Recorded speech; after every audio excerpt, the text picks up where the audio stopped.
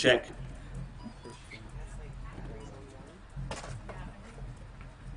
Check 1 2 1 2 3 4.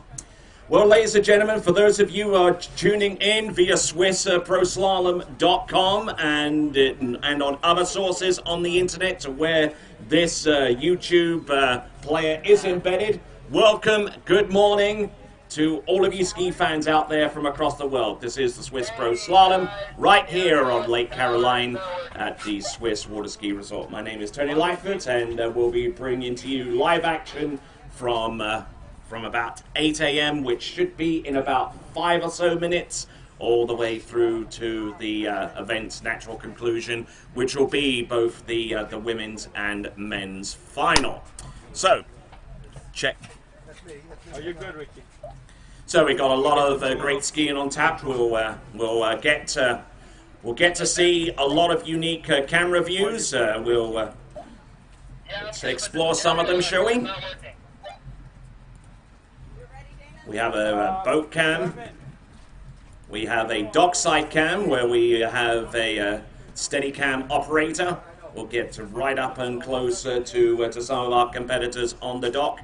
We've also got brand new for this year the driver cam, where we see our boat driver Mario Pagozzi getting ready to go, and then in just a few moments we'll be launching Skycam, which is basically our nifty name for our drone. So, all right then, allez, let's get ready to go. Our first competitor should be Natasha Rocha, and once we've run that boat up and down the course a couple of times, we will be ready to bring on the Swiss Pro Slalom for 2017. And here's the first look at our Steadicam by the dockside. There is Natasha. And I don't know what the dock marshal is gesturing there, whether she's going to go in on 16 meters or on 18.25 meters. I kind of suspect it's going to be 16. But there was Natasha. And there's our boat cam. Wide angle loop.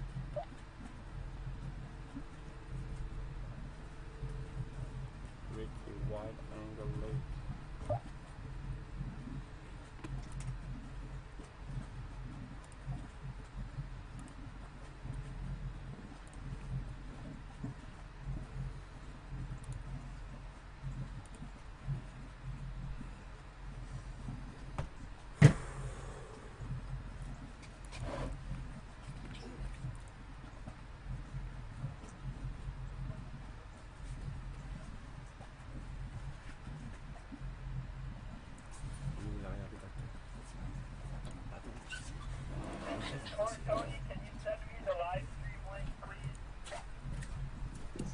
SwissProSlalom.com.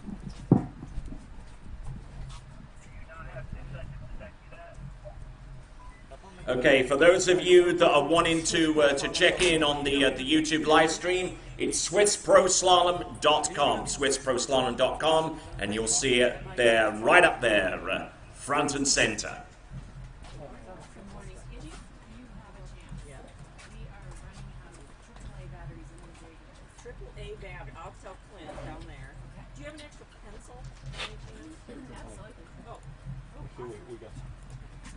Oh, these are double A. You want triple A? Okay, so our first competitor up in a few moments is going to be Natasha Rocha, and there we see her bio. Recent graduate at the Florida Southern College.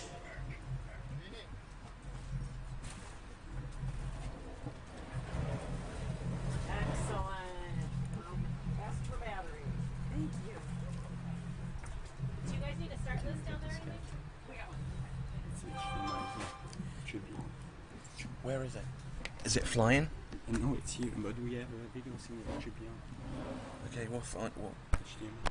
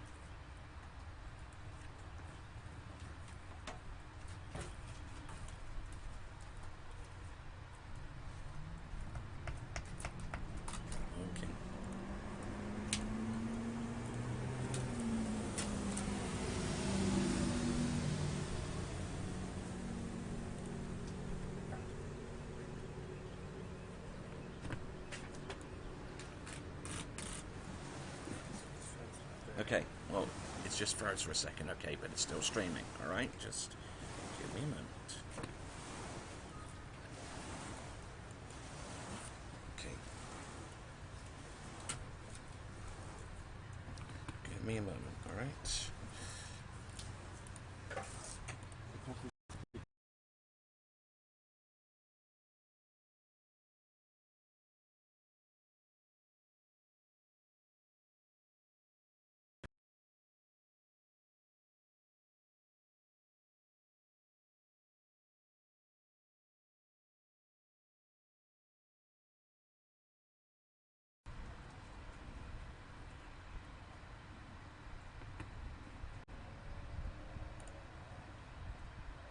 Okay.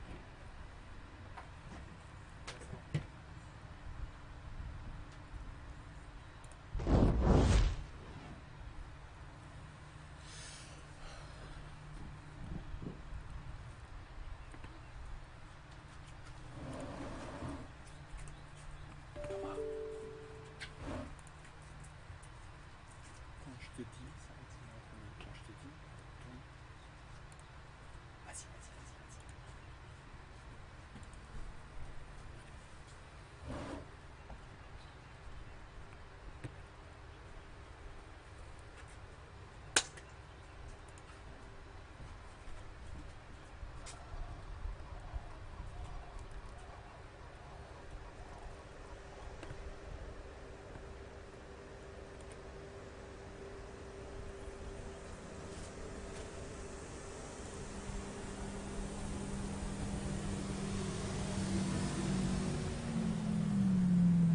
All right then, folks. Just moments away from starting the Swiss Pro Slalom for 2017. Our first skier out is going to be Natasha Rocha.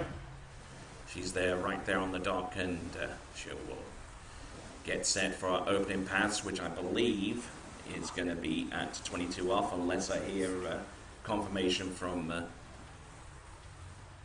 otherwise.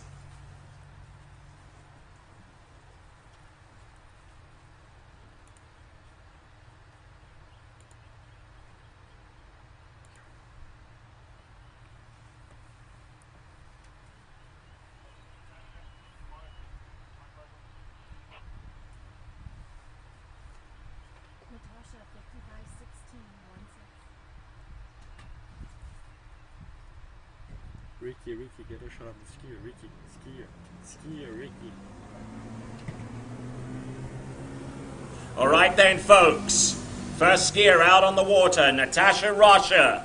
16 meters at 55 kilometers an hour. Let's see how she makes her way through this one. Looking pretty good to get things going. Nicely done. And makes very light work of that opening pass, 16 meters, to get this 2017 version of the Swiss Pro Slalom underway. And now she'll pull out to shorten to the next predetermined line length, which from 16, the next...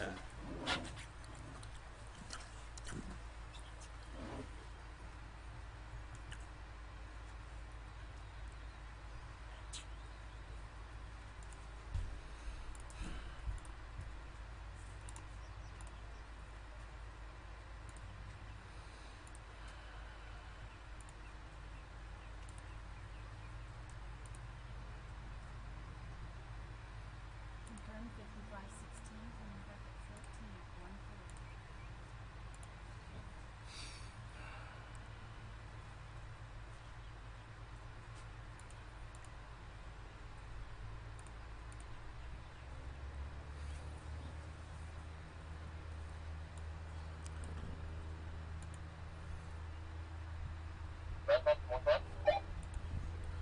Ouais, vas-y. T'as le soutien de notre caméra ou pas? C'est sûr de nous. All right then, folks, here we go. Natasha Rocha. T'entends quand on parle ou pas? Non. 14.25 meters.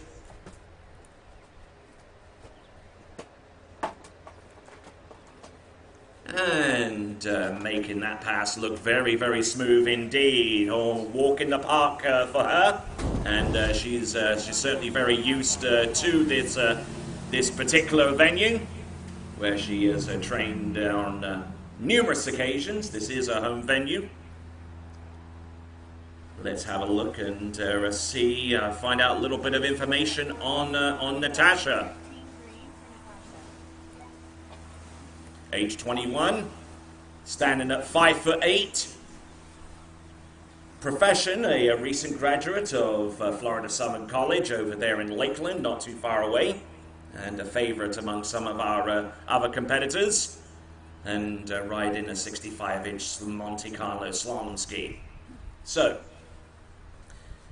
and being right foot forward, it means her 2-4-6 side, and including the gates, should be her easy side turn. Easier side turn, I should say.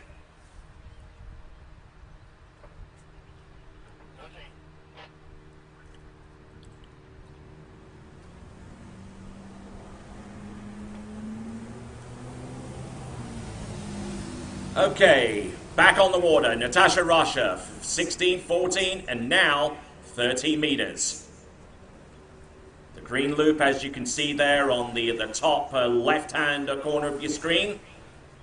It also gives you the rope length in feet and inches, rather feet, and the pending total should she clear that pass. And as such, she will be on 48 total buoys thus far, on the strength of that 6 buoy count on 13 meters. So, 6 at 13, coming back at 12, blue. all right, and seeing a little bit of action around the dock area. What did you say?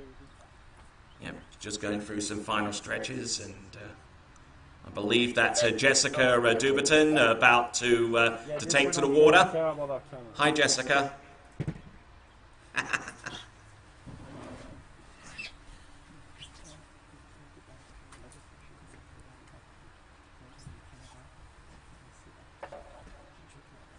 All right, then, we've got Clementine Lucine, I believe, doing some stretches there, and we'll continue to look in on some of the skiers that are around dockside. I believe that's Kristen Baldwin, standing there just trying to grab a little bit of shade. And let's have a look and see what Natasha can do. Let's pick up the tower cam and bring her in on 12 meters. Now, I believe the Namibian, try and say that quickly.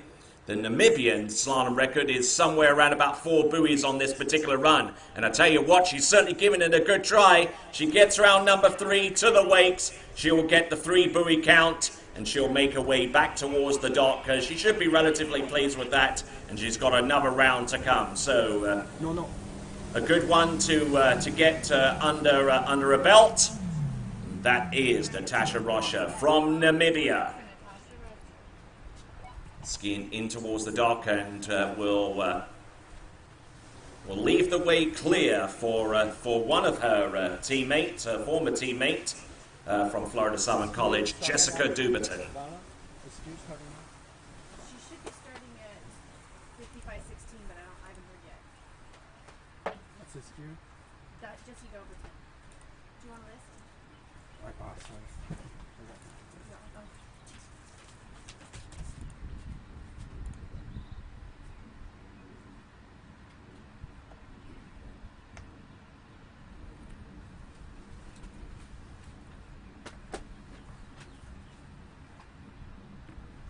16?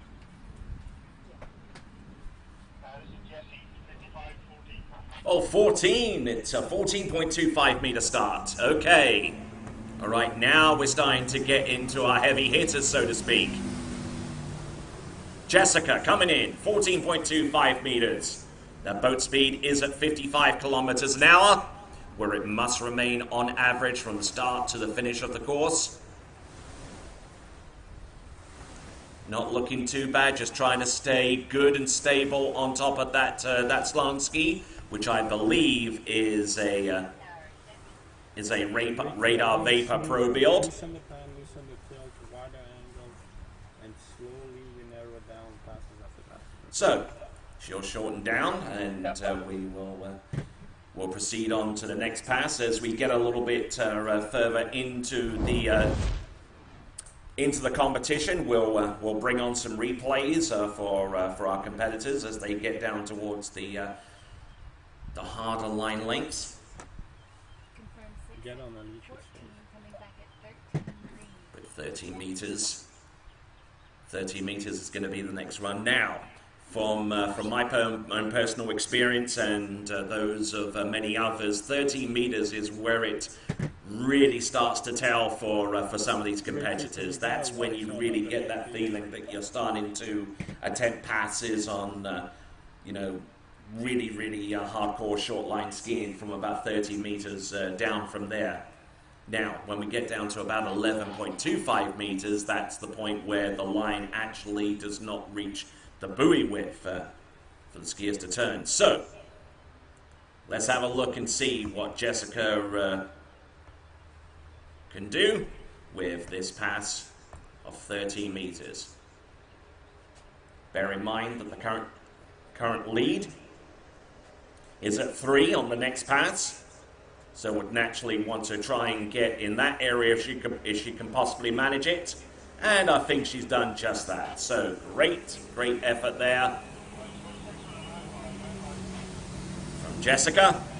As we'll take a quick look at our boat driver in just a moment. The boat driver hails out of the Dominican Republic, Mario Pigozzi.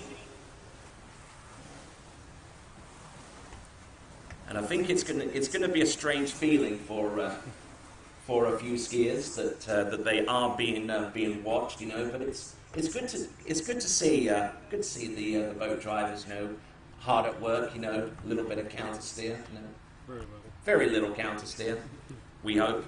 Coming back more.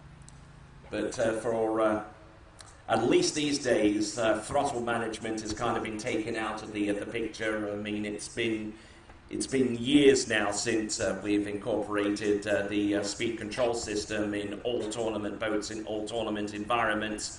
So they're not as worked.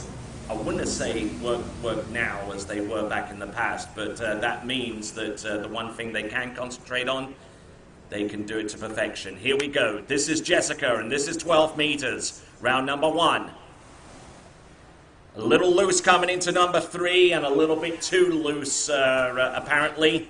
So in the water she goes, and it's going to be 2 1/2, which means that Natasha Rocha still has the lead with 3 buoys.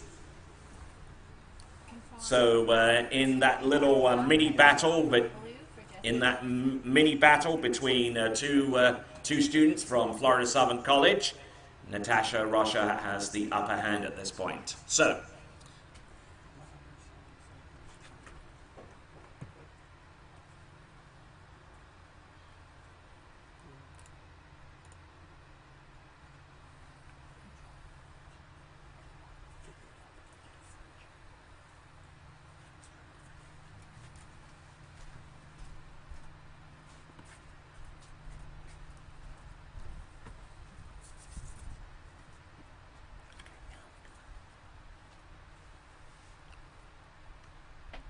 All right then, so on the dock side, as we're taking a quick peek, there is Kristen Baldwin, and there we see Freddie Winter.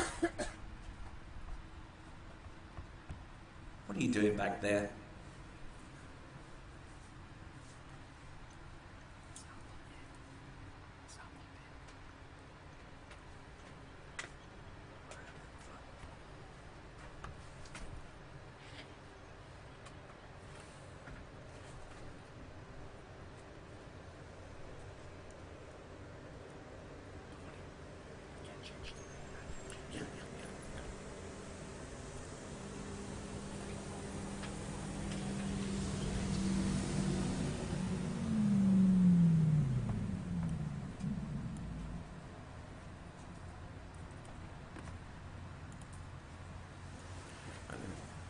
Hold on a second, I don't have a photo. Try to get the phone off from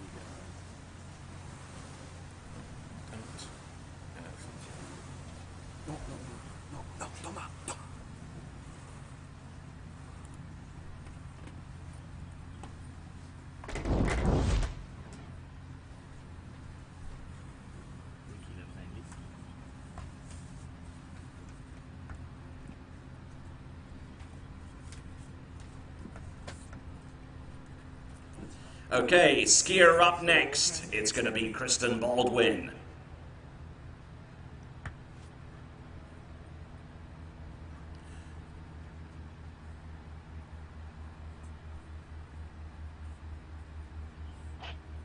is Kristen, 52. I thought you guys had minimums. No, yeah, no, it's 55, 55. The minimum is 55, Tomo.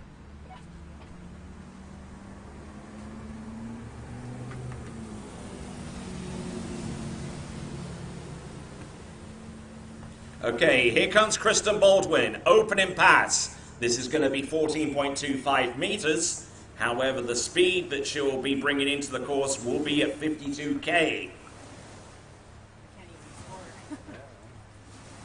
So at this point in the proceedings, at least so far as IWWF rules are concerned, she won't start scoring until the next pass officially from 55K.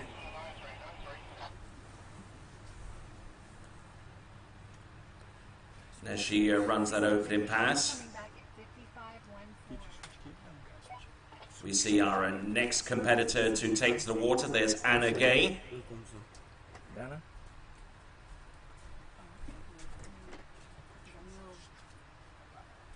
It's a stream, it's anything.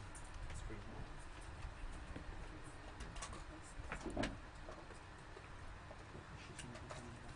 55, 14.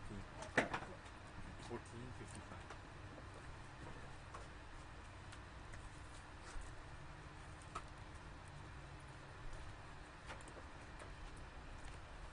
Okay, so at 55, 14.25 meters, it's going to be Reset this one.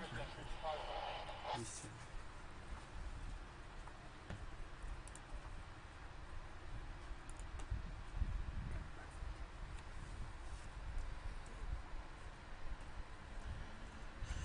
Okay, here comes Kristen Baldwin. Still the same line length, but the boat speed has been upgraded to 55 kilometers now. Should make you'll make life a little more difficult, but not by much.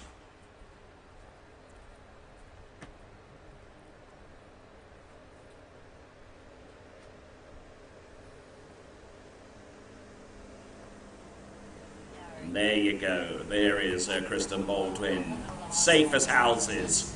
Round all 6 buoys, opening 2 passes. Both those passes were on 14.25 meters, and now we start to shorten the rope down to the next line length of 13. At 16, coming back at 13 green for Kristen Baldwin.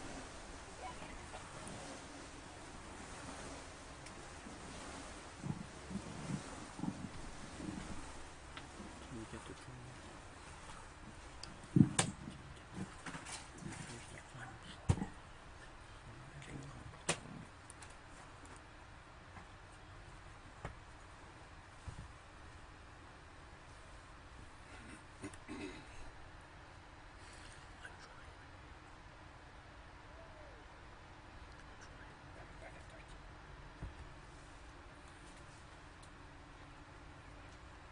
All right then, 13 meters is going to be the pass that will be attempted by Kristen Baldwin.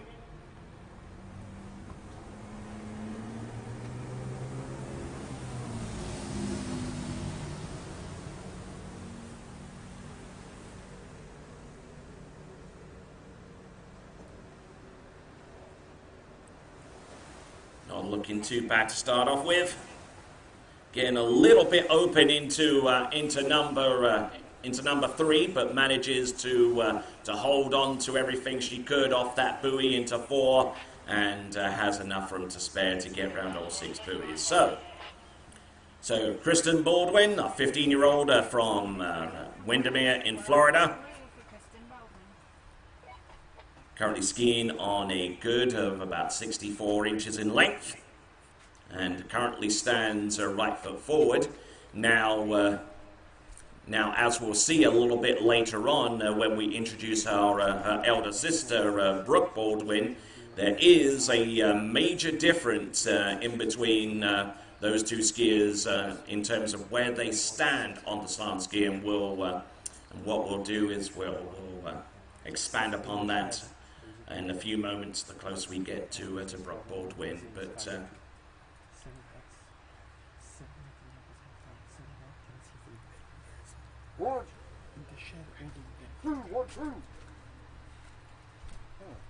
All right then, folks.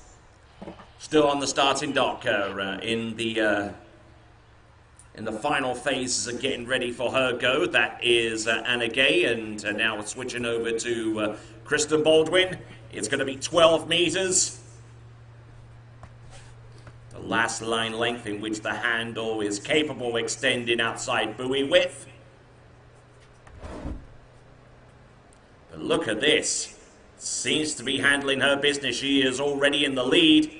Getting a little loose into 5, but only needs to pull to number 6 and gets round 6 and through the exit gate. She takes the lead, is our first competitor to run 12 meters in this competition. That is Kristen Baldwin, and thus she becomes the first skier to attempt 11.25 meters. Ouais, vite.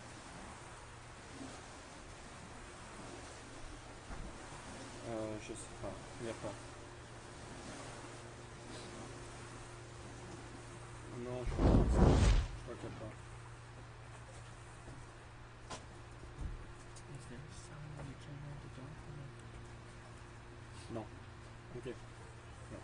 Ciao. Ciao. Non. Coming back to the line.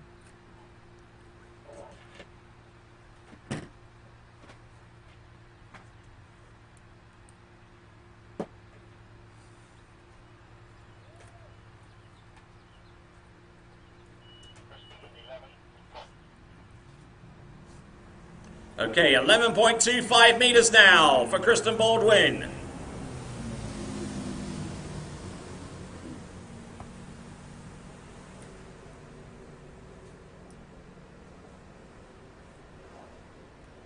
Ooh, and getting in all kinds of shape into number 1 except the right one. And won't be able to proceed much further than number 1 buoy on that particular pass. But she does have the lead. She has quite a substantial lead when you consider her score against Natasha Rogers. So she has a 4 buoy advantage. So Kristen Baldwin.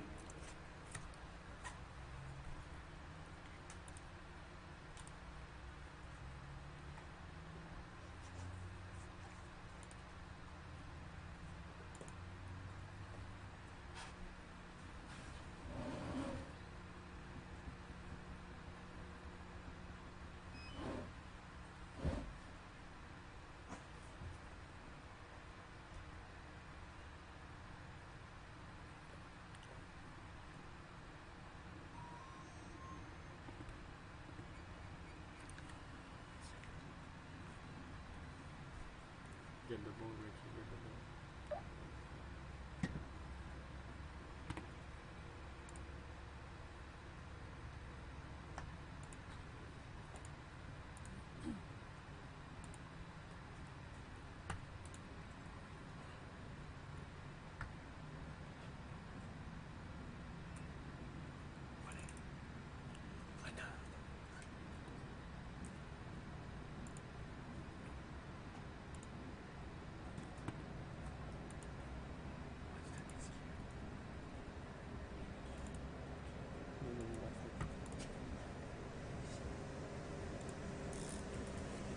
All right, they're making her way back down to the starting dock. It's Kristen Baldwin with a final score of 1 at 11.25 meters, and we'll see if that gets anywhere close to where she needs to be in terms of making it through to the final round of the competition. I suspect it's probably going to take somewhere deep into 39.5 off of these fine female skiers to make it to that portion of the competition. But we're in the early stages. So now our next competitor to take to the water will be current world tricking champion and record holder. It is Anna Gay.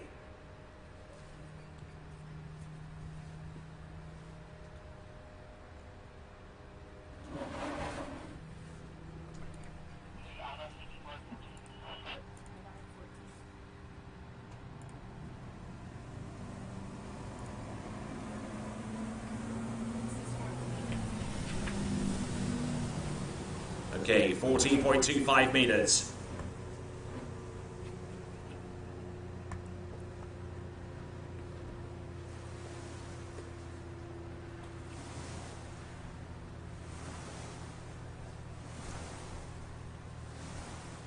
Not looking too bad there.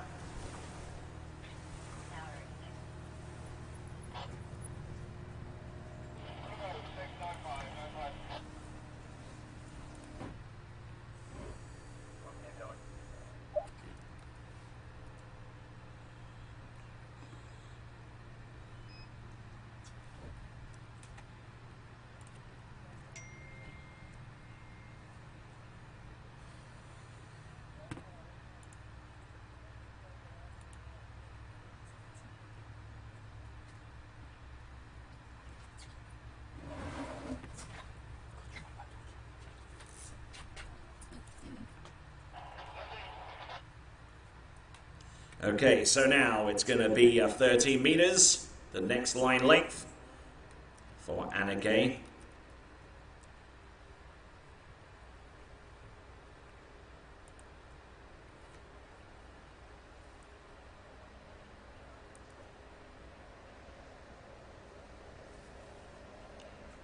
Looking pretty strong on top of that ski. Woohoo! And almost getting a little bit too deep there off number 5, but managing to safely negotiate her way through that particular pass. That was 6 on 13 meters, and now the line length gets upgraded to 12 meters for Anna Gay.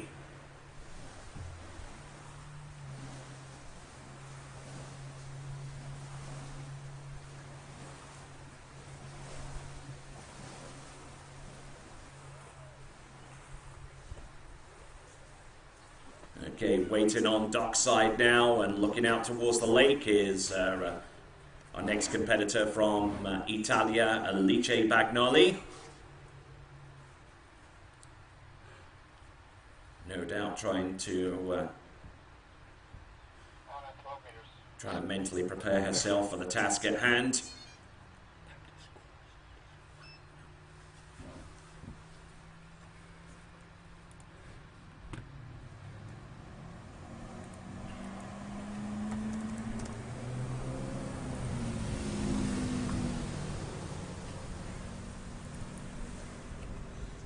Okay, here comes Anna Gay. Now on 12 meters. Let's see if she can become the second skier in this competition to run through this particular pass. She's certainly going the right way about it. Look at that 5. Good balance, good posture, and a good looking pass from start to finish. Great effort there from Anna Gay.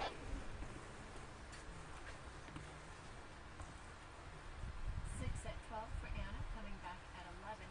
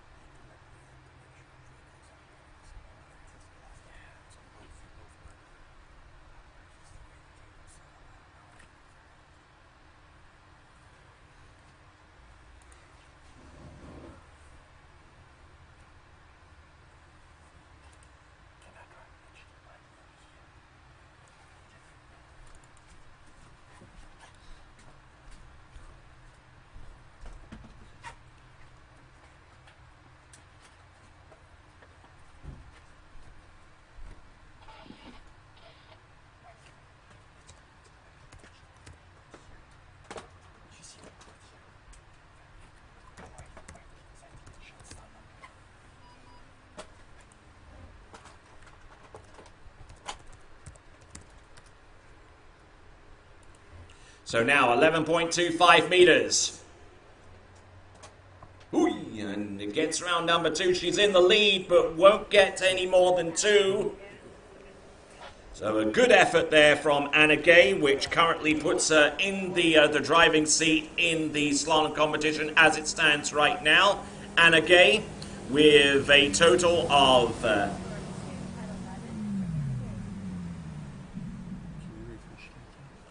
believe with a total of 56 buoys. But it is 2 on 11.25 meters or 2 at 38 off. Vous êtes justement ici.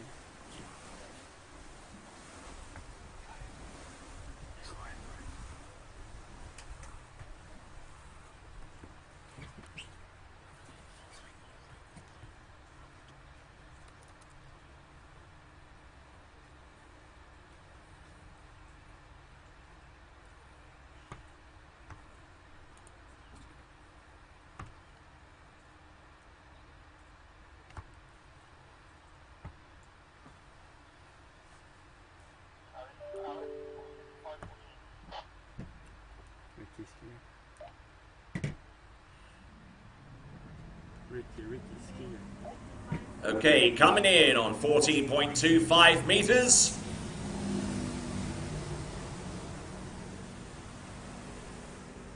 This is Alicia Bagnoli.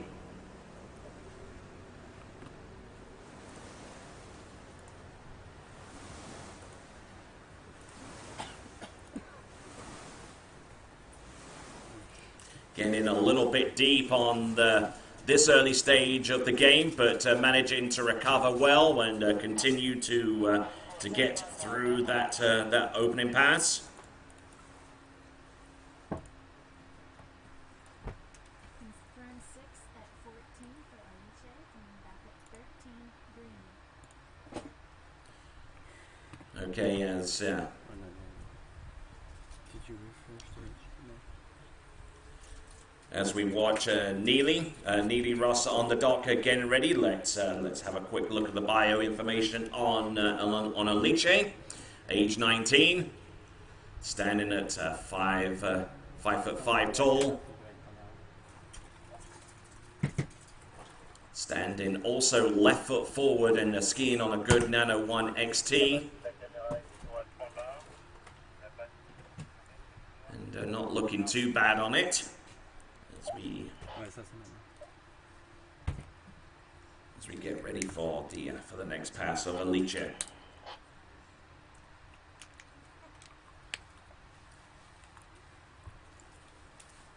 This early stage in the game, it's hard to tell who will make it through to the next round of the competition, who will be on the outside looking in. Hopefully, Alicia will put herself in a position where she could be in with a shot of making it through to the four skier final, but she's certainly going to have to ski above and beyond her best in this competition, and she gets around number 6 with that pass on 14.25 meters. Certainly a more stable looking pass compared to the opener, now that she's gotten all of the nervous energy out of her system that typically comes with the opening pass. As we have a look at dockside and see Neely Ross and the Canadian slalom legend himself, Drew Ross. I'm sure he's got some folks in the Great White North looking in. They'll no doubt be getting behind Neely Ross, who is on the dock. But we still got some business to tend to with our current skier. That is Alicia Bagnoli. And it is going to be 12 meters.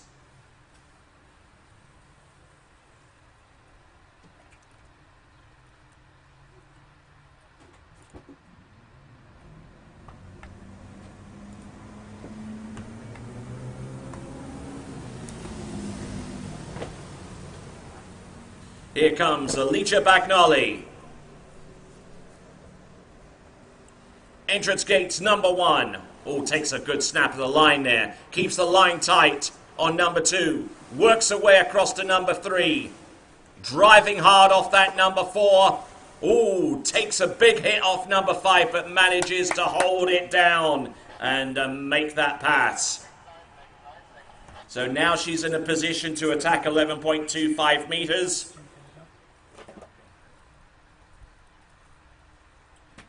6 at 12 for Alicia, coming back at 11.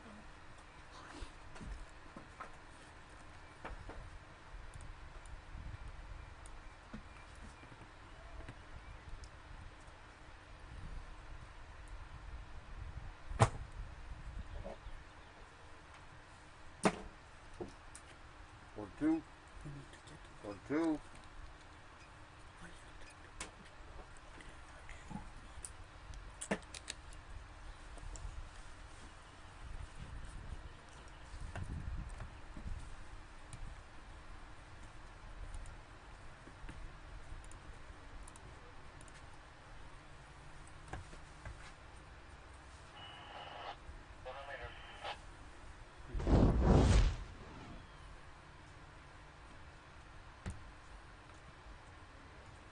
Okay. All right then, folks. 11.25 meters for Alicia Bagnoli.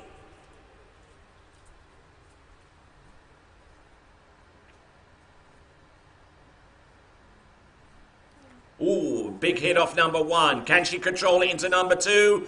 Ooh, oh, and that's going to be a judge's call, folks. Try to get that ski outside number 3 to take the lead away from Anna Gay. Confirmed final score of 2 buoys at 11. So it is going to be a 2 buoy count. 2 buoys We there. have it here. We have it. Replay it. We have it here. It's 2.5. Can you replay it? It's 2.5. So, For them. We have it here. Replay. Replay. You want to hold the ball? I'm gonna try to call right now. Can you replay? No, I haven't set up the freaking instant replay yet. Don't they? Yeah. Okay. We're recording it. Okay. They have her going 1 free ball. Neely Ross, 14. Here in the video, so I'm just letting you know. Yeah. It's good. Okay. All right. What's the low time? Do you guys have it on the recording? Yeah. The judges watch Yeah, it. what, The judges can watch it after. okay, so here we go. Our skier on the water. This is Neely Ross. 14? 14? Okay. We'll hold after Neely, and then review it. 14, not me. Yes, 14.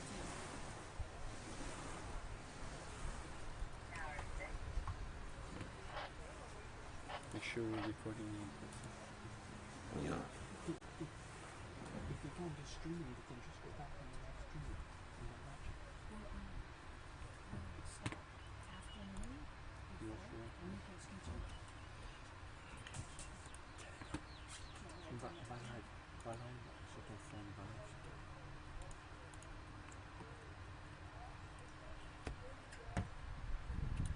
6 at 14 for Neely, coming back at 13 green.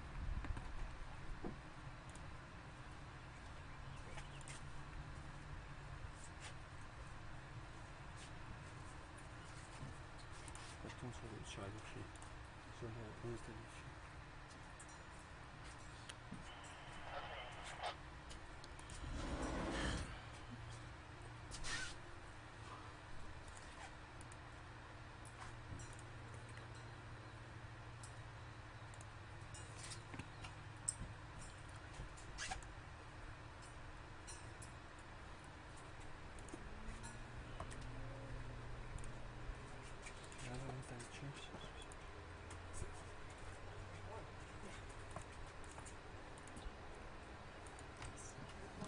Okay, so this is Neely Ross, all looking very, very smooth out there. Nice counter rotation, keeping the handle high and in front of her into 2, 4, and 6. Looking very, very strong indeed with that particular run. 6 at 13 for Neely Ross, coming back at 12 for blue.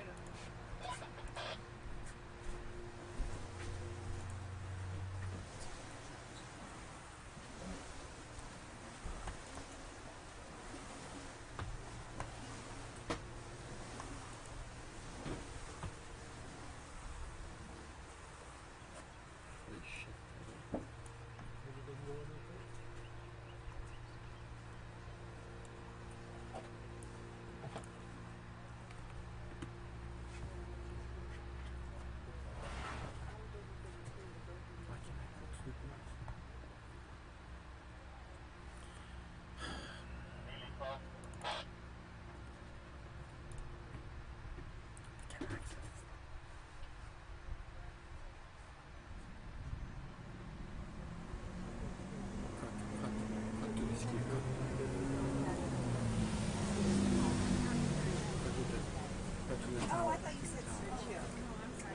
Okay, so here we go. This is Neely Ross.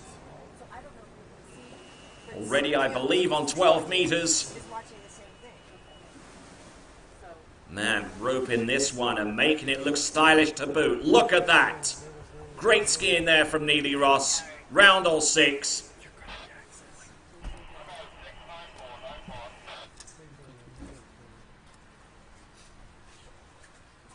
six at 12 for Neely Ross, coming back at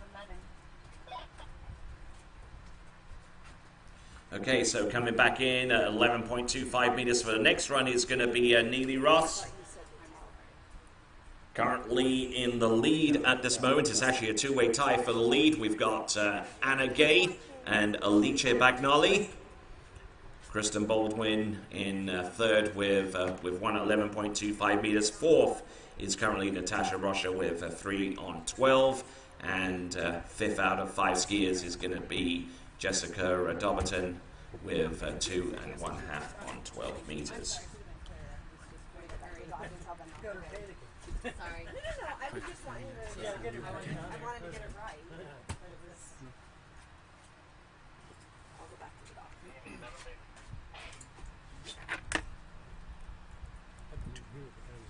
Oh, I was trying to hurry without saying it over the radio.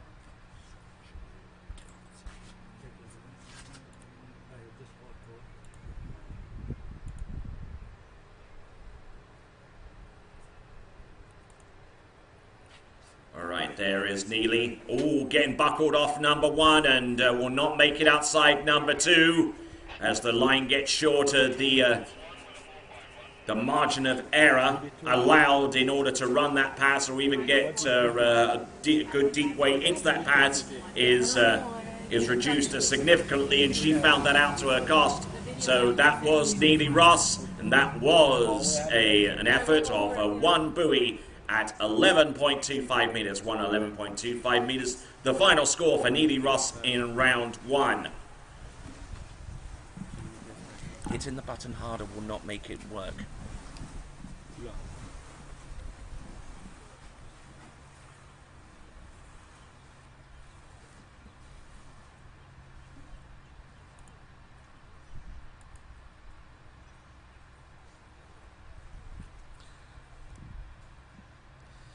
Okay, so continuing on in this beautiful morning here at Swiss Water Ski Resort. Next skier to go will be Paige Reaney. Page 5514.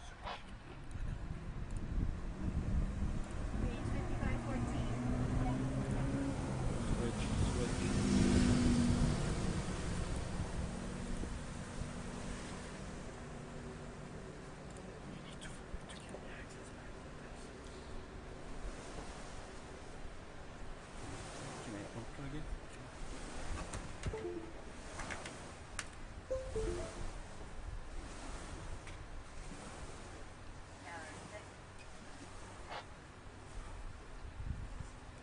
Okay, not looking too bad on the opening pass. Paige Reaney there on, I believe, 14.25 meters. Video that looked like Alicia. We have it on this one.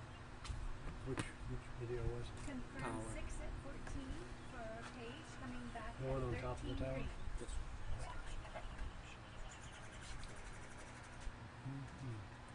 Is it? And you can get it back up on it. Unfortunately, you can't use that as a source.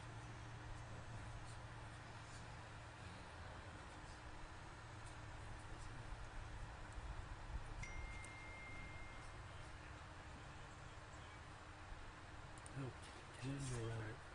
She ran over it. Look at it again. She ran right over it. On the inside. That's why that's.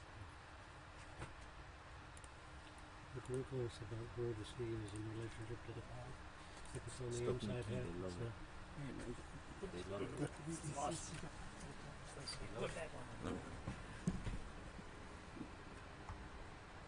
Is that the camera man up on top? All right, then here comes Paige Reaney for the next pass. It's 13 meters. trying her best to maintain good balance on the ski, skiing into a little bit of slack line though on the couple of her turns, but I believe she realized that at the first half of the course and made the necessary adjustments to continue on with that particular run. As she now gets prepared for the 12-meter run, I'm sure she has a pretty good idea of where she sits in terms of possibly making it through to the next round of the competition. I mean, the next round, the final, I would say. We're in round 1 right now. Each skier skis at least 2 rounds, and they're all trying to get that coveted spot in the final.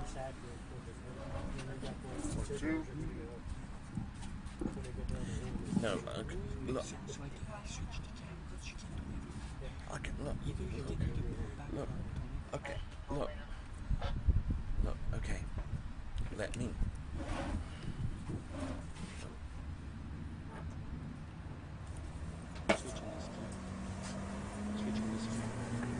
Okay. All right then, here comes Pedrini.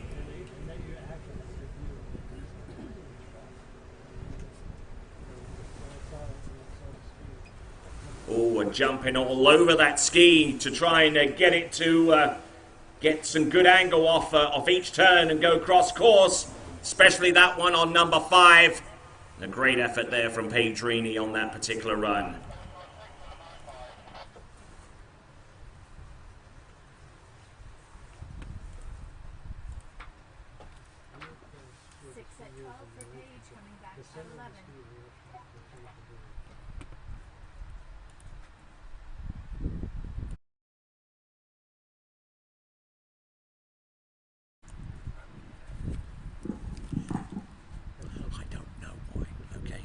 Just know that it's not doing it right now, so we're doing the best with what we can with what we've got. I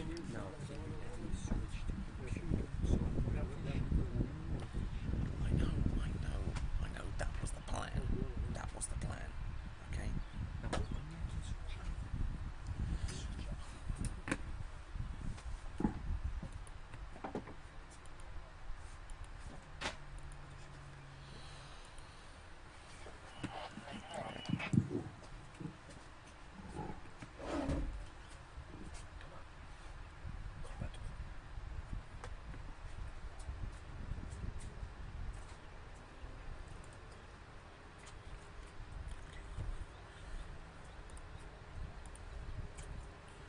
Right, here comes Pedrini. This is 11.25 meters.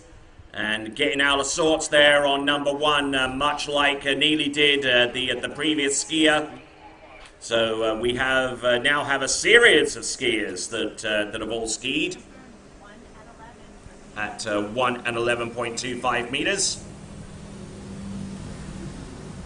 As we now work our way to our next competitor, also a skier from Canada. It'll be Jamie Bull.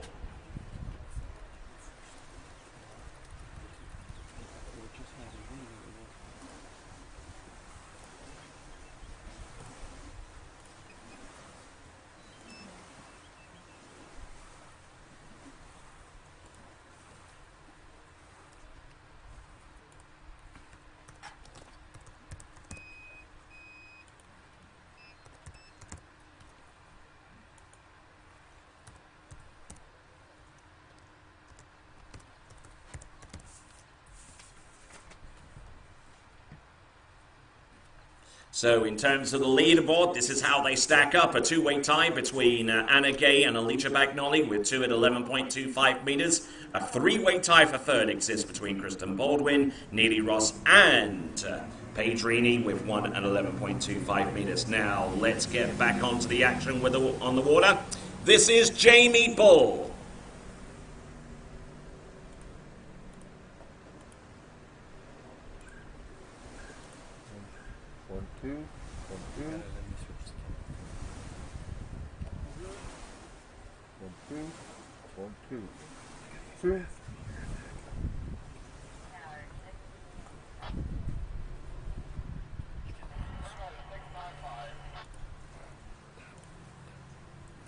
Okay, so Confirmed 6 at 14 for Jamie, coming back at 13 green.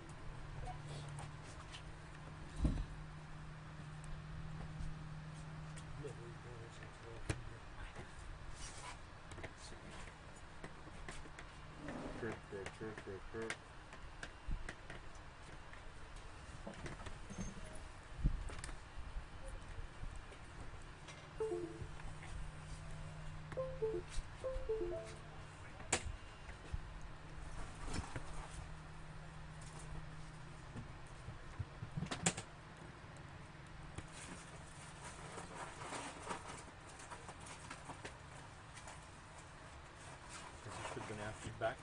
No, I wish it was true. I don't have anything. I wish it was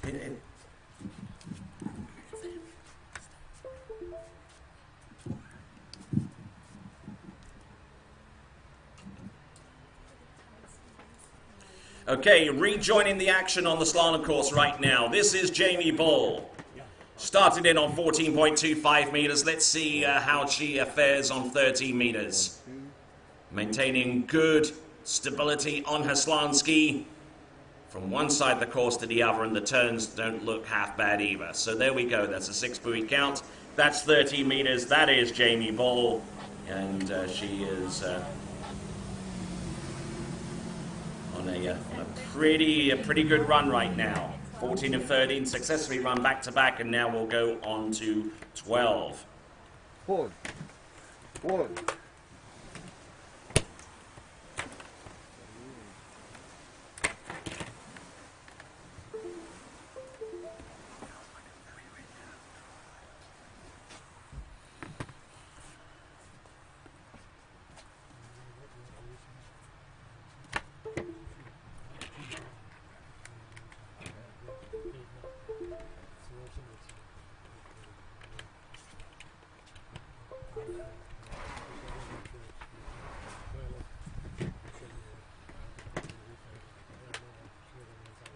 That's why she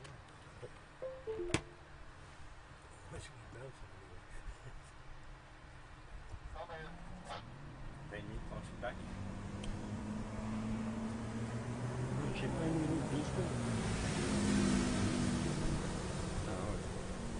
All right, here comes Jamie Bull now. 12 meters. Let's see how she handles herself here. Good start on number 1, maintaining good cross-course angle. Good effort there as she rounds number 4. Nicely done round number 5. Didn't look at all unstable on that particular run. Looked in complete control, and let's see if that level of control will extend out to 11.25 meters, which just so happens to be the next run.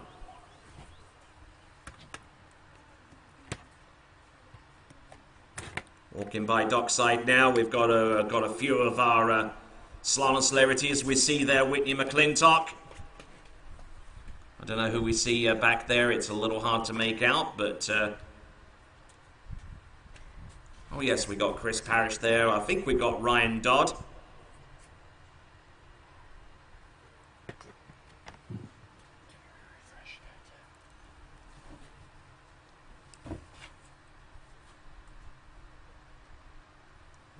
Then, so Jamie Bull on the water, 11.25 meters. I'm sure there'll be more than a few people around the dockside that'll be taking note and seeing what she can do.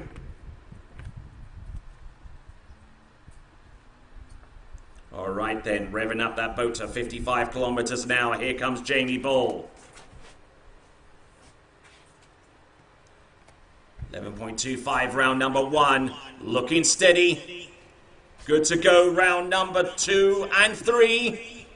Oh, keeping the line tight around number 4, and our first attempt. Complete run at 11.25 meters. A great effort there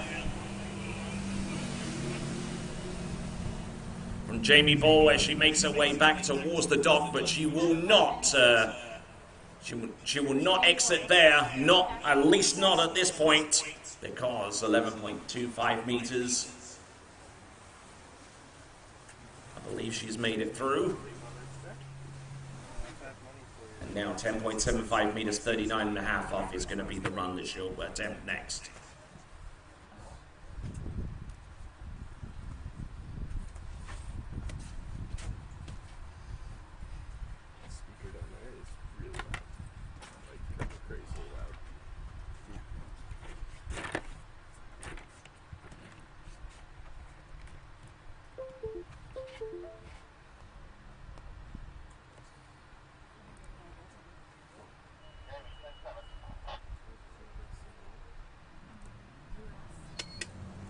Hey, come on.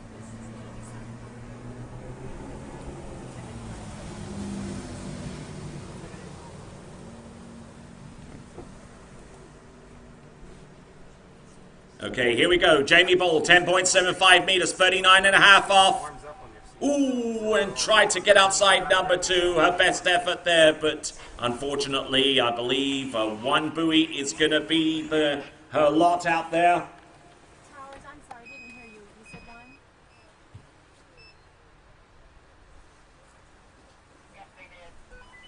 Thank you. Final score of one buoy at 10-7 for Jamie Bull.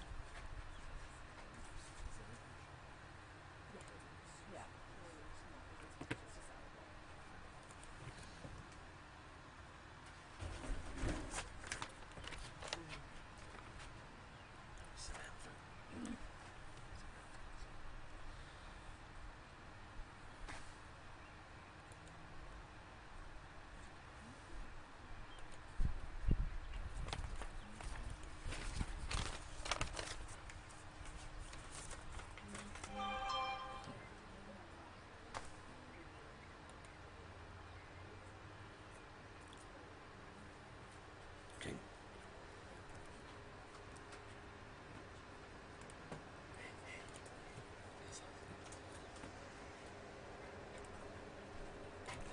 All right, making her way back towards the dock, and with the new lead score of 1 at 10.75 meters, 1 at 39.5 off, that is going to be Jamie Bull.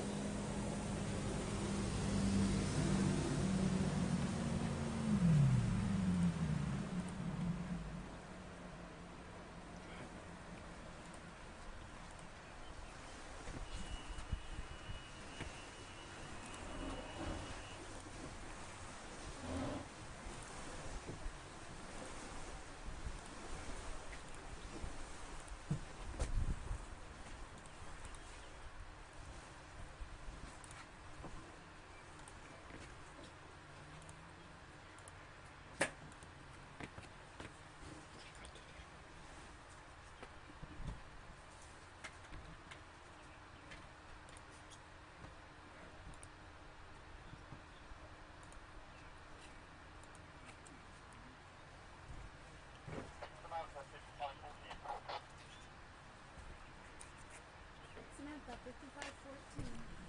55-14. Okay, coming in on the line length of 14.25 meters. This is Samantha Dumoulin. Speak your voice too loud.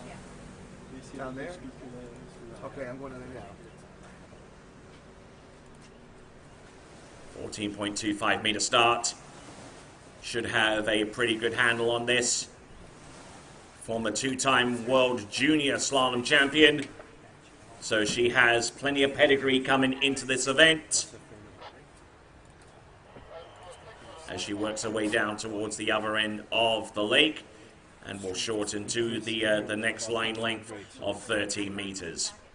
All right, let's have a look and see who's at dockside. Looks like we've got Brianne Dodd. Just taking another look down the course and getting ready for her attempt. which we'll see in the next few moments. We have Samantha out there. She's to run through 14.25 meters and getting ready for 13 for the next run. As I said, beautiful day here, perfect conditions, as is typically the case at Lake Caroline over at the Swiss water ski resort. You don't have to worry about that. You just hit hit it, and it will transition.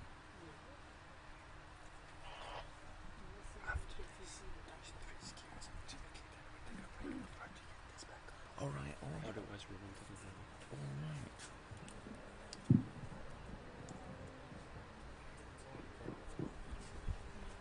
right. Okay, so here we go. Samantha on 13 meters. Skiing pretty tall. Good knee compression coming into the turn. That's the one constant of her slalom skiing. You don't have it.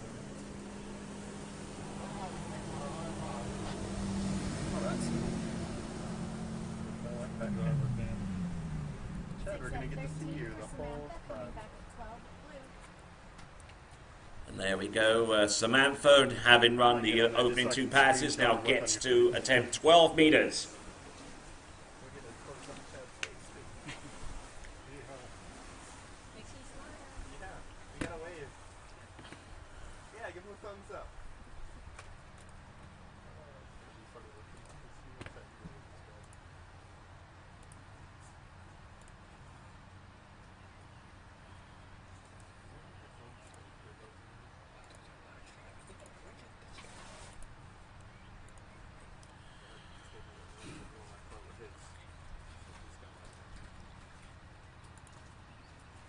Oh, 12 meters now for Samantha Dumoulin.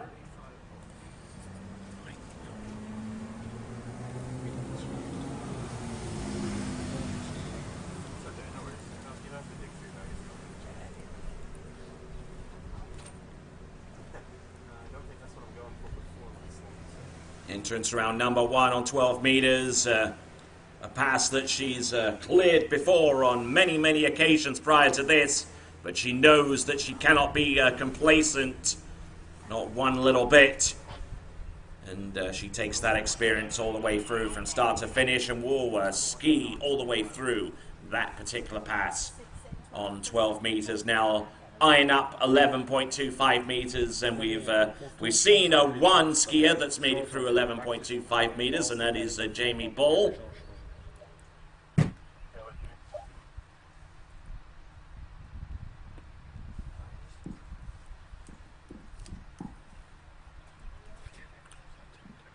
pas grand chose en dehors du mouvement là.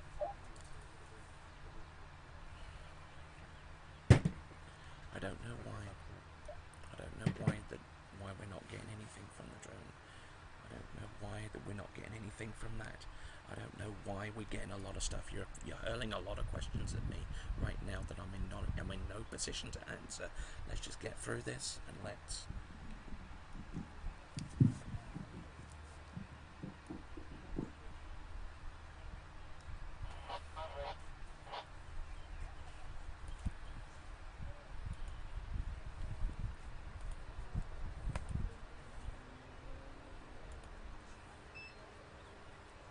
Okay, here comes Samantha Dumoulin.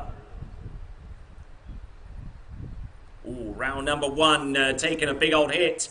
She can't afford to take too many of these if she's to run the pass, and unfortunately it seems that that was just one hit too many on 11.25 meters, coming up on the inside of number 4. So a score of 3 buoys is going to go her way. On that particular line length, 3 buoys, 11.25 meters for Samantha Dumoulin.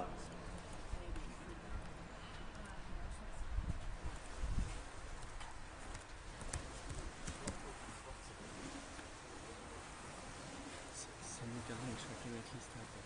Okay.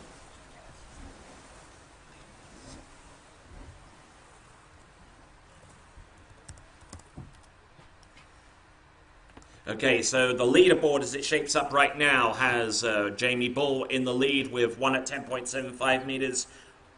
Up there on top, all alone as the only competitor to have run into 10.75 meters. Then we've got second place, Samantha Dumela with 3 at 11.25 meters. Two-way tie for third with Anna Gay and Alicia Bagnoli with 2 at 11. And three-way tie for fifth with Kristen Baldwin, Neely Ross, and Paige Reaney, all with 1 at 11.25 meters. All right then. Skier on the water right now is going to be Bree-Ann Dodd.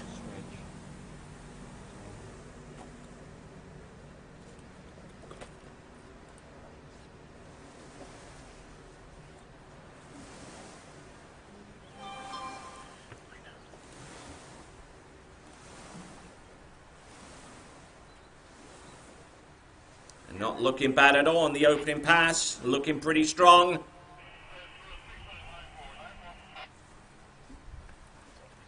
6 at 14 for Brianda, coming back at 13 green.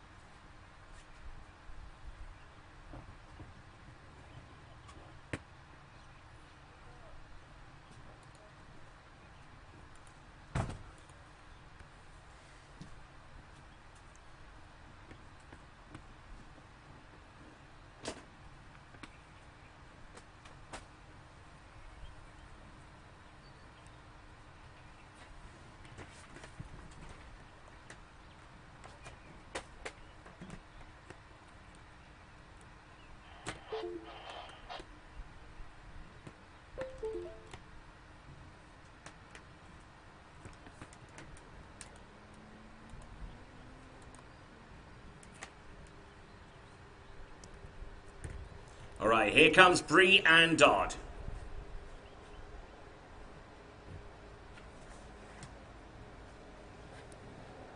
Not looking too bad, getting the ski going across course.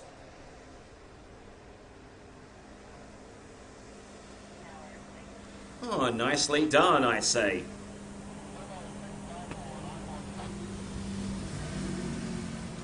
Taking it back towards the dock. But won't be exiting at this point in the proceedings. And as Bree-Ann gets ready to shorten, we get to see the smiley face of Clementine Lucene. She gets ready and just has, just a casual chat before she heads out onto the water, as you do. So now we've gone through 14 and 13 meters. We now approach the 12-meter line length.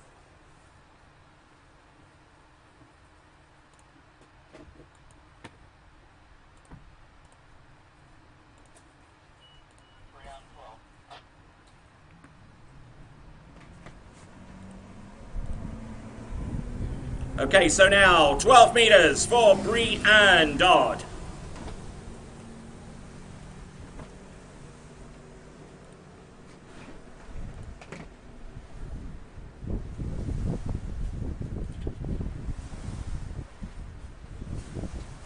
Getting in a little bit deep there, but managing to hold it together, hold those hits off each turn, and continues to roll away through 12 meters.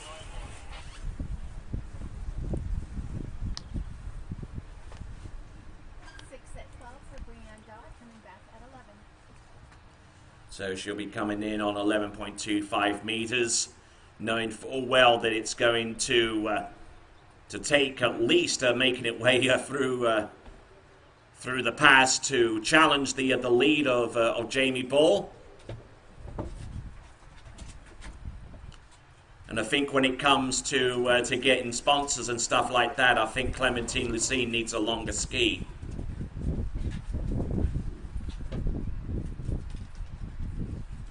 Speaking about ski length, for each of our competitors, or at least the vast majority of them, filled out an electronic bioform using Google, and it was able to extrapolate some interesting results, like the average ski length between all of our skiers is actually 67 inches in length.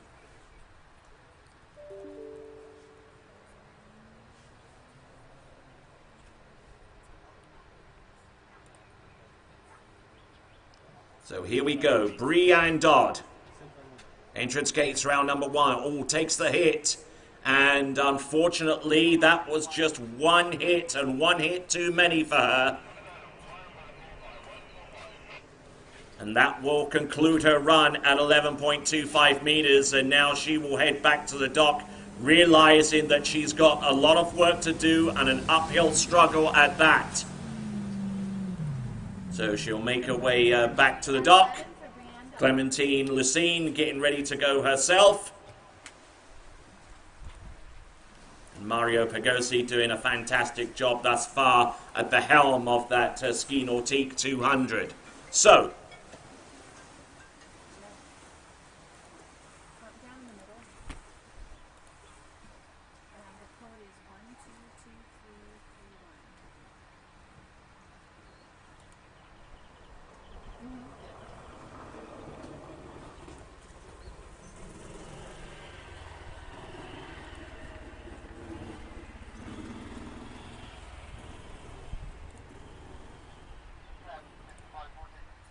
So 55, 14.25 meters for Clementine Lucine.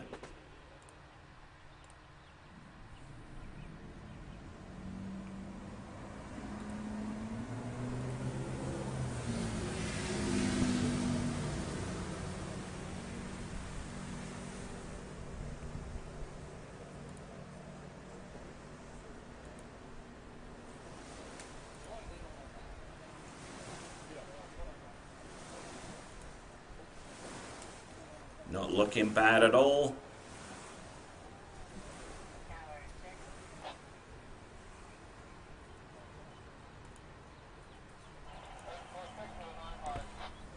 And there we go, 14.25 meters, just like that for Clementine Lucine. At 14 for Clem Lucine, coming back at 13 green.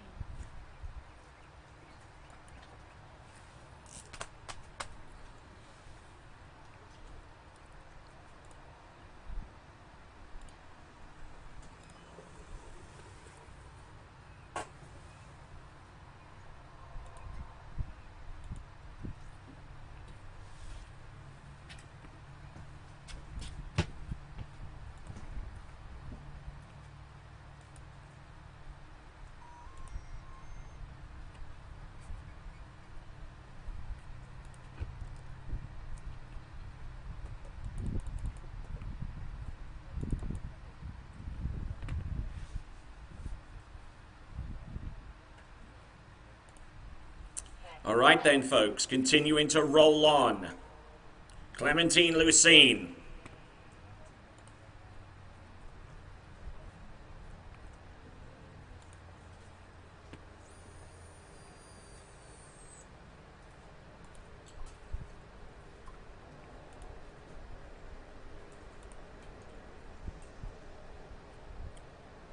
Looking pretty darn good, as I would say.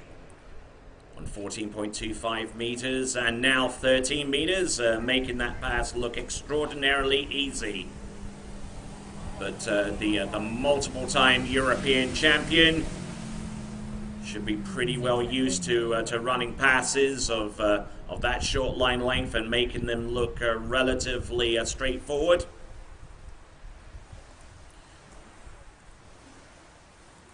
As we take a first look at Brooke Baldwin on dockside.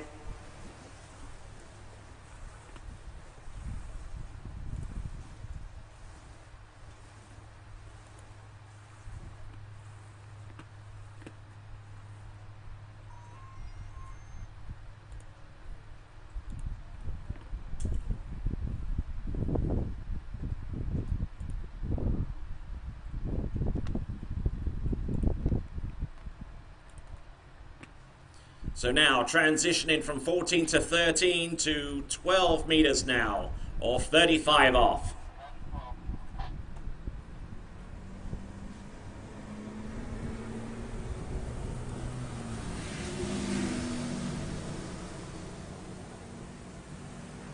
Very, very low, very compressed stance indeed, coming into her gate shot.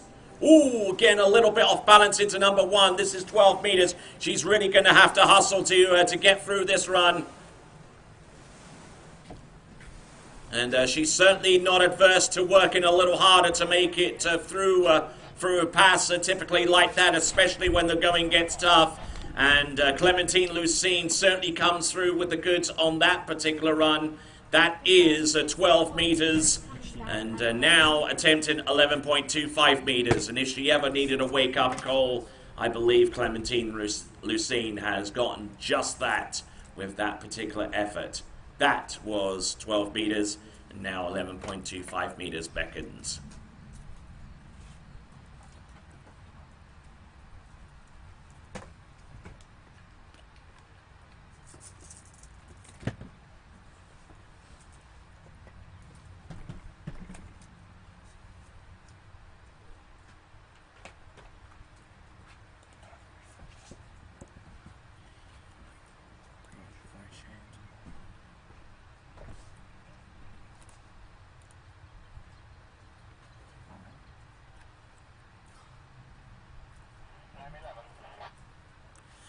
All right then, folks, 11.25 meters now for Clementine Lucine.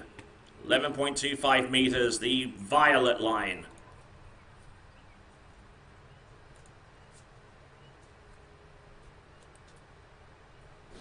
Round one. Ooh, getting a good snap on number one. She's round number two. Staying in deep on this particular run. Round number three. Gets round number four. Can she make it up? Oh, look at that. Getting pretty late down course and was able to get at least round buoy number 5. But a great effort there from a skier who's certainly had a lot of experience at European and World Championship level competitions.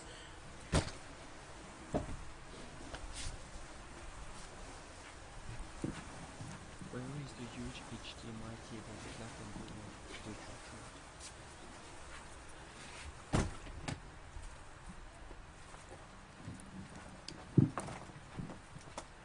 So now that was Clementine Lucine, and we'll take a quick look at the leaderboard here.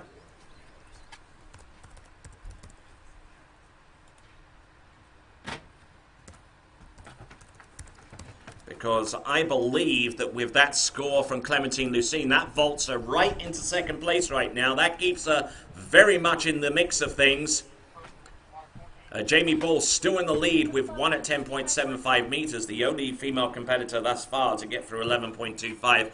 And Samantha Dumoulin currently sits in third place with 3 at 11.25 meters. Two-way tie for fourth exists between Anna Gay and Alicia Bagnoli with 2 at 11.25. And then there is a four-way tie for 6. Between a number of competitors, obviously. Okay, so here we go. This is Brooke Baldwin now. This, I believe, is going to be a 14.25 meter start. Indeed it is.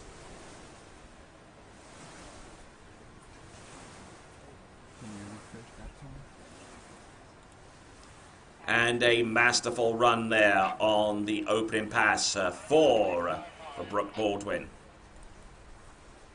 Confirm 6 at 14. Is that correct, Phil?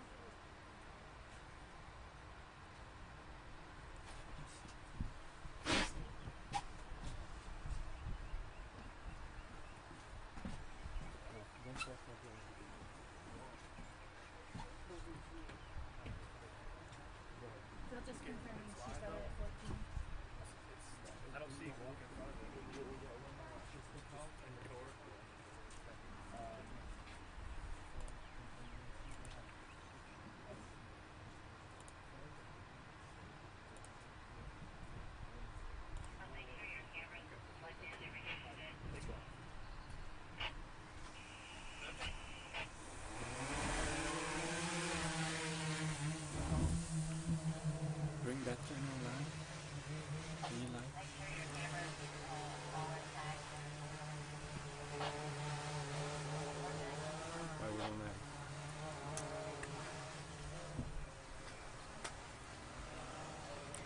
right then, so here comes Brooke Baldwin.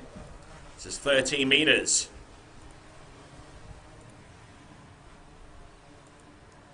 Good aggressive start. Trying to develop a little bit of a rhythm here. I like the way she plants that ski deeper into the water as she goes towards the apex of her turn, right into her edge change. Great effort. 6 at 13 for Brooke Baldwin, coming back at 12 blue. There you go.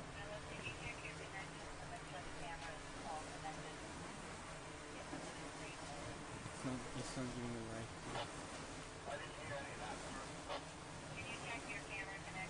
Refresh just to see one more time.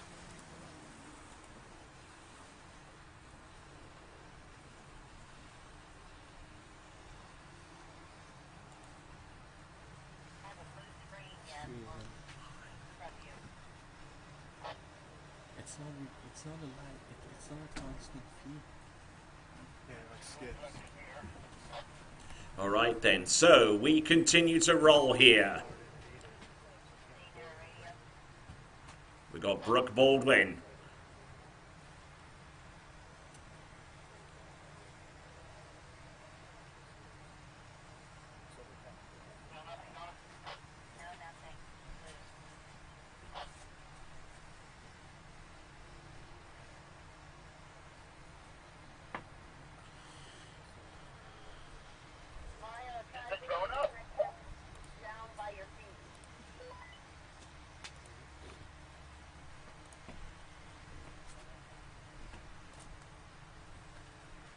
Can you reset one last time that camera, please?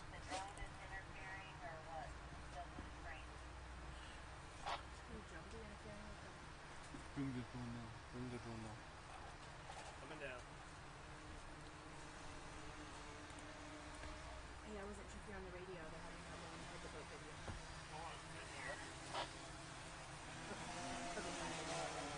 Okay.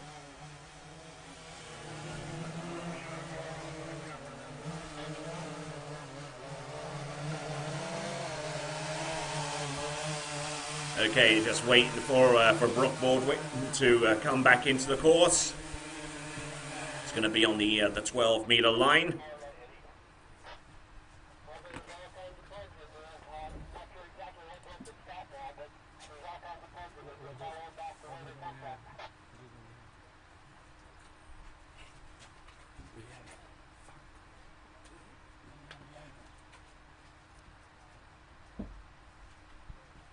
Everything's live.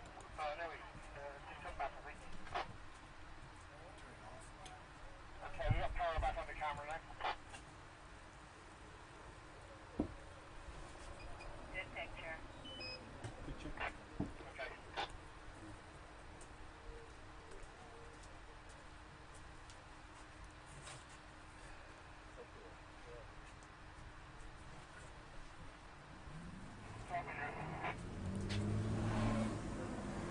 All right, next pass, 12 meters.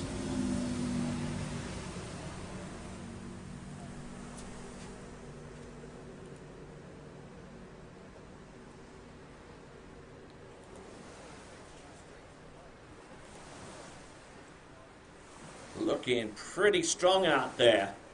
Looking in good shape and maintaining good balance into her turns. And has some great power across the back of the boat to maintain her time ahead of the course. So there we go. That is Brooke Baldwin. Doing a grand job out there. As we look dockside to see who will be our next competitor. According to the list, it should be Manon Costard. And then we'll have two skiers after her. It will be Whitney McClintock and Regina Jaquez. So plenty of great skiing to come. You definitely don't want to miss any of the action here at Swiss Water Ski Resort. And for those of you watching online, thank you very much for tuning in.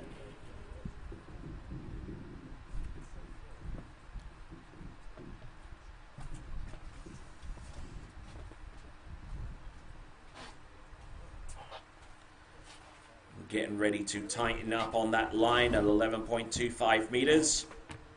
Right now is going to be Brooke Baldwin.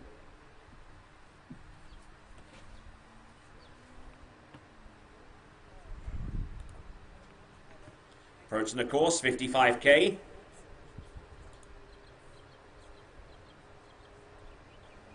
Not looking bad so far as she works her way across the course. Ooh, look at this. Getting a little bit behind. Oh, and a ways behind there. That was 11.25 meters. Let's not take away from the difficulty of that particular run.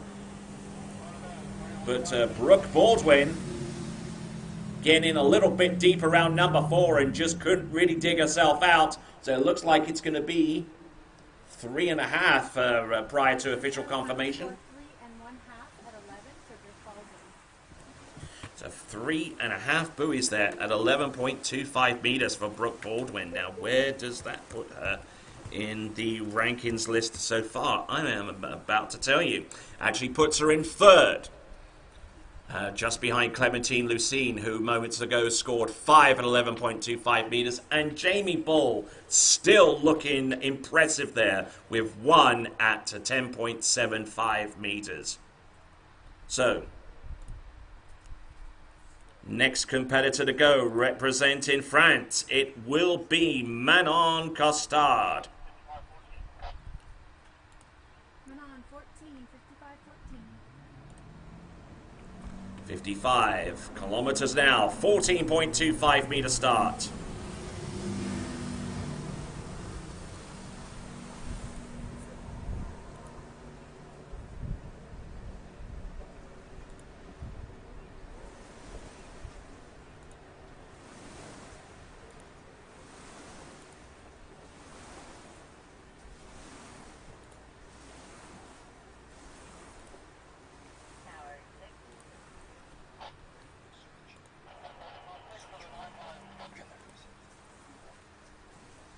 At 14 for Manon, coming back at 13 green.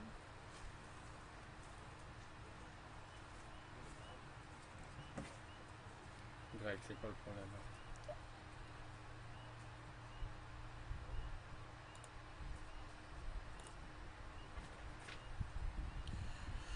So, continuing on, some of our male skiers are just arriving on site. We just see Nate Smith there, the defending champion at the Swiss Pro Slalom event. We'll look forward to seeing him ski a little bit later on in the competition. The current world record holder and a world champion there.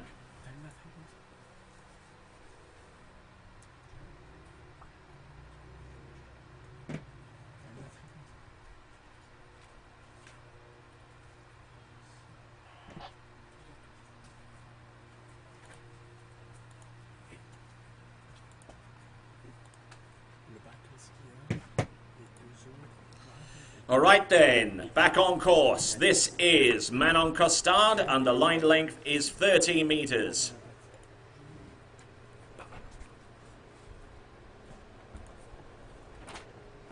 Looking very strong.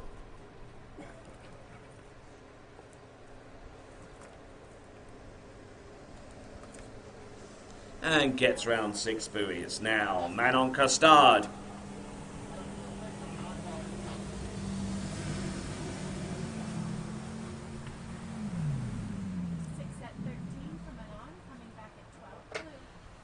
So, 6 buoy count there, 13 meters there, and Manon Costard, who recently changed from one ski brand to another, and so far it appears to be working out for her.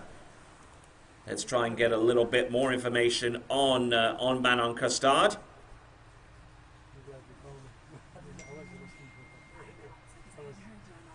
Manon Costard.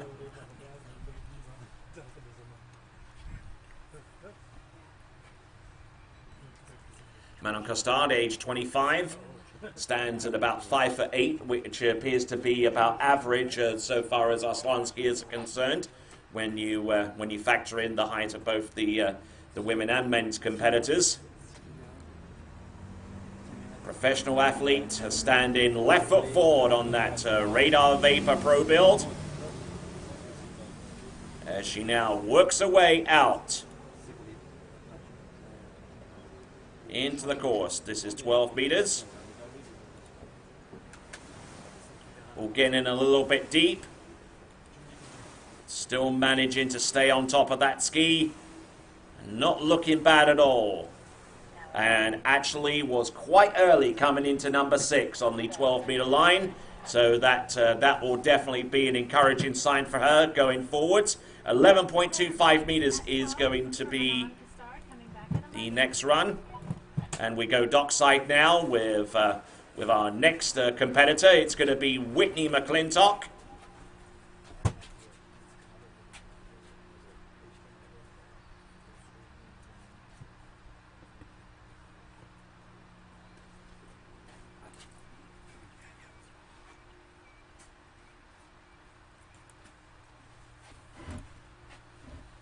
We'll rejoin Manon Costard as she gets ready for 11.25 meters.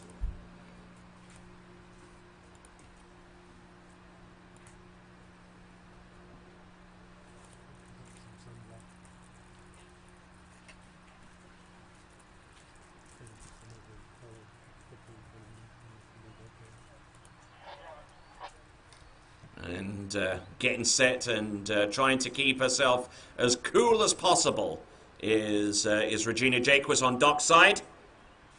As we now get ready for Manon Costard to enter the course at 11.25 meters. Certainly one of the up and coming slalom skiers that we've seen in the last 2 to 3 seasons, and she certainly backed that up with a whole gaggle of titles to her name. Whoa, getting on the back of that ski off number 5. Good effort there to work her way through that run. As Manon Costard will pull out to short into the next line length. It is going to be 10.75 meters. And just to remind you again that only one skier has made it to 10.75 meters, and that is Jamie Ball. And she has just been joined by the skier who is currently on the water right now, Manon Costard, who now knows that to put herself in the top 3 at the very least, she has to score more than 2. More than 1, I beg your pardon.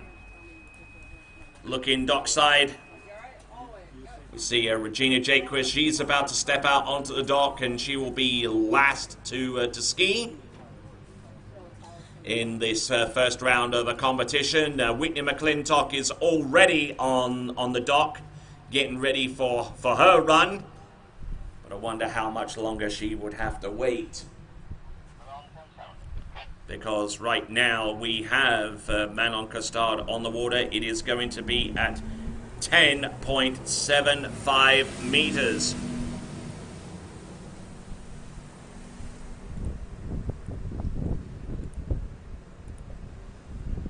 $39.5 off. Takes the good snap off number 1. Round number 2. Ooh, getting into all kinds of shape off number 3. I don't know whether she made it round number 4, and I don't think she'll even bother to ski for the wakes. But I believe that is going to be a 3 buoy count for Manon Costard.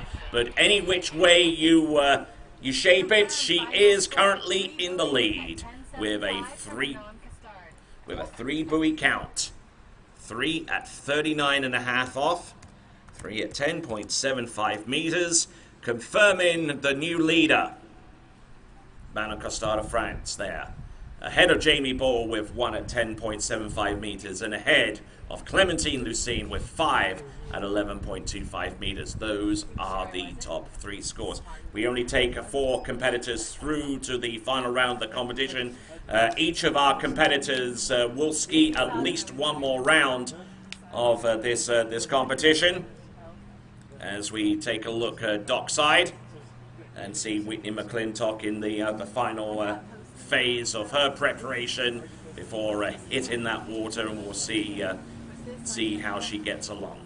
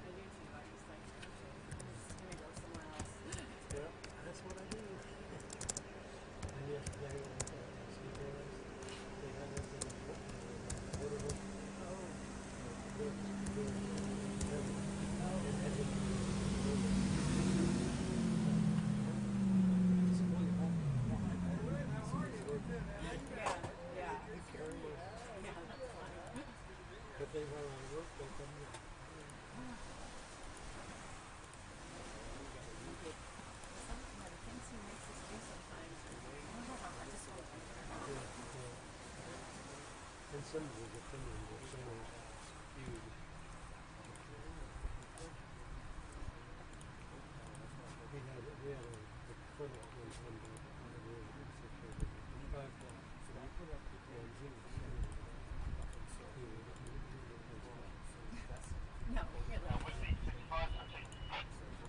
Whitney McClintock, 55-13 green. All right then, next competitor to go will be Whitney McClintock. And now we're up in the ante a little bit so far as starting line lengths. It is going to be a 13-meter opening run. 13-meter opening run, Whitney McClintock. Let's see how she fares with this one. Whitney McClintock, two-time World Slalom champion.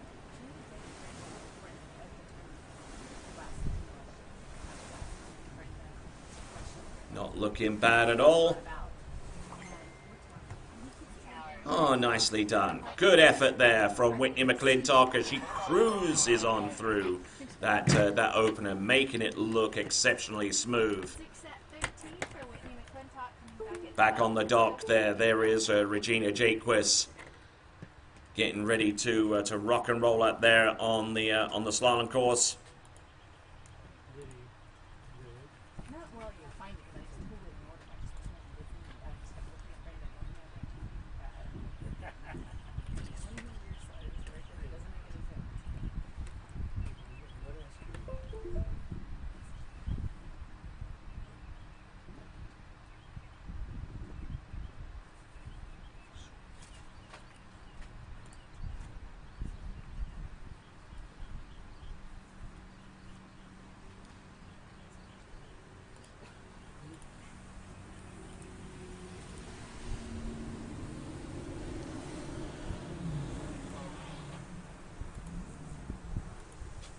Okay, second pass in and already on the 12-meter line, Whitney McClintock.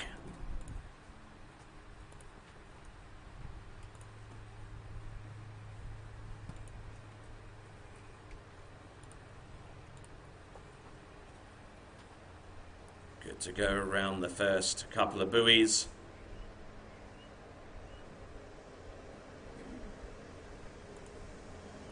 Making this look very, very easy indeed.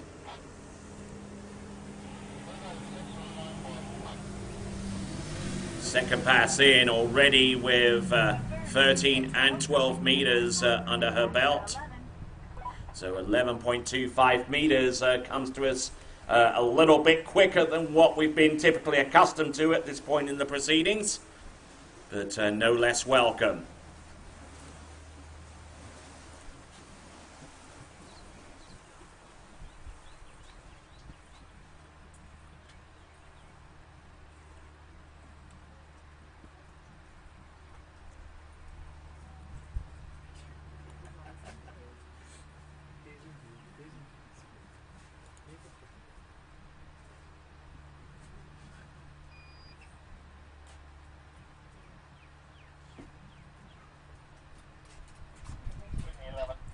Make sure people in place.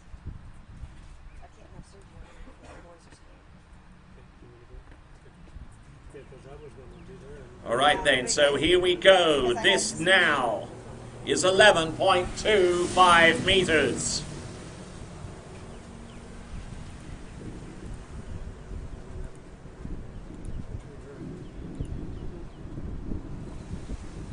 Looking strong off the first couple of buoys. Continuing to roll here. One side the course to the next. 11.25 meters. Like it were a walk in the park. Fantastic effort there from Whitney McClintock. 11.25 meters. And most skiers, whenever they're waiting on the starting dock and getting ready for their turn, would be a little bit concerned. Not Regina. She's just in there yakking it up, having a good old time here at the Swiss Pro Slalom event. And wearing the vest that signifies that she is the defending champion.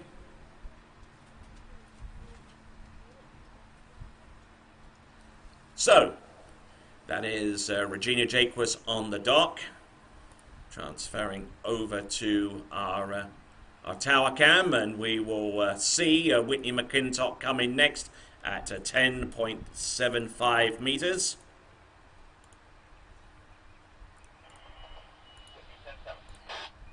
Whitney at 10.75 meters. Okay.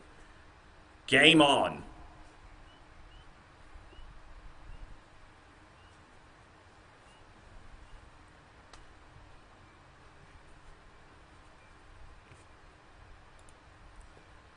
Boat is set at 55 kilometers an hour. Doesn't take long for that to happen. Oh, buckles over on one and coming up a little bit short on two. So at 10.75 meters, Whitney McClintock didn't quite get the turn that she wanted.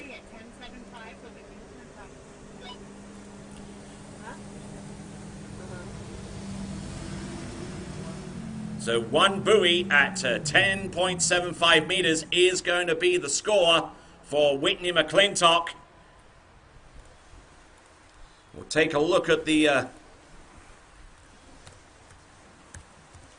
leaderboard as it stands right now, and currently in a tie. We're in second place with Jamie Bull, fellow Canadian.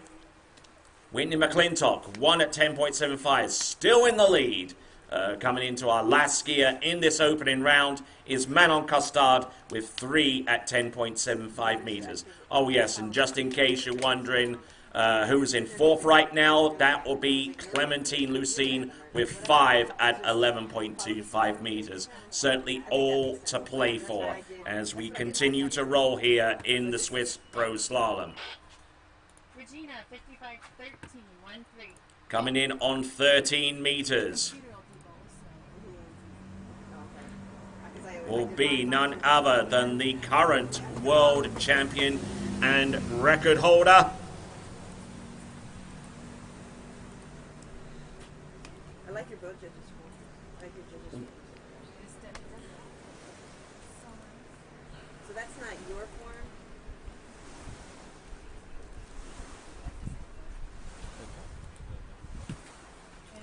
I know.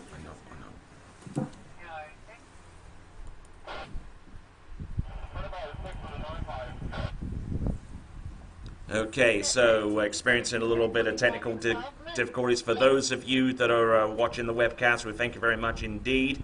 Experiencing one or two technical difficulties with the picture coming through, but rest assured that Regina Jaquist on the opening pass of 13 meters successfully ran that effort.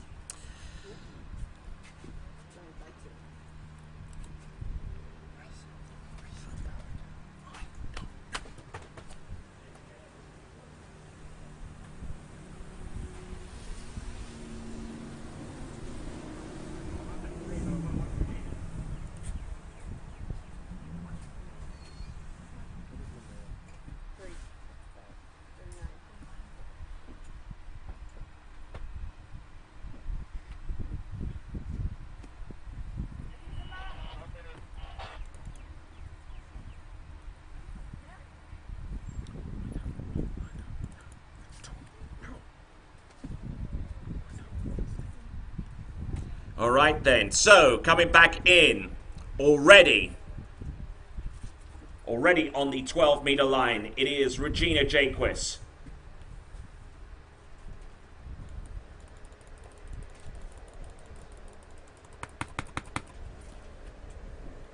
"12 meters, make that look like 14.25 meters. Great effort there from start to finish.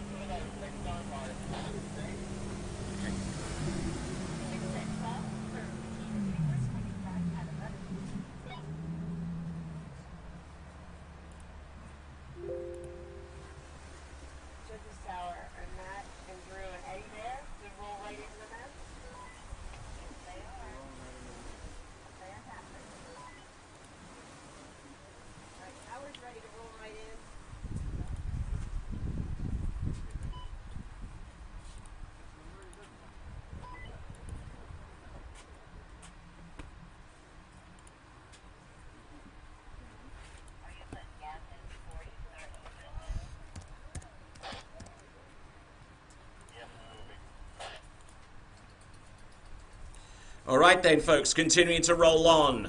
We've gone through 13 and 12. Now it's 11.25 meters.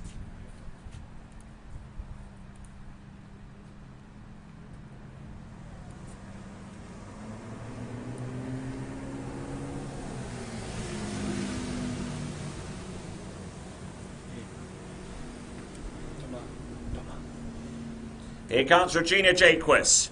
11.25 meters. Takes a good snap of the line off number one. Continuing to roll onto that edge. One side to the other. Keeping the line tight.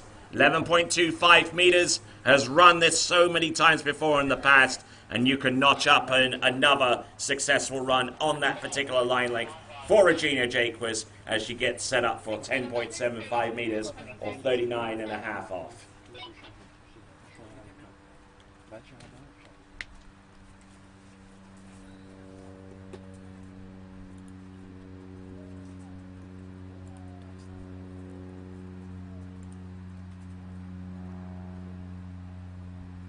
Okay, and just a reminder to all you good folks that we'll have a short amount of time, very, very short amount of time so far as an intermission goes.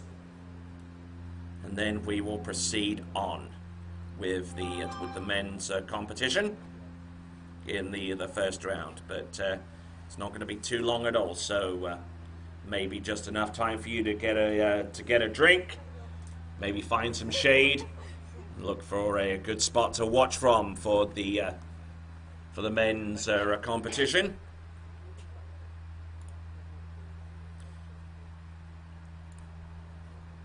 All right then, folks, continuing to roll. We have got Regina Jaquis. She has gone through 13, 12, and 11. Now this is 10.75 meters.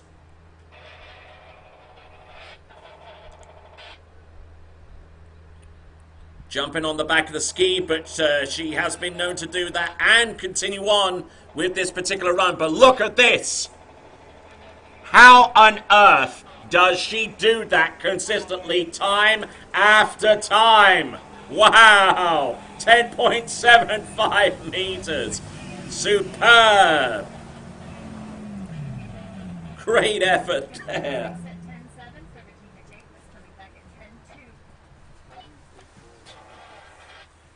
And that is about as close as you can get. I mean, we're talking like the water ski equivalent of just stomping on a bug right there. Just absolutely crushing that pass from start to finish. 6 buoys, 10.75 meters. Didn't make it look easy. Very few attempts at 10.75 rarely are.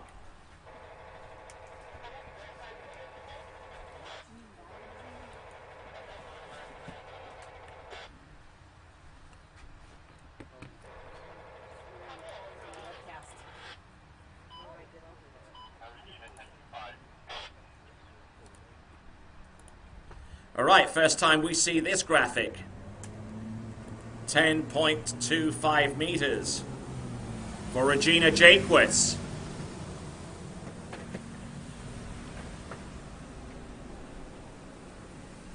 Entrance gate, boom, hits that number one and quite actually literally hits number one. And goes down, but I don't think she'll be too displeased with that score. And she currently leads the women's competition by a country mile with half a buoy, I believe, at 10.25 meters. That is Regina Jaquis. So let's put her into the leaderboard. That is half a buoy at 10.25 meters. Yes, and that does confirm that she is in the lead, ahead of Manon Costard, who scored 3 at 10.75 meters. Jamie Bull and Whitney McClintock in a two-way tie for third right now, with 1 at 10.75 meters. So that is your top 4, and continuing down the list. In 5th place is Clementine Lucene with 5 at 11.25 meters. Brooke Baldwin with 3.5 at 11.25 meters, currently standing in 6th right now. Samantha Dumoulin with 3 at 11.25 meters. Then we have a two-way tie for 8th between Anna Gay and Alicia Bagnoli with 2 at 11.25 meters. Then we have a four-way tie for 10th between Kristen Baldwin, Neely Ross, Paige Reaney, and Brianne Dodd with 1 at 11.25 meters. Natasha Russia with 3 on 12 for 14th. And Jessica Dobberton with 2.5 on 12 meters rounds off the 15 skiers who have made it into the course and competed in round number 1. All right then, folks, we have got some more great skiing to come. So stick around. This is the Swiss Pro Slalom for 2017.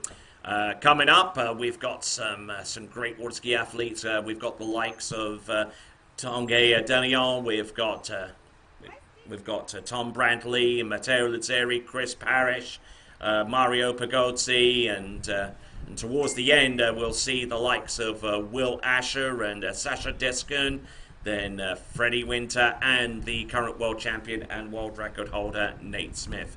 And we've got 26 skiers on this list. And before we go to the final, we'll have reduced that down to 8 finalists after 2 rounds of skiing. So don't go away, folks. The Swiss Pro Slalom has only just merely begun. We've got a lot of great skiing on tap, and we'll be delivering it to you crystal clear right here on this webcast at SwissProSlalom.com. And for you guys watching on the shoreline, I'm sure that you'll be just as privileged to see some of the greatest slalom skiing in the world right there, just feet away from the very course in which they'll be competing on. So, just a few moments, just sit back, relax. The men's slalom competition will begin momentarily. As soon as Clint puts the fuel in the boat, in which we see there on our boat camera. Now, Clint, for those of you who don't know, is the tournament director of this event, the main benefactor of this event. He's the man who came up with this event. He's the man who ultimately comes through with the checks. He's the one whose signature appears on those checks, and he's the one who puts the fuel in the boats, literally and figuratively speaking.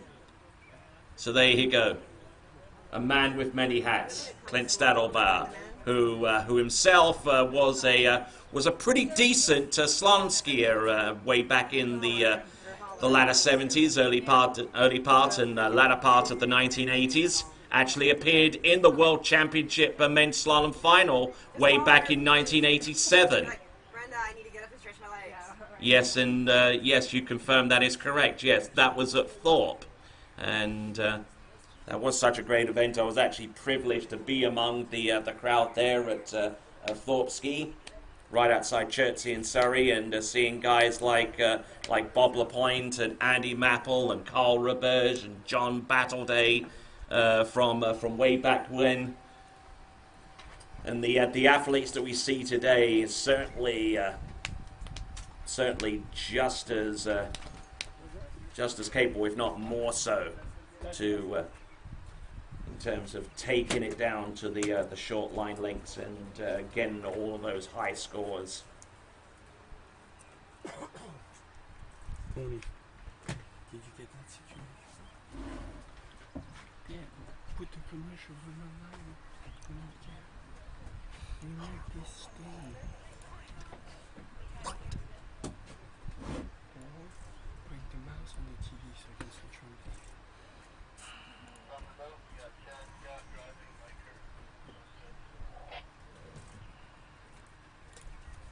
It looks like you don't have access to it.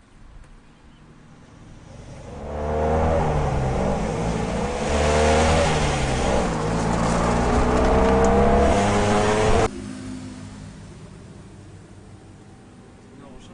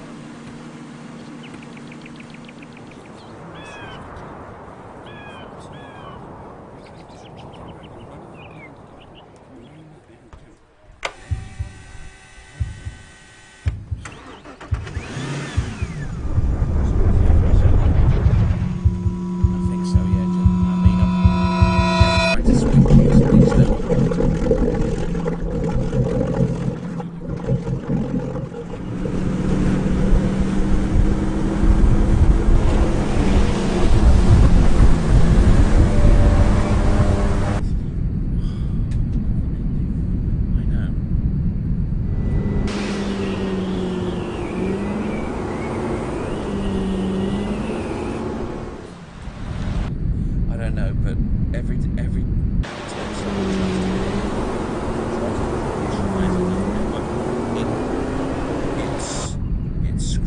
it screws with all of this.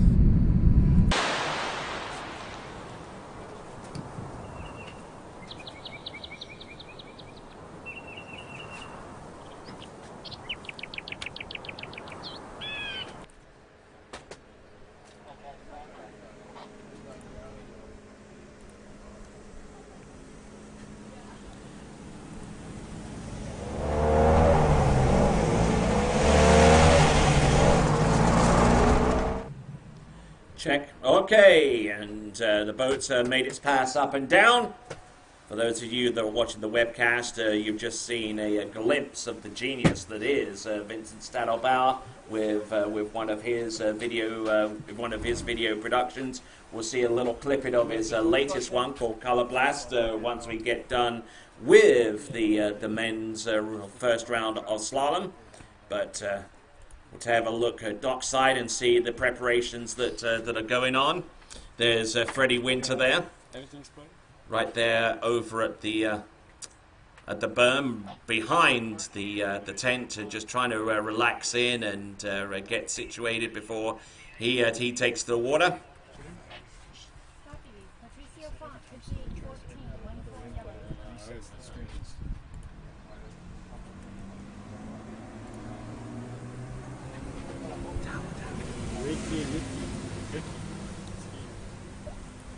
Okay, so this is Patricio Font.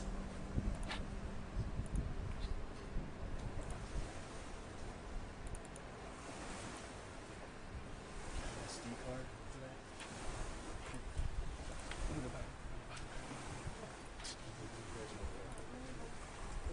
There we go, from Mexico, Patricio Font going in on 14.25 meters and making that pass look very, very straightforward. And that was on 14.25 meters, which means that the next line length is going to be 13 meters.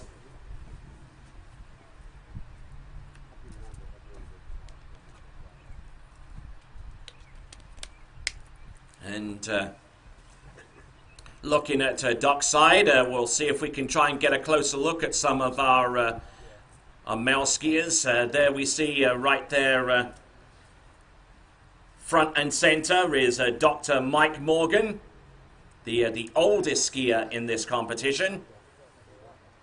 Now Patricio Font, who's still in his teens, is skiing out there against a guy who is 54 years of age and is attempting to become the oldest male skier to run through 10.75 meters. That's the target he's set for himself. Currently the oldest competitor to run through that pass at 58k within the modern era of slalom skiing is the late Andy Mapple. Did that at age 50. But focusing on the here and the now. This is Patricio Font. Looking very, very strong out there, getting good cross-course angle. And he hardly needs to put too much effort to get from one side of the course to the other. Very, very light on that ski. I think we got Skycam on. Is it possible 6 at to 13 send? for Patricio Font, coming back at Is it 12. possible to run?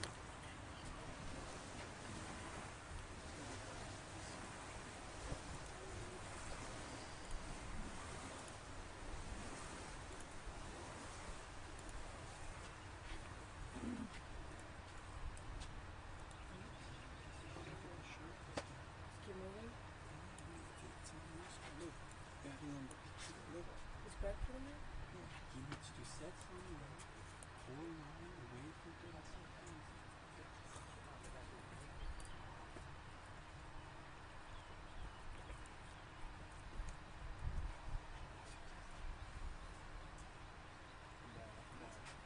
Okay, so Patricio Font, his elder brother Diego Font on the dock, getting ready to ski himself.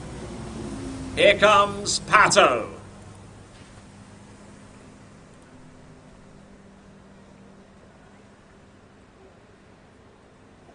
12 meters now.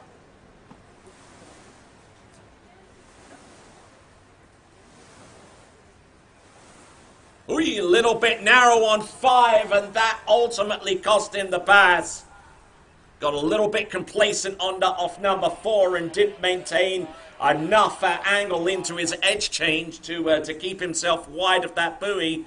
And that brief moment where he just lost his concentration made him lose the pass. And that is going to be 5 on 12 meters.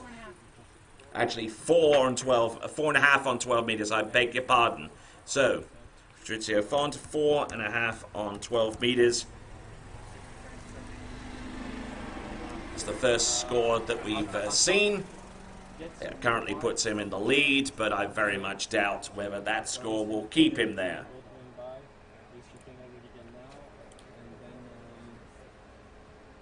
And then we'll get the score towards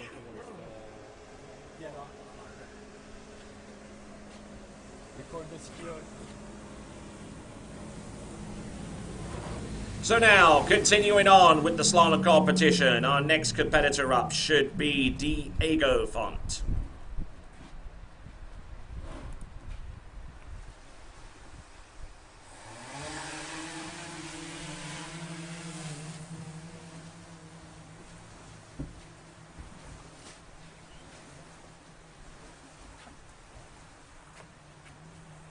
Yeah, Eddie, are you at the tower? Yeah, we're having the drone up. Do you still got both a boat camera or not? Okay. If you lose it, let me know, okay? Diego Font, 58-14 below. Okay, so here we go. We have got Diego Font up on top of the water right now. 14.25 meter start, much like his younger brother. Now, what you'll immediately see is that Diego Font is considerably taller than his younger brother, which could actually help him out on the slalom course a little bit.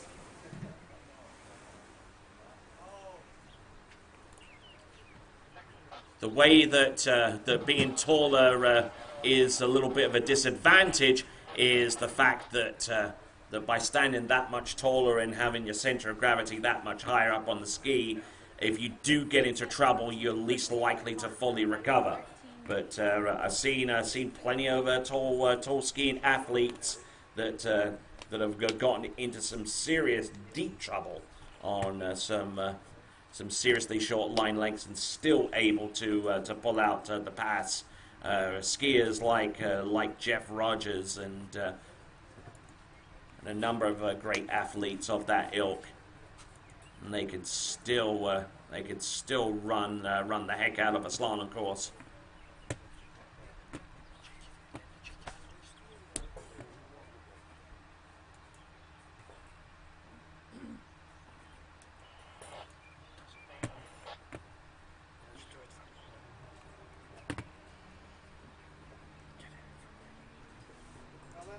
Don't you tire yourself out?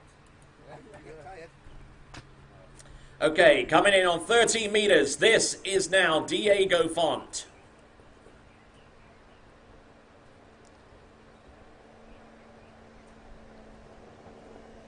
Not looking bad at all from one side of the course to the next. Not looking bad at all. There we go, that was 13 meters. He made that one look easy.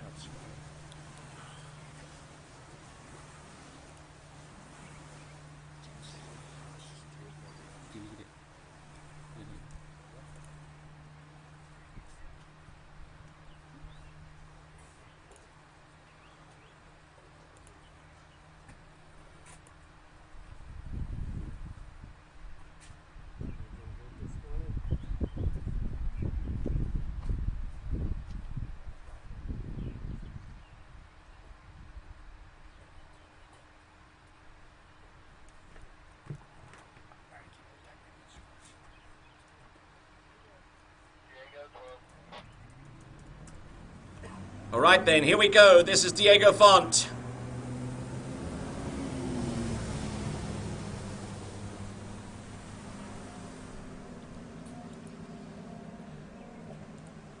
Now on the same line length that his younger brother came up short on.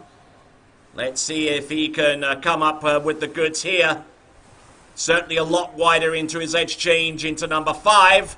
And resulting in the clean run there of 6 buoys on a 12 meter. So good effort there all the way around.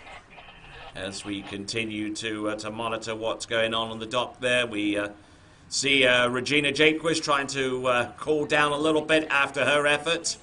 And there's Taylor Garcia trying to stay focused and sharp and for his run out there. Tanguy Delion on the dock, on deck next to hit the slalom course. And after Tanguy, we'll have Mike Morgan, then Taylor Garcia, Sean Hunter, Tom Brantley, Matteo Lazzeri, Chris Parrish, and we'll continue to mention more names as we progress our way down this list. But in the meantime, we have got Diego Font.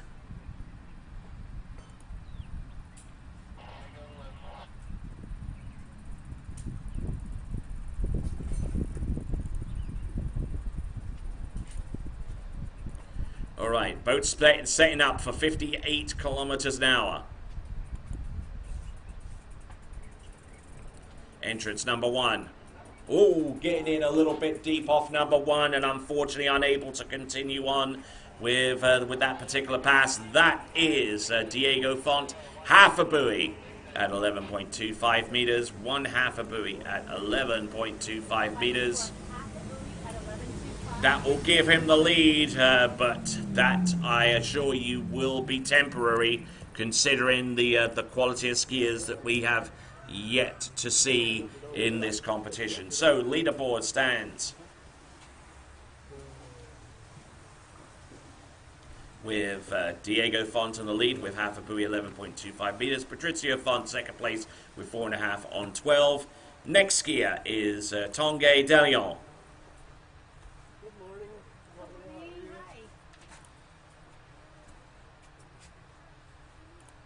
And I believe that Tanguy is going to start in on 14.25 meters. Oh, 13 meters. All right then, game on.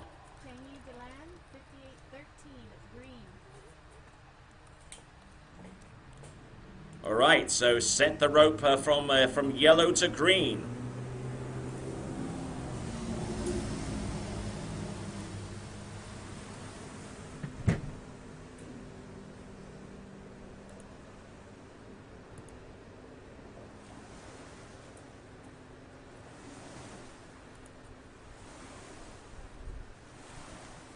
Not looking bad at all, and the student from Florida Southern College doing a remarkably good job out there on the slalom course with a 6 buoy count on 13 meters, and will now progress easily to the next line length of 12 meters. So 6 at 13 for Tanguy Delion, coming back at 12 blue. On a plus ta caméra. Dans le même périmètre que tout à l'heure, donc c'est pour récepteur. Ça doit être revenu là. Oh, on est mort, on est mort.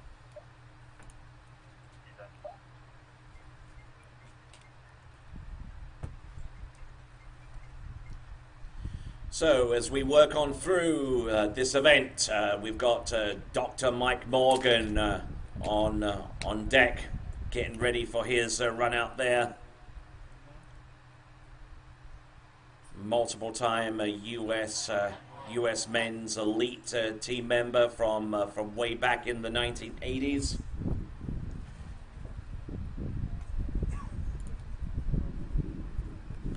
And here we go. This is Tanguy.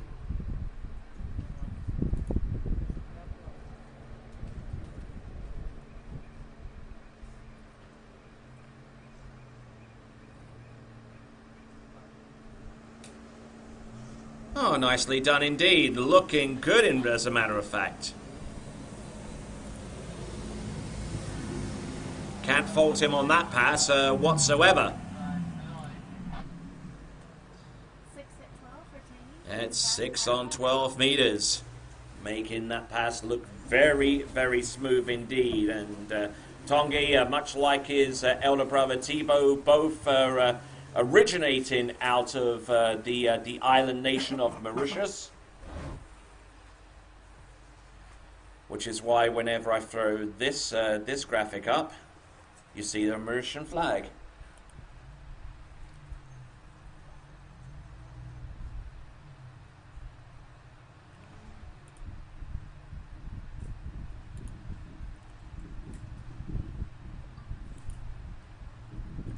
So now the wind's starting to pick up a little bit now, which could be a concern for one or two of our skiers.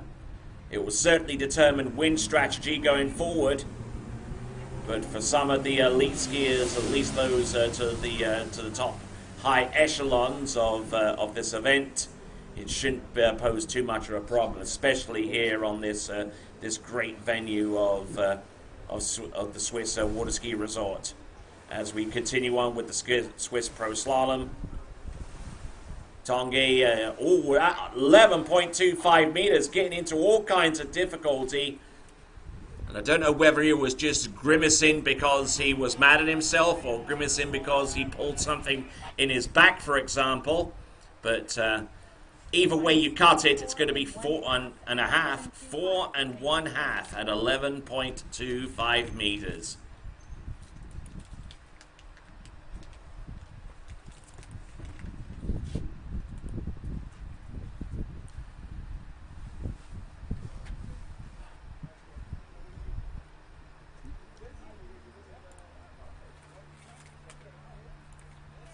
So as the boat makes its way back, the Nautique 200.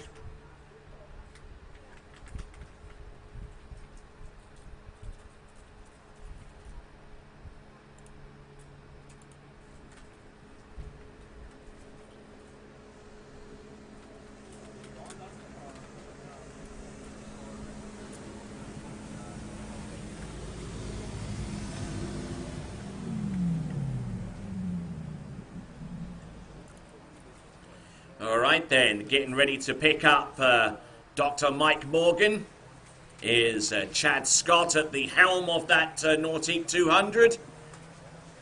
One of our two great drivers who are pulling this event. The other being Mario Pagossi, who did an absolutely exceptional job with the women's competition that was held just a few minutes ago.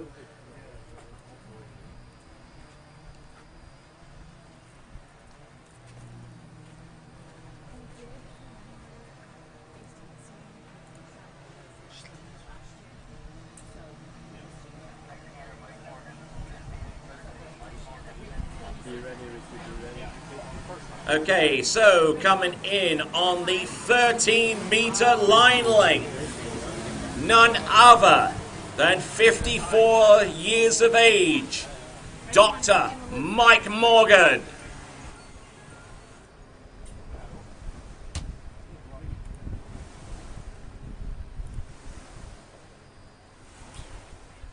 And a man who has a style that is all his own, and I tell you what, after all these years, still extremely effective on that slalom ski.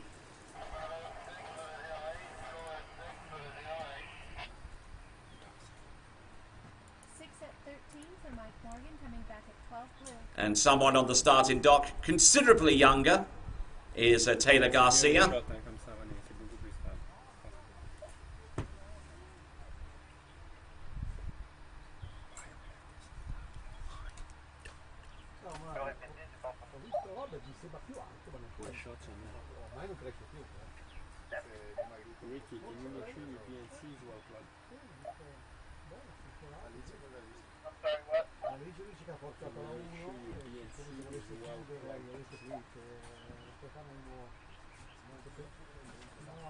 Pensava già di chiudere, anche una 1 che dovevi liberare la sua serie, no. Troppo forzata, tutto gli ho scritto la stessa cosa che ho visto da casa.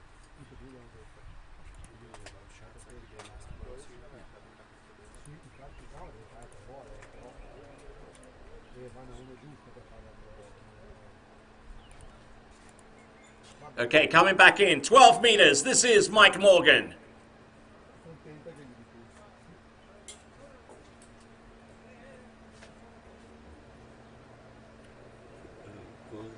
And let me ask you a question. If you're 54 years of age, wouldn't you want to still keep slalom skiing and be able to do that at 58k? I'll tell you what, it would just turn me into a pretzel, I know that. So there we go. That is Dr. Mike Morgan, 11.25 meters.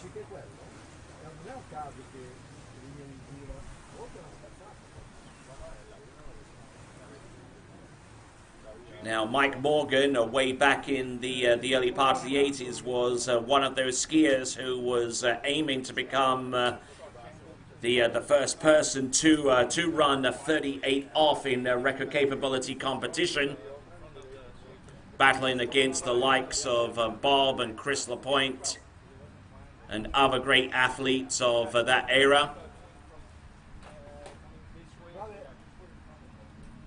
But the first skier to run 38 off in a record capability tournament, that distinction goes to a John McElwee, skier that we very rarely hear of these days, and it was certainly a surprise to many that he came through with that particular distinction, with that particular run. Looking good off the first couple of buoys. Oh, and just getting in a little bit deep and off balance around number 3. But Mike Morgan there scoring 2.5 at 11.25 meters. I believe that currently puts him at in second place at this point in the proceedings. As we feed that score into our scoring system. So 2.5 at 11.25 meters actually puts him in the lead ahead of Diego Font, with Diego's Font score with half a buoy at 11.25 meters. Patrizio Font with 4.5 on 12 meters. Now Tanguy de Leon.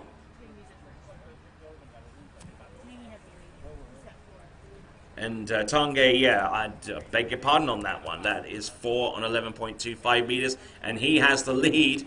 So, so for Dr. Mike Morgan to get within 1.5 buoys of that particular score is pretty darn impressive. All right then, on the dock, getting ready to go is Taylor Garcia.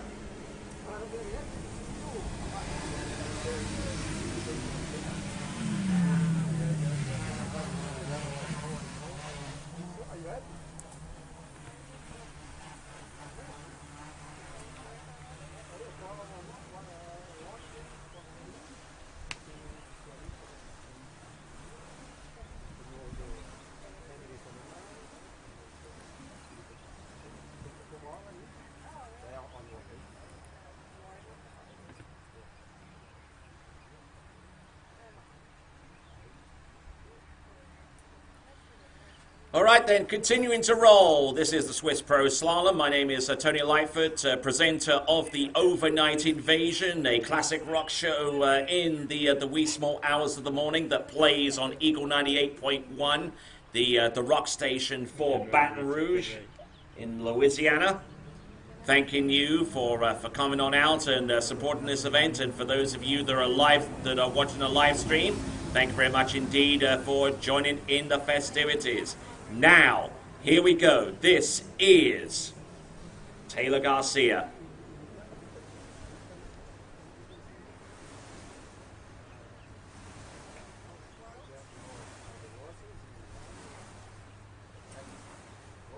Looking pretty strong out there for the first 6 buoys of his particular run.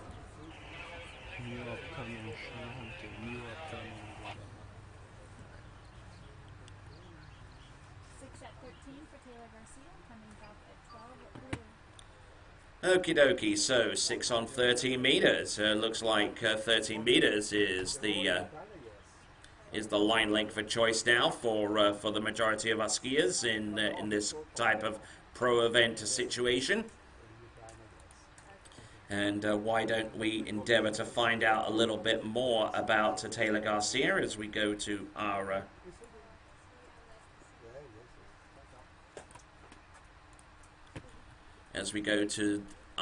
biographic here. Oh, there we go. Taylor Garcia, age 19, currently standing at 6 feet tall, hailing out of Orlando, Florida. Skis left foot forward, doesn't specify a brand of ski or model, but his ski length is 66 inches and he skis behind Mastercraft. Oh, right then. So let's continue on, shall we? Taylor Garcia. Entrance gates number 1. Nicely done. Round number 2. This is 12 meters, by the way. 14.25 meters is so 2 years ago. And there we go. There's Taylor Garcia. And who do we have around about the dockside right now? Well, I know that we have Chad Scott in the towboat doing what he does best. There is Mario Pagosi getting ready. No. Yeah, Mario's the father, Robert's the son. Thank you very much for reminding me. And yeah, he's totally oblivious to the world outside. We could just say a whole bunch of stuff about him and he wouldn't know. I'm trying to find some peace and solitude there. Here's Will Asher. All right then, now let's continue on, shall we? We have got Taylor Garcia. He's run through 13 and 12. Let's get to the meat of it, shall we? 11.25 meters. Oh, looks like we also have Jason McClintock in the house. Better catch him. He's a very quick customer. All right then, here we go. This is Taylor Garcia.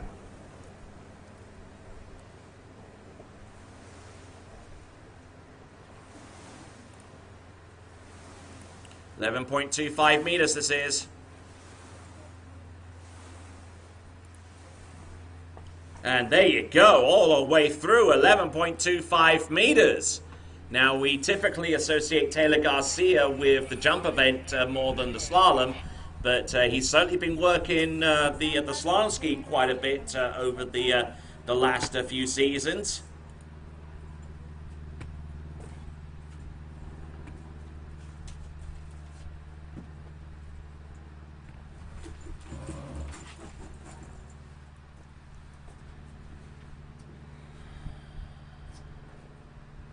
Alright, so skier on the dock is Sean Hunter, coming to us out of Dothan in Alabama. And he'll be next to ski. Taylor Garcia, who has been skiing at the University of Louisiana at Monroe. And we look forward to seeing what he can do on the jump ramp at collegiate level. Certainly eyeing up the collegiate men's jump record, which currently stands at about 95 feet. That's by Zach Warden. But continuing on and concentrating on the slalom event, this is Taylor Garcia. Little on the back of the ski into number 1. On 10.75 meters, he's still trying to crank it and yank it out there, but look at him go. He is all over the show on that slalom ski, and he still manages to get at least 5. Wow. I don't know how he got that far, because he should have been dead and buried off 1, but he still managed to get round number 5.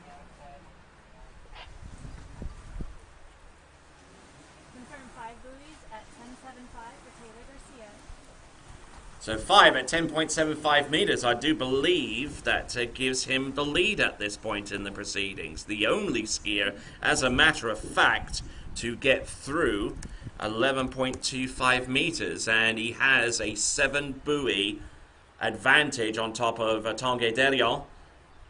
And we'll continue to rock the slalom course with our next competitor. Coming to us out of Dothan in Alabama, it is going to be Sean Hunter.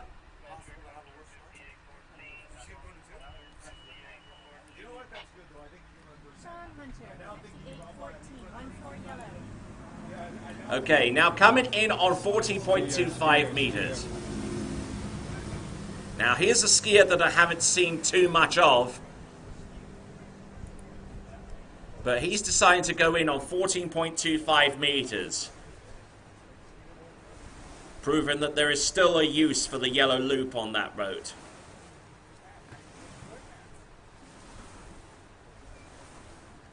And Sean Hunter gets through 14.25 meters.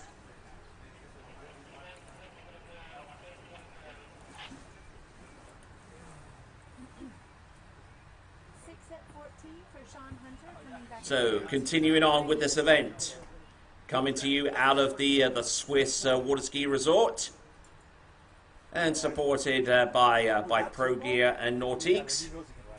This is the Swiss Pro Slalom.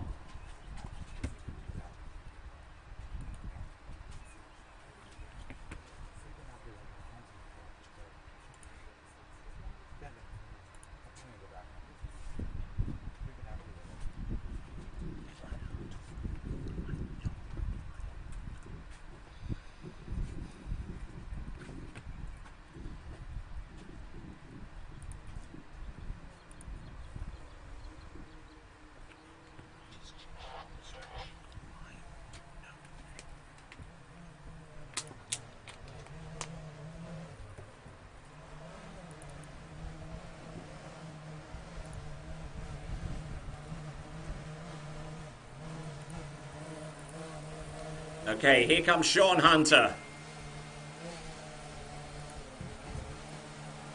Not looking bad at all. Now, looking pretty darn strong out there, Sean Hunter.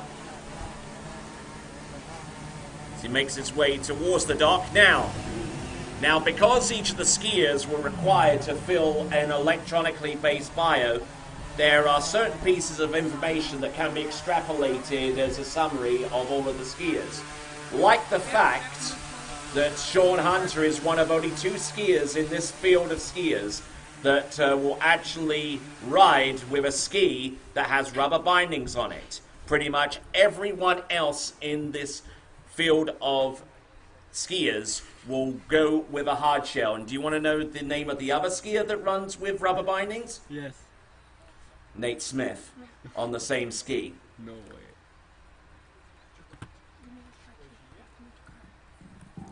Sorry. The food truck can't make it through. Oh, great. Really? Yeah. Sorry. Thank you.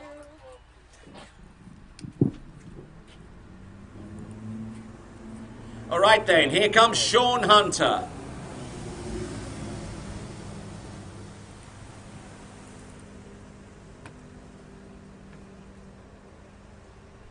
Round number 1. This is 12 meters, by the way. Looking absolutely rock solid, I kid you not, on 12 meters.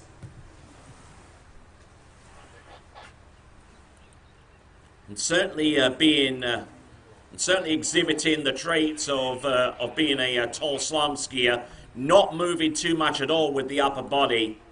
6 at 12 for Sean Hunter, coming back at 11. And as I explained before, or tried to explain before, certainly being a taller skier certainly gives you an advantage in getting outside of buoy's width to get round the buoys naturally.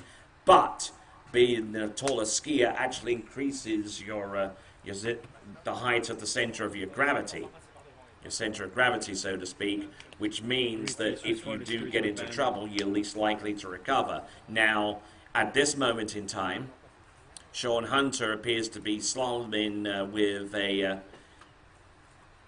a pretty lackadaisical kind of style. He's out there and keeping his chest up into the turns and not really moving around too much on the slalom ski, and which is a good thing, because if that ever started to happen, then he will be in all kinds of trouble.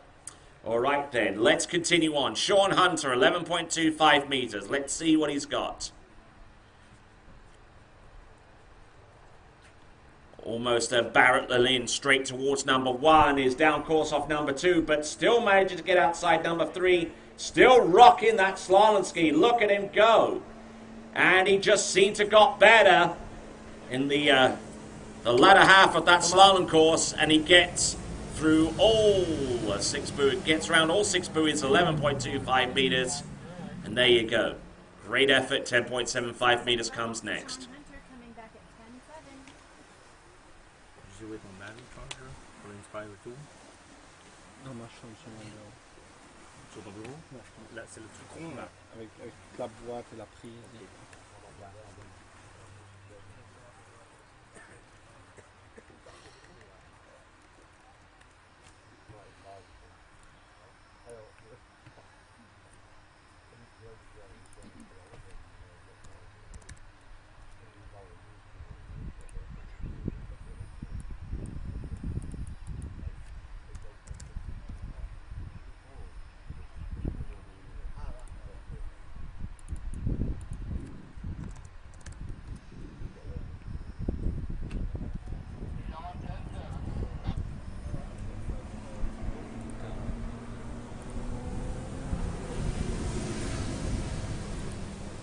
Okay, Sean Hunter now.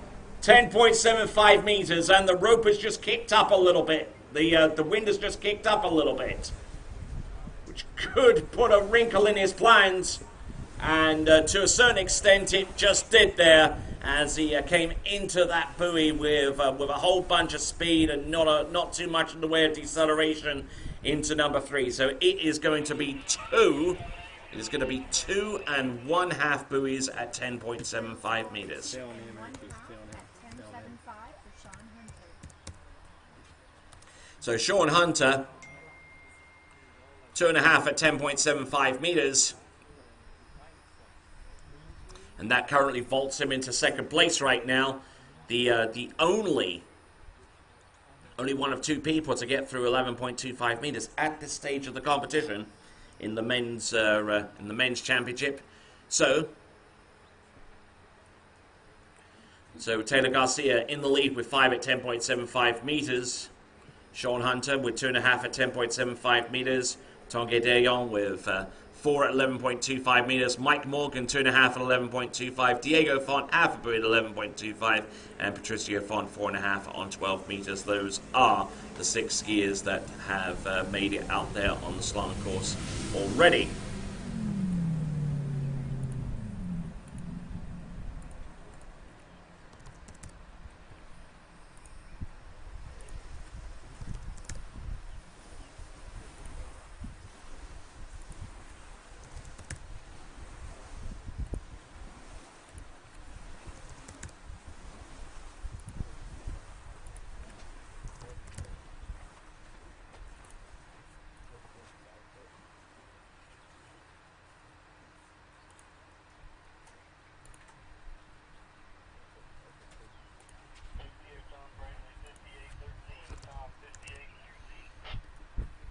Tom Brantley, 58.13, green.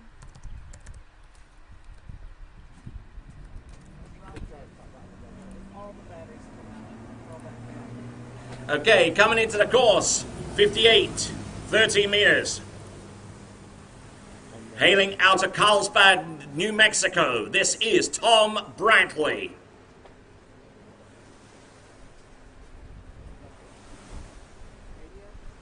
Not looking bad at all. 13 meters. And then put all the batteries back in, I think correctly. And there you go, opening pass. 13 meters.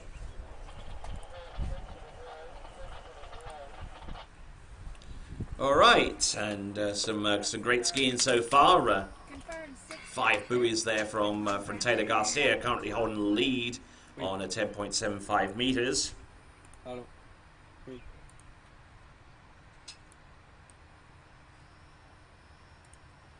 Ok. Dans une demi-heure?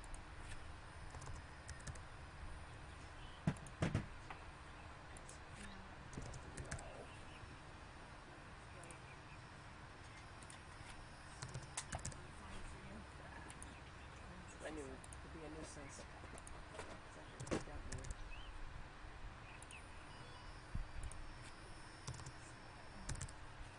Just listen on the next time he calls me. I don't want to complain. Oh yeah, of course. Thank you. Uh-huh. Hold on with this one. I hate it when things fly out of my hands. All right, continuing to roll now. We have got Tom Brantley, and this is the 12-meter line.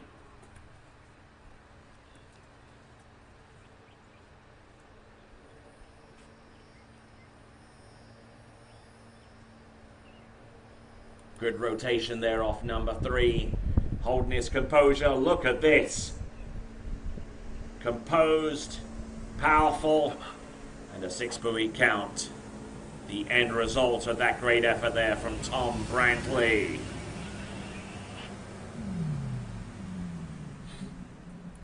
Six at 12 for Tom Brantley, coming back at 11.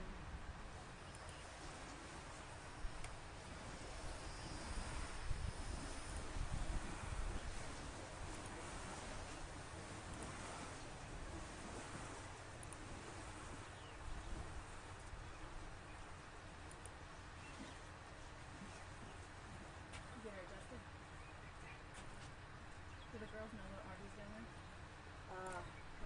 Probably not. They just ran to the bus. I said, go now and get some food. You don't have to eat it yet, but just go have it so you have some food. But I was in the phone. Who runs American Magazine is doing the page. Oh, Yeah. Yeah. that's awesome. I was on the phone. All right then, now Tom Brantley back on top of the water. 11.25 meters. Let's see if he can rock his way through this pass. Ooh, a head down off number 3, but managing to recover in time for 4. Still able to take a couple more shots before running all the way through 11.25 meters, but he cannot afford to do anything close to that on 10.75 meters and hope to get away with it. But tell you what, he had a couple of big old head dips there on his 135 side that could have cost him that particular run. All right, we're taking a look at dockside now. We've got Matteo Luzzeri getting ready to take to the water. After him, we got Robert Pagozzi and Chris Parrish there waiting patiently for their turn. Well, why don't you watch me do the next picture? Okay. See from the whole. Oh, and I had glasses and I was like, oh, I don't need them, and I left them in the car. And then to just like to go to the next pass. Just hit zero. Very interesting. And all at once it's one. All right, so taking a look at the opposite end of the course, we find Tom Brantley.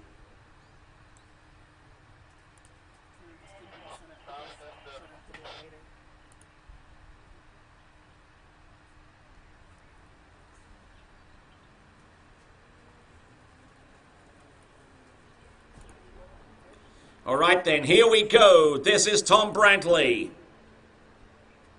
10.75 meters. Oh, narrow on number 1. He's really going to have to yank and crank it this time.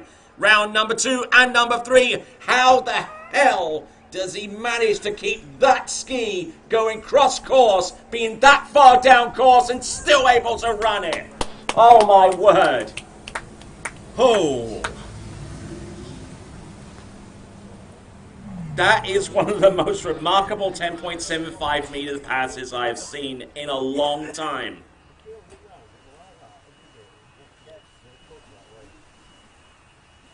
And I think he knows it too, if we're being honest. Anyway, that was such a great effort there from Tom Brantley. 6 buoys, 10.75 meters. He now holds the lead by 1 buoy ahead of Taylor Garcia. And then I do the 7 pass too, just to keep it in the right number.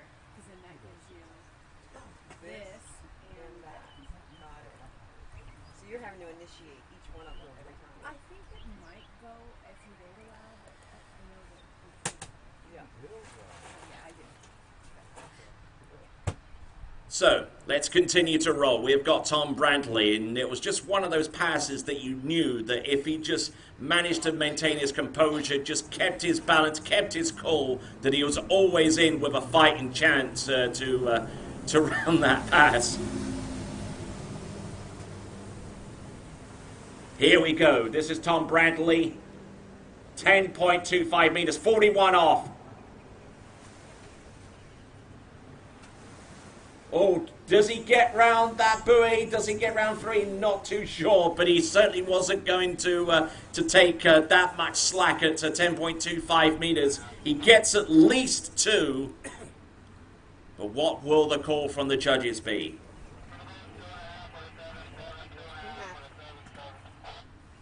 All right then. Looks like he got 2 1/2 at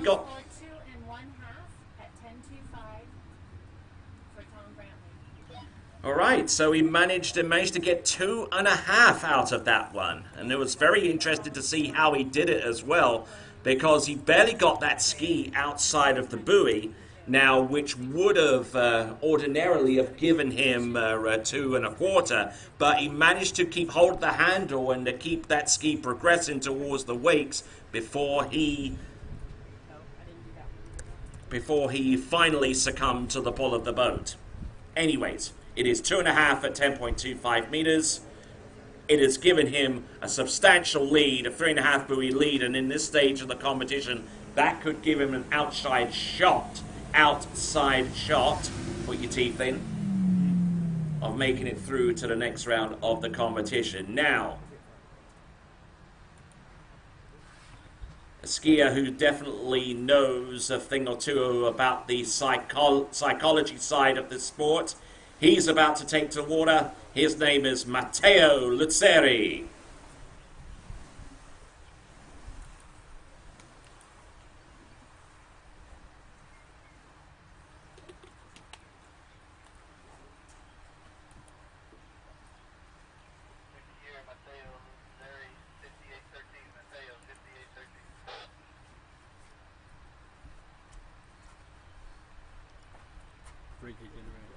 Mateo, 58-13. Ricky, get ready. Okay, 13 meters now. Opening pass. Matteo Luzzeri. Ricky.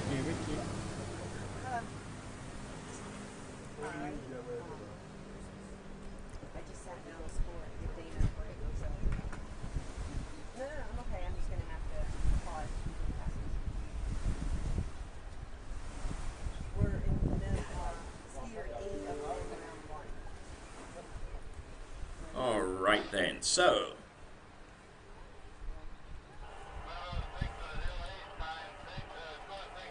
Perfect, Ricky. Super nice. 6 confirmed, coming back at 12.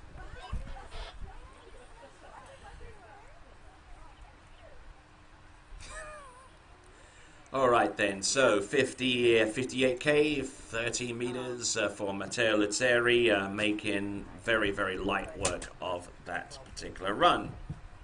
She said she pulled out for the gate and it was bad because he ran away from her. But whatever.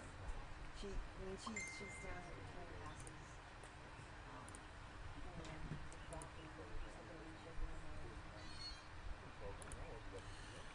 All right, so let's have a look at the bio of Matteo Luzzeri, age 29, standing at 6 feet 1.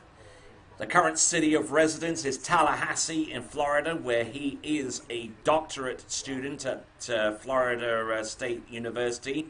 Sports psychology is the subject in which he is working on his dissertation, of which he will try to defend that in October of this year. Certainly got a lot of things going on. But right here and now, he's on the slalom course, having run 13 meters. This is now 12.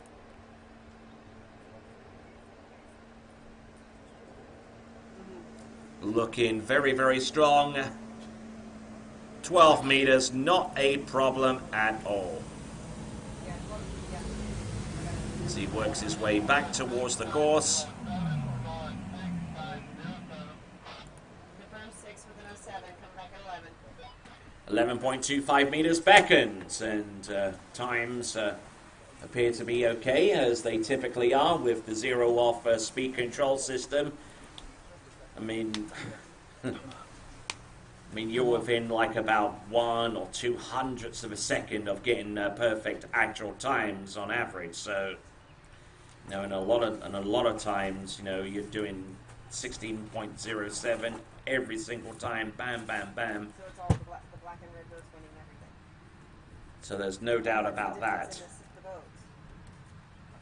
And certainly it allows the driver to concentrate and focus on keeping that boat steered straight down the course.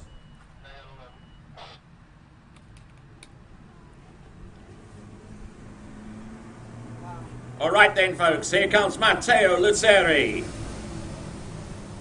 Okay.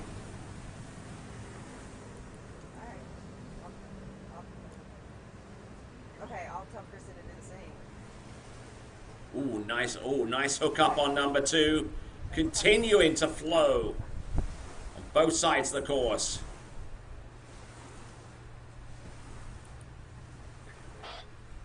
Good effort there from Matteo Luzzeri as he works his way to the end of the course. 6 with a 09 confirmed, coming back at 10-7. Hello? So while Matteo Luzzeri does some work out there on the slalom course, a few of our competitors that will be starting later on are trying to rest up and concentrate on the task at hand. There is Benjamin Stadelbauer right there, just trying to get an insight as to how Stephen Neview's mind works. That's a one-page.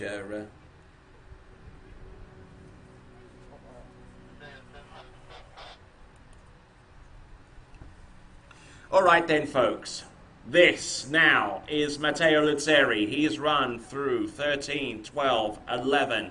Now he's coming back at 10.75 meters, and he knows full well that he has to get through this pass to really stand any chance of making it through to the top 8, based upon what we've seen so far from oh, wow! Trying to load up off a number 4, and he just didn't have the balance and the line to work with him. So he's got some work to do in round 2 to try and make up for that bobble.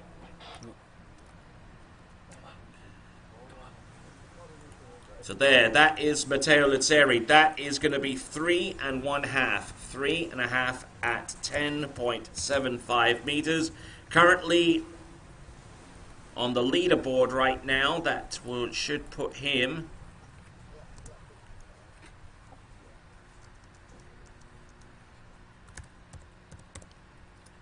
on the leaderboard as it stands right now with 3.5 at 10.75 meters. Currently puts him in 3rd.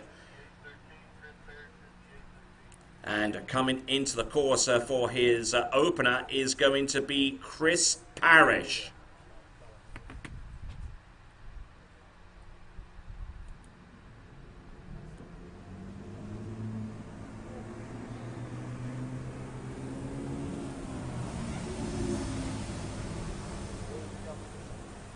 The tall and imposing figure of Chris Parrish out there on the slalom course. 30-meter start. Still possesses great style and great power. Look at him go. Great effort there, Chris Parrish.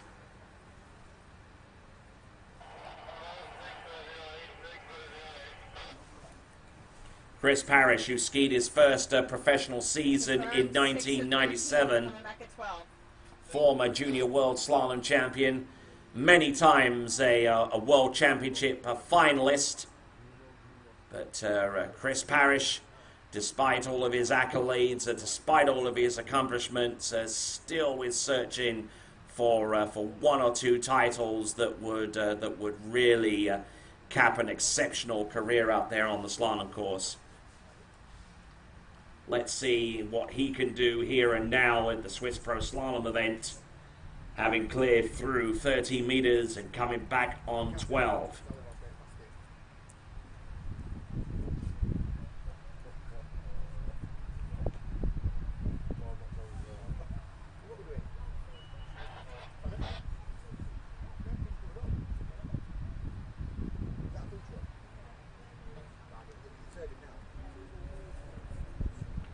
All right, boat revving up to speed. 58K, this is now Chris Parrish.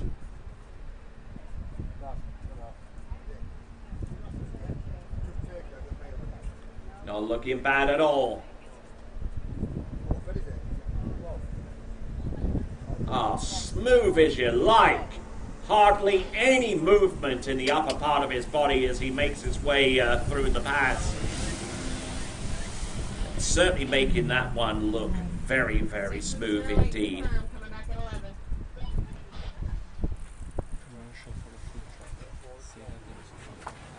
11. Okay, so now that we're onto our night skier in this competition, let's have a quick look at the leaderboard as it stands at the moment.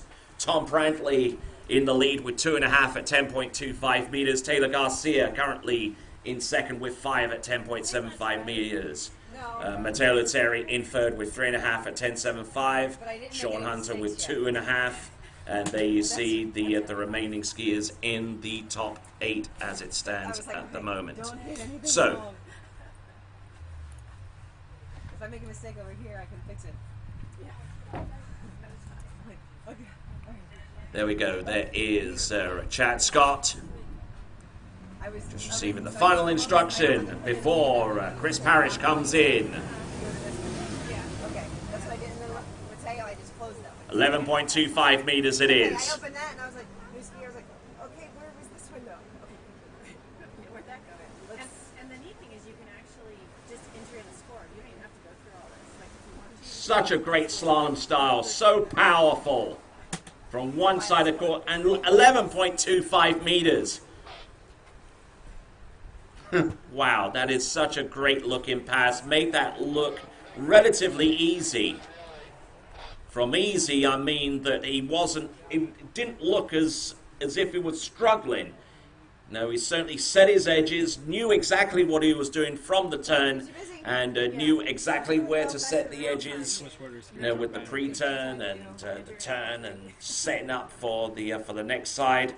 Just looked dialed in about as much as you can be on a slalom ski at that particular level. So, 6 confirmed, coming back at 10.7. 10.75 meters for Chris Parrish.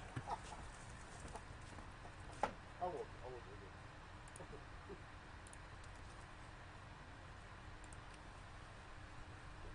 then to get this window here, if you were to use it, it's right here, the thing where it's like a brick with you. And the one next to it is for the team scores. All right then, folks. Chris Parrish. Now that boat is making its way back into the slalom course. 10.75 meters. What has he got? Oh, good, powerful start off number 1. He's still incredibly stable at this stage off number 3. Trying not to break over too much off number 4. Held it together, and there you go. It's a 6-buoy count on 10.75 meters. Yes, for Chris Parrish.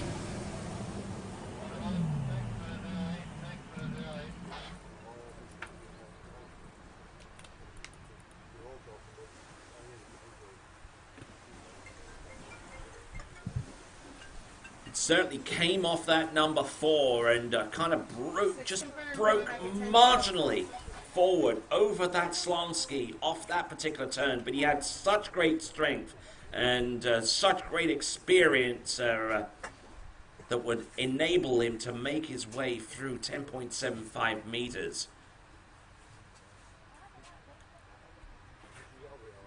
Now 10.25 meters, different kettle of fish.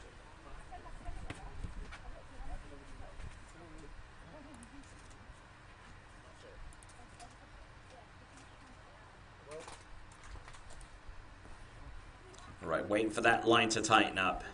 41 off, 10.25 meters. Chris Parrish.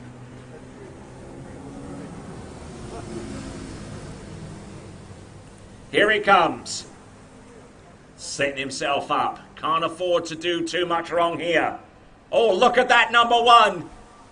Ooh, takes the big hit off number two. Look at it go. He's taking hit after hit up to a certain point. He gets round three, just manages to get that ski outside number four and almost had the pass within his grasp. 41 off, Chris Parrish. Wow. That is, I believe, what is it? That was 3.5 there on 10.25 meters. We'll take a look at that score and see where that puts him in terms of the skiers that we've seen thus far in this competition. And Chris Parrish is in the lead, and our leaderboard graphic will actually confirm that as we.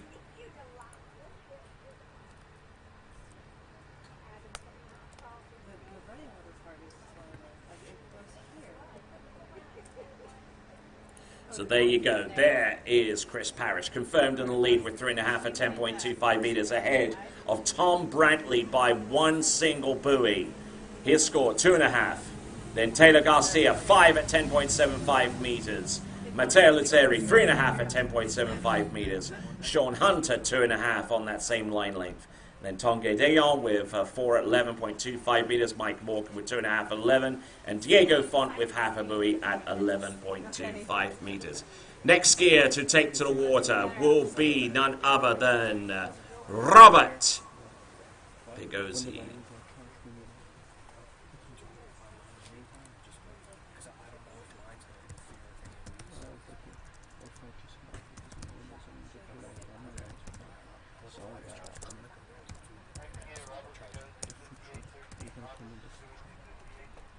Okay, from what I understand, we have a food truck and it's here, isn't that right? So get your food on. Okay, so here we go. This is Mario Pigozzi, Robert Pigozzi. I get confused. Not for the first time. Anyway, this is Robert Pigozzi on the water. This is 30 meters.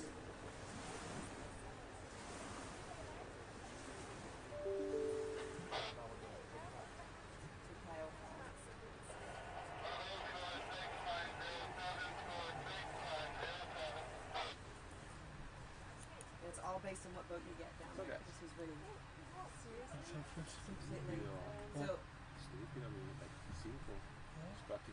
The orange and black boat there is like this red and black boat. Overpowerful. I thought we were getting it. Is nice. So Jason got the red and black, Kyle got the orange and black, so Jason wins. Next round,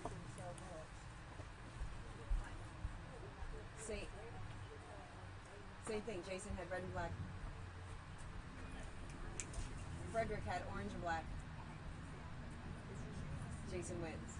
Whoever has the red and black boat down there is winning every round. They said the orange and black is like this boat, just ridiculously strong. All right then, folks, we continue to roll on. We have Robert Pigozzi.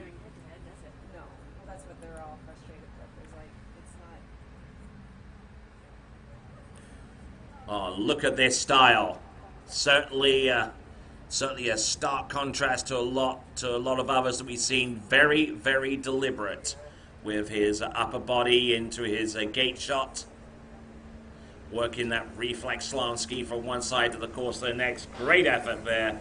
Robert Pigozzi. Run through 13 and now 12 meters.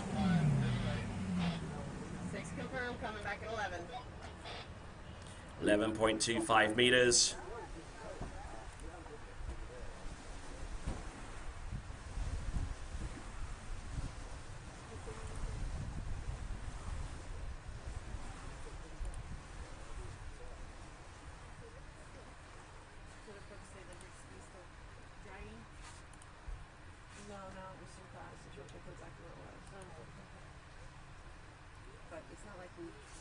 very. There's been. Yeah. We've just had a lot of. We haven't had a lot of opportunities. I was really impressed with her though when she got out of the water the other day and she spoke to you very nicely and asked you if you I told her later on, I'm like, good job. Like, you see how nicely your mom responded to that too? And she's like, yeah. All right then, so here we go. Robert Pigozzi. Yeah. This now is 11.25 meters. Yeah. Former US Junior Masters Slalom Champion. Former Junior World Slalom Champion. Boom, hits that number one. 11.25 meters. Yeah. We haven't even really skied because we've just been so distracted and not mentally in it. Oh, great skiing. Great skiing there from Robert Pigozzi. A 6 buoy count there. Never a doubt on that particular run. It's okay, don't worry.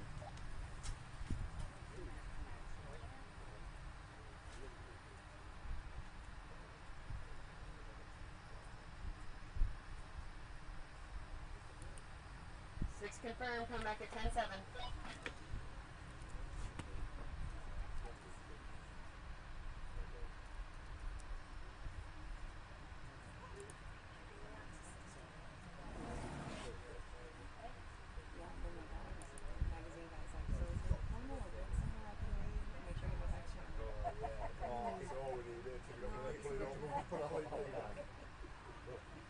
I probably need to do it at home where I can go look up and see what is Regarde said, sur les like lives, what René. normal ones Regarde look sur les like. lives. It's not like I've said.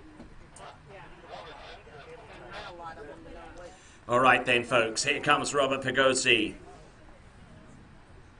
On va avoir un peu de pilier, ça. Here he comes on 10.75 meters now. From the Dominican Republic. Oh, look at this. Getting a little bit strung out into number 3, but still managing to hold his score. Look at him go. Possessing near Herculean strength to make his way through that pass. There you go. 6 buoys, 10.75 meters. Wow. Vas-y, Thomas. 6 confirmed, coming back at 10-2.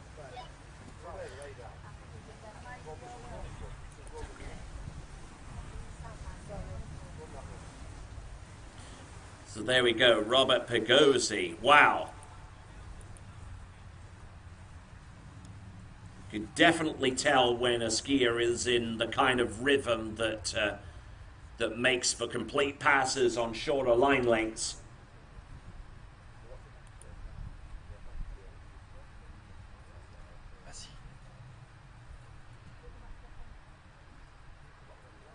So Robert Pigozzi, now we're on 10.25 meters.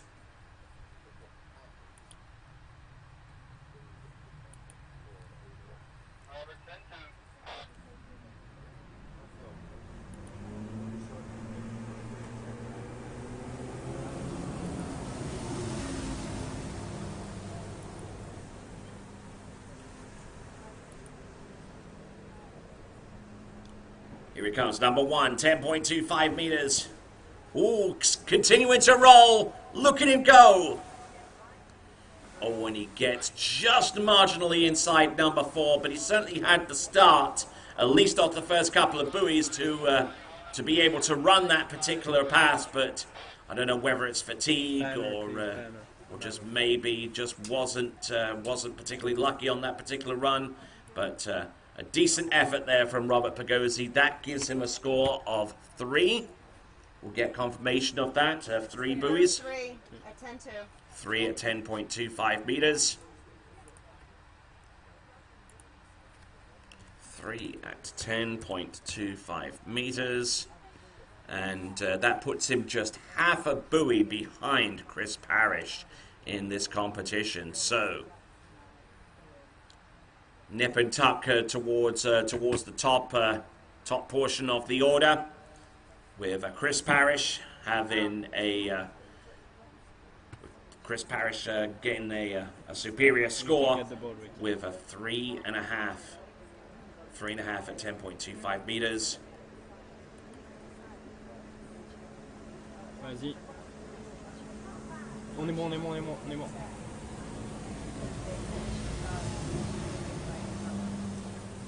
All right then, Robert Pagozzi to the starting dock.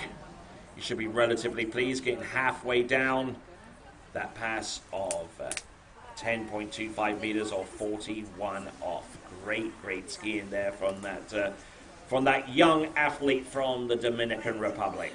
All right, who is our next competitor? Should be Martin Bartowski. From one sole athlete from his respective nation, here is another one in that category from the nation of Slovakia, Martin Bartowski.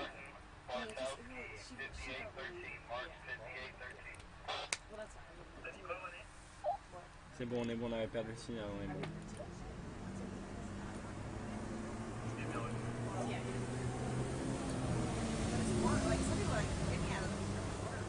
Okay, here we go. Martin Bartowski.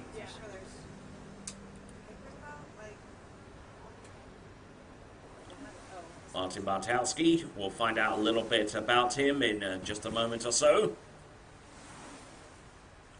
Looking strong out there on the slalom course. Doing a grand job out there with all 6 buoys on that particular run.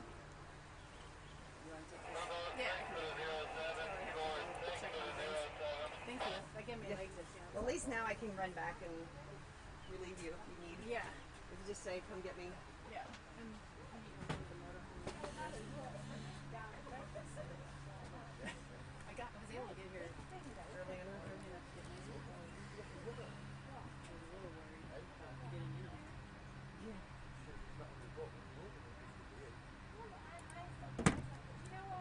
All right then, so scenes by the dockside there. We see Robert Pagozzi. We also see Joel Howley getting ready for his run, but not before he puts his John Hancock on one of our famous posters.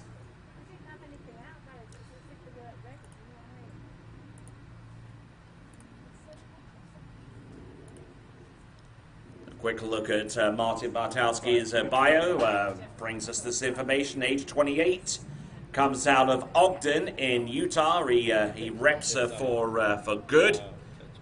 And riding the 67-inch Good XT. So, let's continue to roll. This is Martin Bartowski. It's gone through 13. This is now 12 meters. And certainly prides himself in being able to get across wakes and get out early to buoy his width.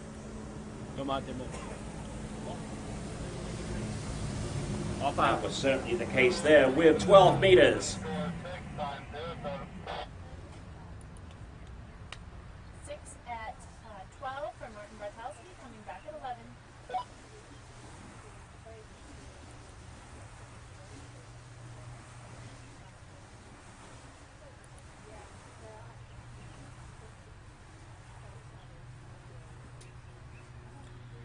All right then, folks. 11.25 meters beckons for Martin Bartowski. Let's have a quick look at the leaderboard as it stands at this moment in time. Quick squeeze back here. We'll show you that Chris Parrish is still very much in the lead with that score of 3.5 at 10.25 meters. Robert Pagozzi with 3 at 10.25 meters. And Tom Brentley there with 2.5 at 10.25 meters. So let's get back to the action.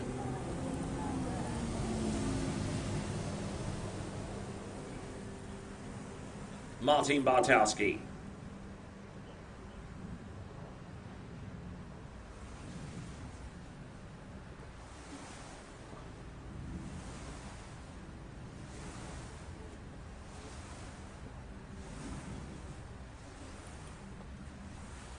And another clean pass again.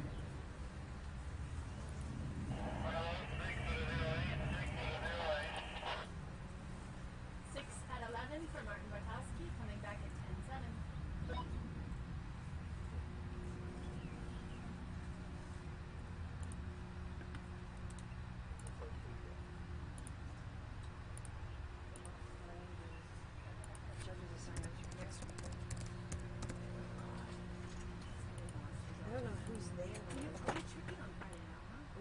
do one more.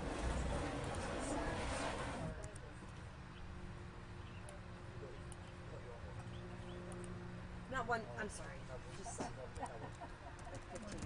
Like open. Like one round of open. I thought just one round. No. I don't think we have enough judges.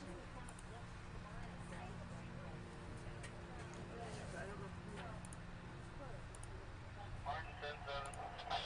All right, 10.75 meters.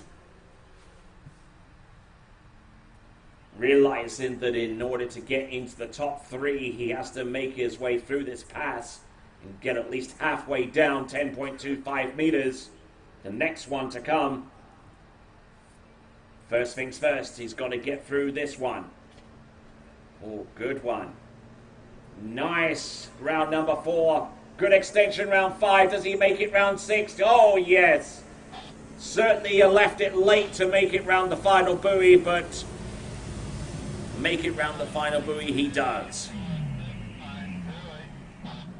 And a skier who skied for the Warhawks of the University of Louisiana at Monroe and did so with distinction. Comes through with the goods here on 10.75 meters. Now it is 10.25 meters. And here we see Daniel Odvarko getting ready for his turn out there on the slalom course.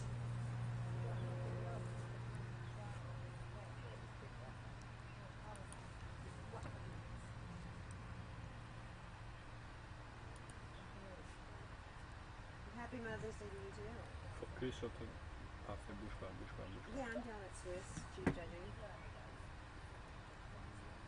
Chief. I know, lucky me. Hey, do you know offhand who my judges are? Who I have the judges on Friday? All right, here comes 10.25 meters. Robert Martin Bartowski. Ooh. Big hit off number 1 and just didn't have enough left in the tank to attempt a decent turn round number 2. Or maybe he was skiing to for that particular target score, knowing that if he at least got 2 buoys under his belt on that particular line length, it might give him an outside shot of making it through to the next round of the competition. But he'll certainly know by the time his turn comes around to slalom again what he has to do in order to make it through to the last 8 in the men's final. But so far as a good, decent score to get things going to its 10.25 meters serves that purpose pretty darn well. All right, then, we're here at the Swiss Water Ski Resort in Clermont, Florida. My name is Tony Lightfoot, the radio presenter for the Overnight Invasion on Eagle 98.1 in Baton Rouge, the rock station, and providing you coverage of this great event, the Swiss Pro Slalom. And then I can grab some of the open skiers for the, like I got 7. All right, so who do we have next? I believe it's Daniel Odvarko coming up next. Maybe I can grab some of the open skiers just to do those 6, 7 skiers.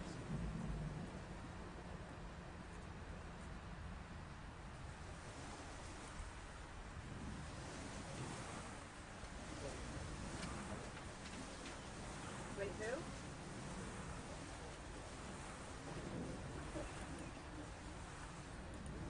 Oh, Bob Breitner. Okay.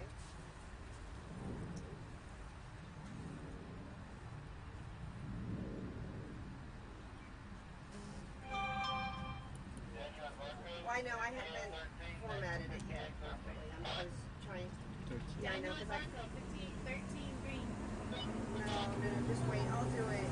I was just trying to get names on a list, and I'm sitting working on it. All right, then, so continuing to rock. So This who I had for Friday. is Daniel Odvarko from the Czech Republic.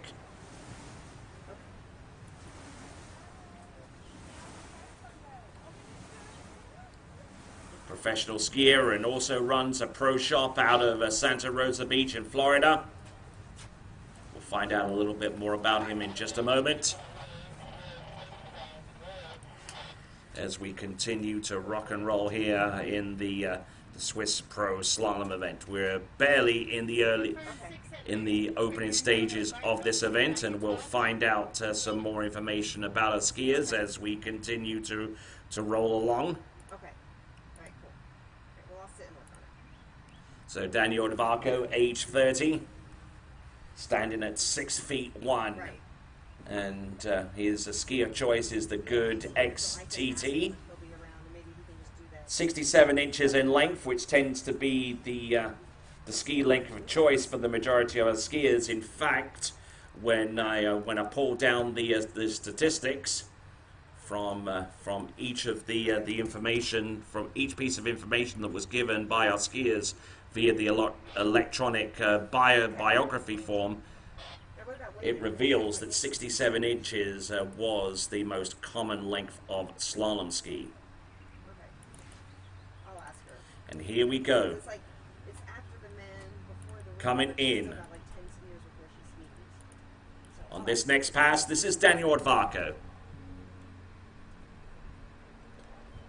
well, but now he's 12 working meters. for the women, so. Not looking too bad out there. Oh, very nicely done. Oh, yeah. Good effort there. She's here, I'll ask her.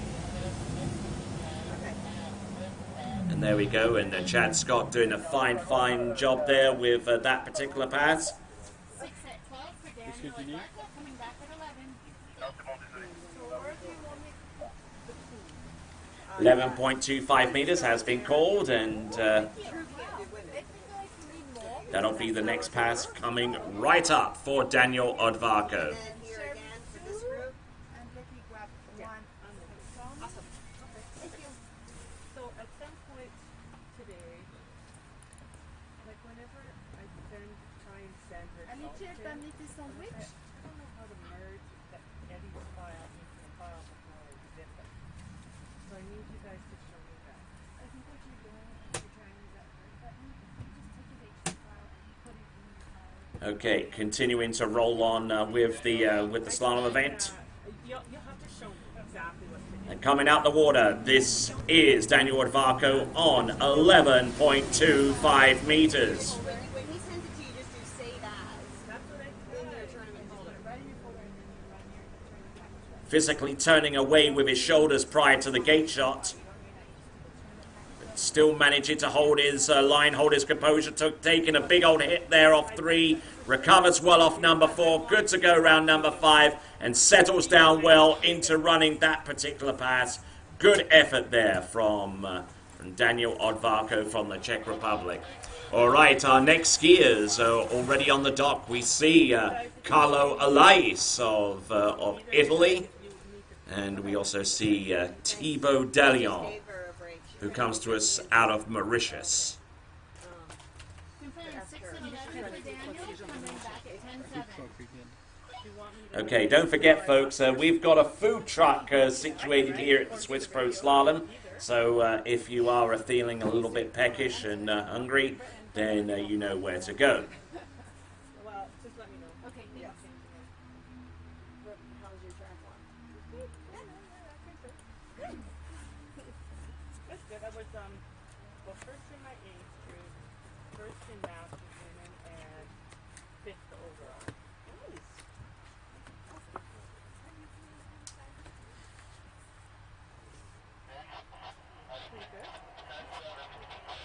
Okay, 10.75 meters.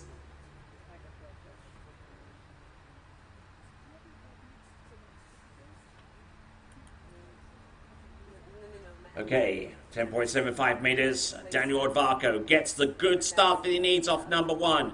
Round number 2, maintaining his composure, keeping his shoulders tall, allowing that ski to do what's designed to do. That's turn on a dime and keep him in the game. 6 buoys at 10.75 meters. You better believe it.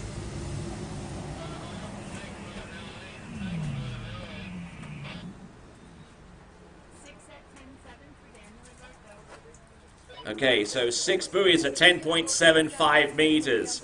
And it certainly does keep him in the game because take a look at the leaderboard right now. Leaderboard has Chris Parrish in the lead with 3.5 at 10.25 meters.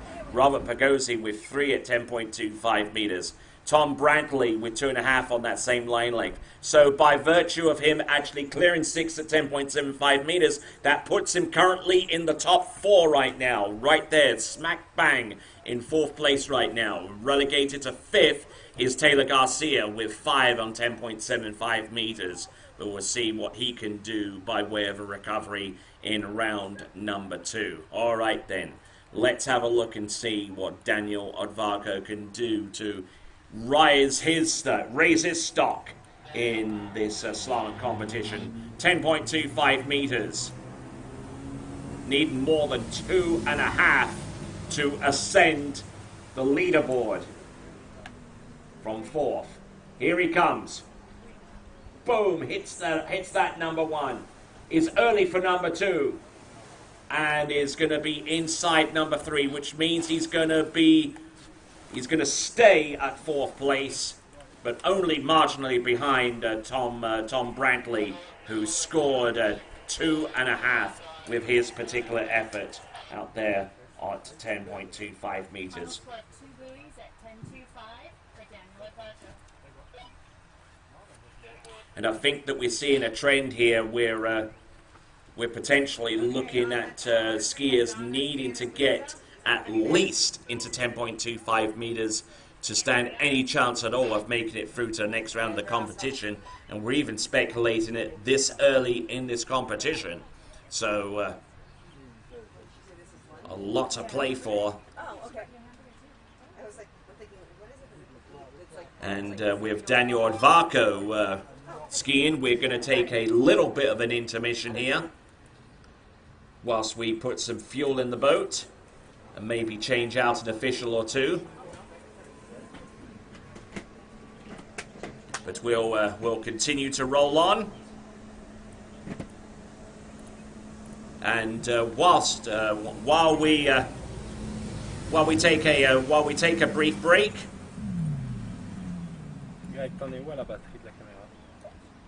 we'll play something for you to keep you occupied. But this is the Swiss Pro Slalom, and we'll be back in just a short moment.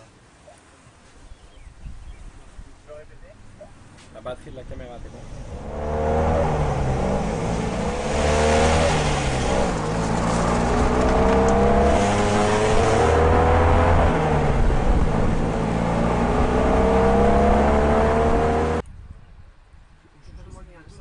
Celle du ski au bateau.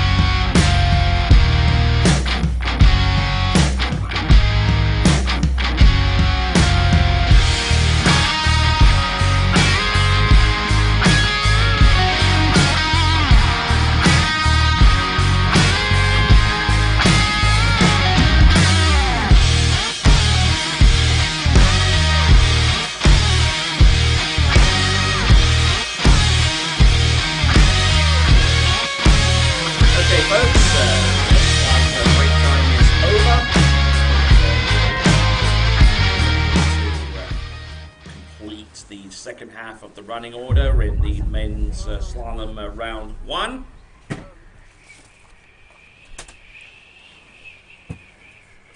And we'll do that once that boat makes its way back to the dock. I know what you'd like to do. If you want to. I can put you there. Did you manage to get back here? Hour for this one. Make it from then. You might just come up. I can call you during this. And then Okie dokie, folks. For those of you that have just joined us for the Swiss Pro Slalom, you are most certainly welcome indeed. My name is Tony Lightfoot, your announcer, and we'll put up the leaderboard for those of you who have just joined us. Chris Parrish in the lead with 3.5 at 10.25 meters. Robert Bogosian with 3 at 10.25. Then we see Tom Brantley there with 2.5 at 10.25. One score that I neglected to put in there was the score from actually Daniel Odvarko and Martin Bartowski. So Daniel Odvarko score?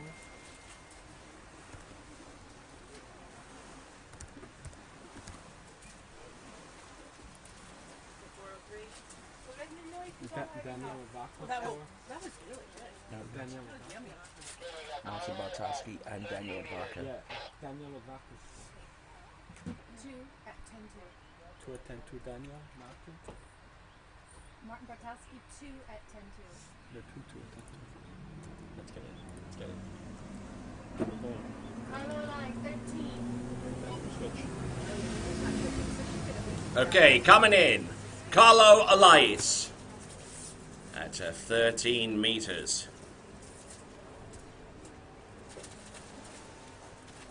Carlo. It's been in my backpack. I'm looking at the 50s. Not looking bad at all. Okay, a great effort there from Carlo Elias, whose profession is an architect by trade in Italy.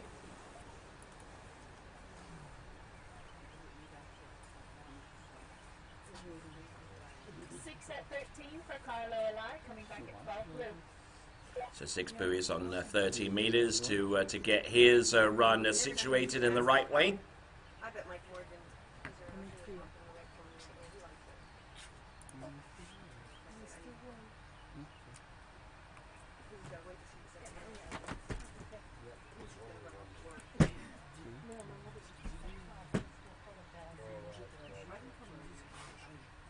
No, let me just see, because there's people here, then we'll just see, like somebody like Martin, I think wants to get into the mix. He wants to use some help. We need to ask him. I think he won last year, we asked him.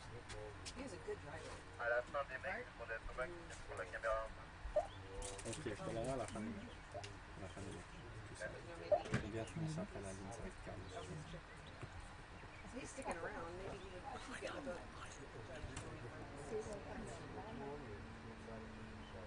He seems like he's always Okay, Carlo coming back, 12 meters. like 6 gears. They don't need to bring in, because they don't want. Not looking bad, hooking up pretty well off both sides. But we just judge the officials. Certainly not showing any sign of nerves out there on the water.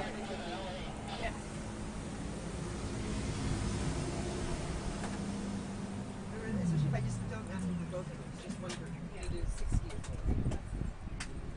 So Carlo Elias doing some fine work out there on the water, at least for the first couple of passes. Thibaut Dayon standing on dockside right now, just trying to compose himself and get himself mentally prepared for the task at hand.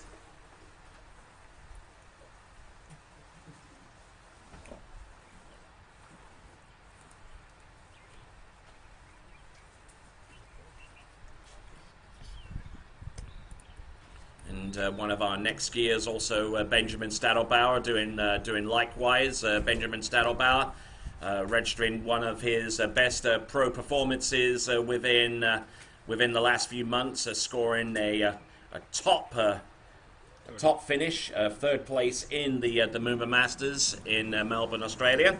And we'll find out more about him in just a few minutes. But Carlo Alais is our main skier that we're preoccupied with right now as he makes his way towards the slalom course. He's gone through 13 and 12. This is 11.25 meters, 38 off. Doing a grand job out there round all 6 buoys. Great effort there. Carlo Alais, 11.25 meters.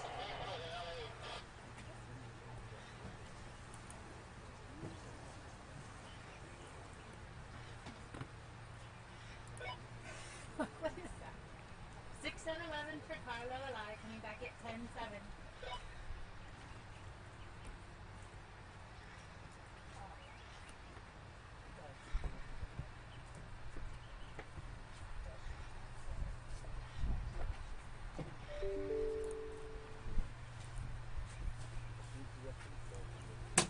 All right then, Carlo Alais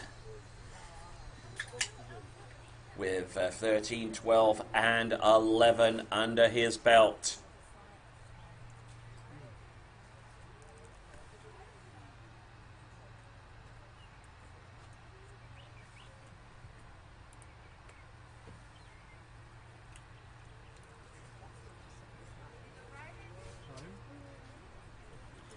All right, boat accelerates up to speed. 58 kilometers an hour.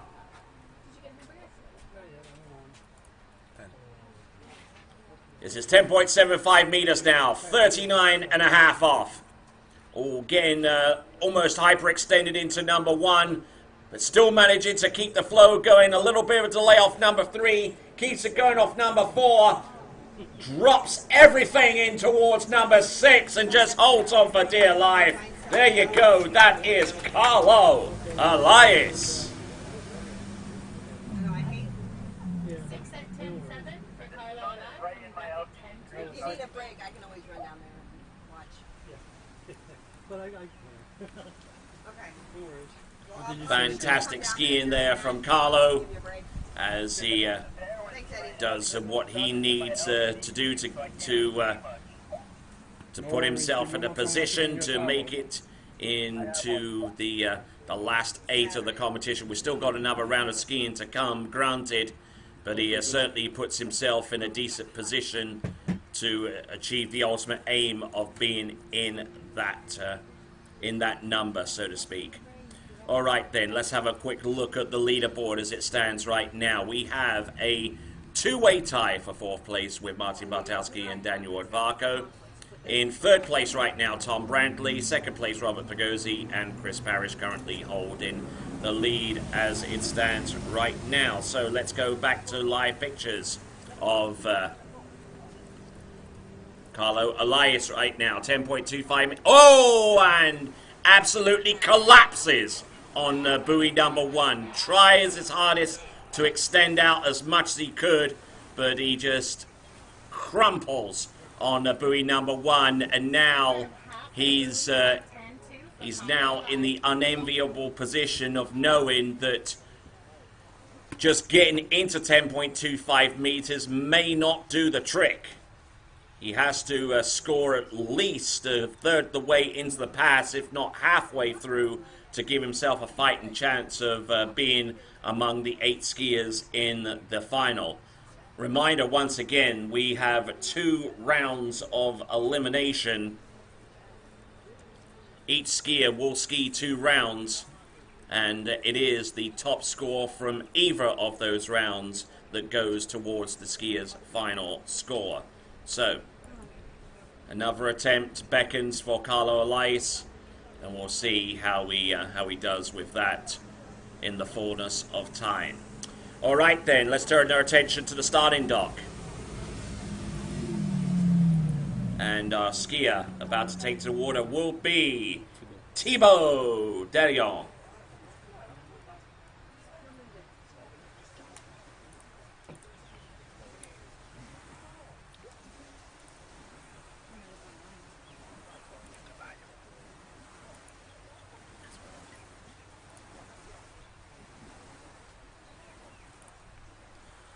All right, Thibaut's in the water. We've swapping one rope and putting another on.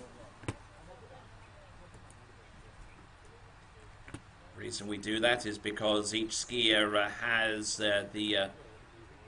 the option of putting their own handle on a particular rope, and in order to expedite the process, we have two ropes. The one rope that stays on the dock is the one that gets readied up for the next skier. Hey, Mike. And here we go, Thibaut Dayon. Are you coming next week on Friday? Yeah, I can't 30-meter start. do the tower, just 6 skiers walking around. Each after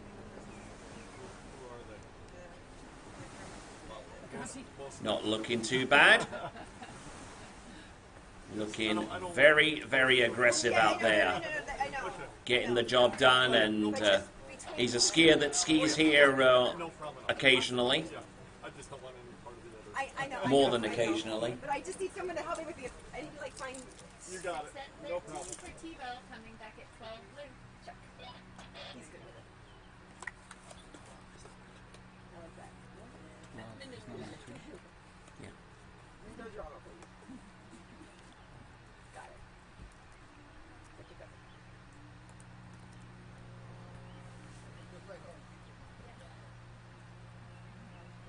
So beautiful weather here, a little bit of cloud in the sky. Temperatures hovering in the low 90s. Hardly a breath of wind out there, which is always good for slaloming. We need to get Jenna tested. She did her clinic. She can test. Now they can do their clinic online, right? Okay, so her and Mike Morgan both did the Bobby Harris's Monday night clinic. All right then, folks, here we go. Thibaut Dayon coming into the course. This is 12 meters. Hooks up, gets around number 1. Early as you like, coming into number 2. Oh, he almost got broken forward too much off number 4, but he's an experienced skier. He can handle it. He gets around number 6 and prepares for 11.25 meters.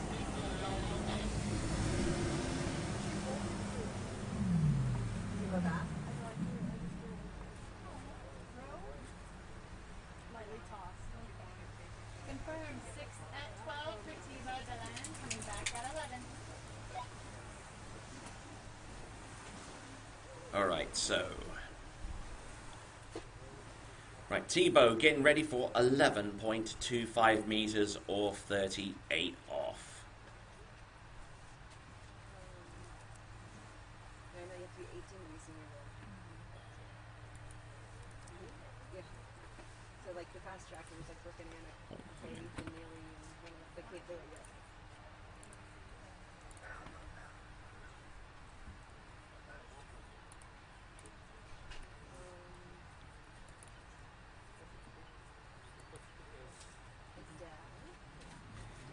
Alrighty then, we have got Thibaut Dayon behind that naughty 200.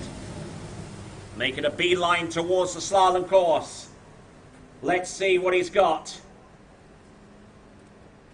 Hooks up well off number 1, looks strong for number 2. This is 11.25. Oh, almost getting buried off number 3, but manages to recover in time for 4. And there you go. He does go all the way. Round 6 and through the exit gate. Yeah, buddy. 6 at 11 for Tebow coming back at 10-7. So that was Thibaut Dayon. And let's find out a little bit more about him, shall we? With his biography right to hand. And there you go. Thibaut Dayon. Age 26, standing at 5'9", which is rather short for a top-level slalomer. Comes to us from Pointe-aux-Cogniers, which is on the island of Mauritius, I believe, and is a an entrepreneur. Skis left foot forward and rides the Conley GT, I believe, 67 inches in length. So And one of his good friends is on the starting dock. That is Benjamin Stadelbauer. And he's getting ready to take to the water. In the meantime, coming back at 10.75 meters is Thibaut Dayon. And you know, the hard part is I've tried to like count skiers and look at the 10.75. Let's see what he's I don't got. think I have it. There's always a problem. Ooh, takes a big hit off number 1. Oh, and he's delayed off number 2. Can he make up that deficit? He's good to go round number 4. Drives hard off number 5. How on earth does he hold on to that? I do not know. Oh, wow. Yeah, buddy. 6 at 10.7 for Siva, coming back at 10.2. Oh, wow. That was a fantastic looking pass. Wasn't perfect by any stretch of the imagination, but he got the job done. Now, I certainly wouldn't, and I would certainly want to be a party to this conversation going on in the boat. And maybe we can throw up the mic chatter, but I'll leave that conversation between themselves for the time being. Anyways, we have got Thibaut Dayon about to take to the water once again. This is going to be 10.25 meters. Currently, he is in 5th right now, but he can ascend higher provided he can get at least 2 buoys. Let's see what he's got. Entrance gate, buoy 1. Oi, round number 2, and he just ran out of steam at that point. But 2 buoys at 10.25 meters. A great score there, and certainly one that he should hold his head up high for. Final score, 2 buoys at 10.25 for Siva Dayan.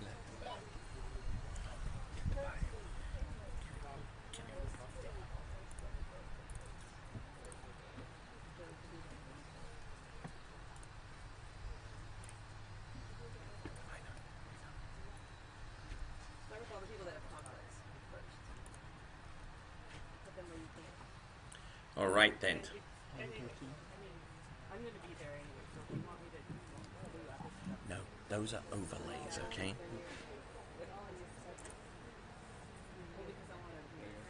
Right. So, okay, but if we need you, yeah, I've got it. And I don't have All right then, Thibaut making his way back to the dock.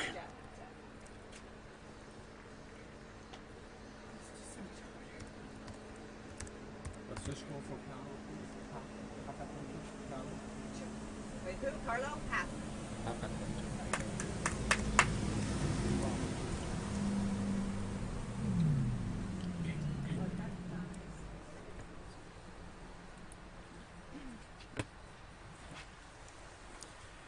All right then, so it's shaping up to be an absolute humdinger of a slalom event, even at this early stage of the game. Round 1. We've just seen there Thibaut Dayon with a 2 at 10.25 meters. Before him, we saw Carlo Leis with a half. And let's see what this competitor can pull off. Hailing out of Switzerland, this is Benjamin Stadelbauer. You never know if she's got a wedding. I mean,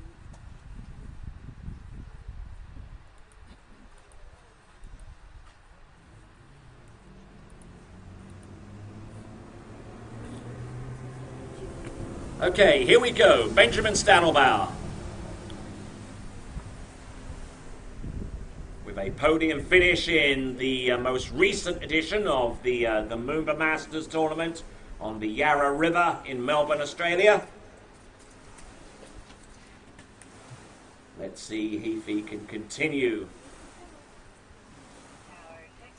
to expand upon that great accomplishment with a good run here on his home water at Swiss Water Ski Resort. 6 at 13 for Ben, coming So 6 buoys on the 30-meter line.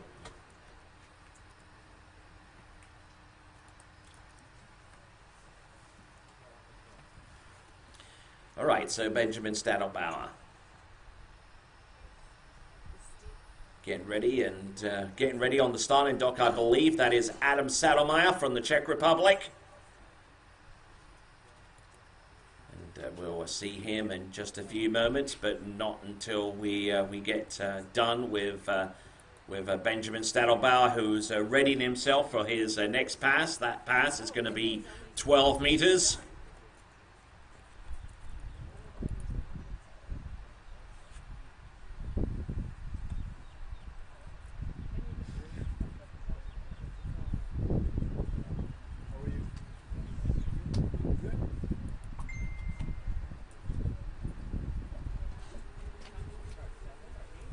All right, that boat accelerates up to speed. 58K now. Really need to start both legs. This is Benjamin Stadelbauer. Ridiculous number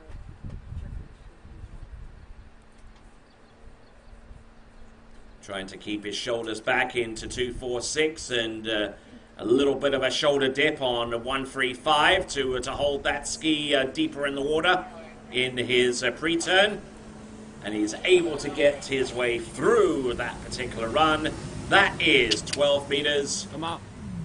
As we continue to rock and roll in this slalom event. We are over the halfway stage in the men's running order for for this competition in round 1.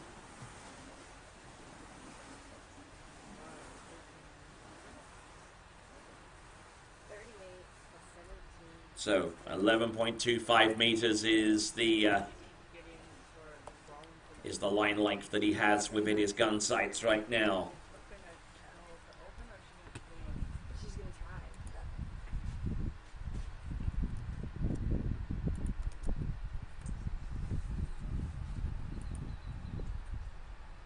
93 trip rides on Sunday. And that's good doing 17.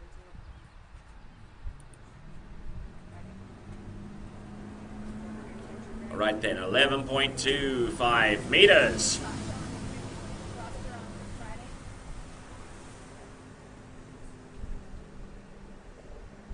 Certainly an important element to any pass is the gate shot, and he produced a great one there into number 1. Good to go off number 4. Keeping his ski angled out wide, and he is all over that pass.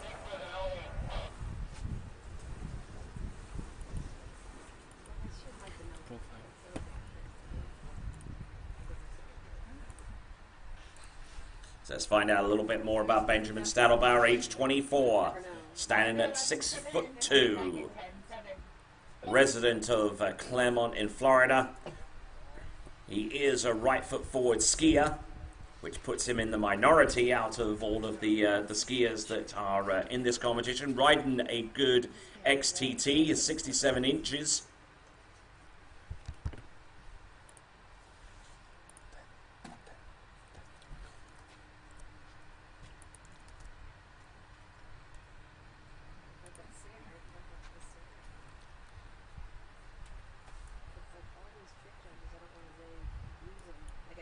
So now getting ready for 10.75 meters, 39 and a half off.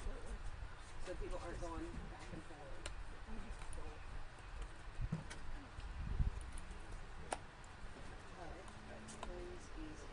All right, setting himself up well.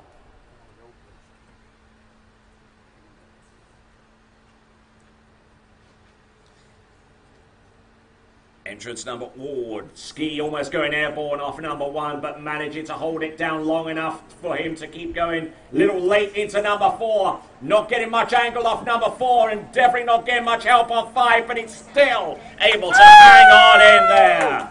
And rock the pass.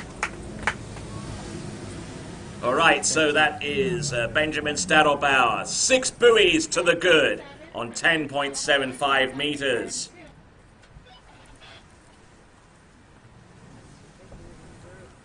So he's pretty stoked about that. But the But the task is only halfway done. He's got to get as far as he can on 10.25 meters. In that regard, let's have a quick look at the leaderboard. The leaderboard still shows Chris Parrish in the lead with 3.5 at 10.25. Robert Pagozzi with 3. Tom Brantley with 2.5. A three-way tie for 4th exists between Martin Bartowski, Daniel Odvarco, and Thibaut Dayon. Carlo Elias with half a buoy on 10.25. And in 8th place, Taylor Garcia with 5 at 10.75 meters. Now, Like, normally you go like, okay, use something like voice 3 as your training. here we go. This now is 10.25 meters. He knows at this point in the proceedings that he is in 8th place. To ascend higher, he's got to go more than half, which he does. To ascend even higher, he's got to go more than 2. Oh, look at that. He gets round 3 to the wakes. I believe that puts him in 2nd place at this moment in time, right behind Chris Parrish with a 3 buoy count. That is what you would regard as a safety score, because at this point in the proceedings, a 2nd place with 3 at 10.25 meters, that could send him through to the next round, but it always to be determined what happens in number 2. But it is going to be 3, so we'll put that into the leaderboard, and that should confirm what we already know. 3 at 10.25 meters actually puts him in a 2-way tie with Robert Pagozzi. So let's have a quick look at the leaderboard. Once again, it's now been updated and will show that that Benjamin Stadelbauer is in that 2-way tie for 2nd place. So it's a great effort there from Benjamin Stadelbauer as he makes his way back towards the dock.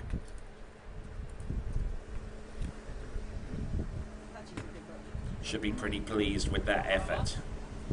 And now, the top 8 in this slalom competition are all made exclusively of skiers that have been into 10.25 meters.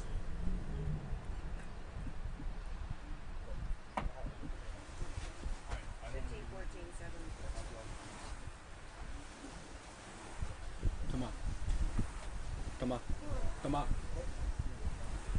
Can you get show all the 13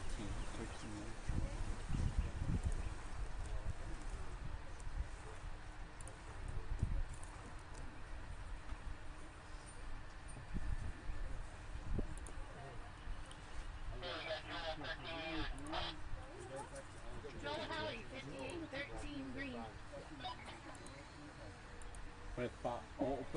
Okay, so hailing out of Brisbane in the state of Queensland in Australia, this is Joel Howley. J'entends rien si on arrive à avoir des sacs poubelles. Ok? Merci. Ciao.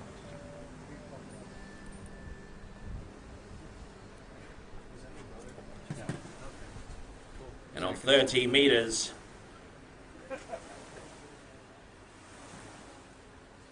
certainly one of the best natural slalom talents that we've seen in quite a while. He's only been skiing professionally for about 6 or 7 years.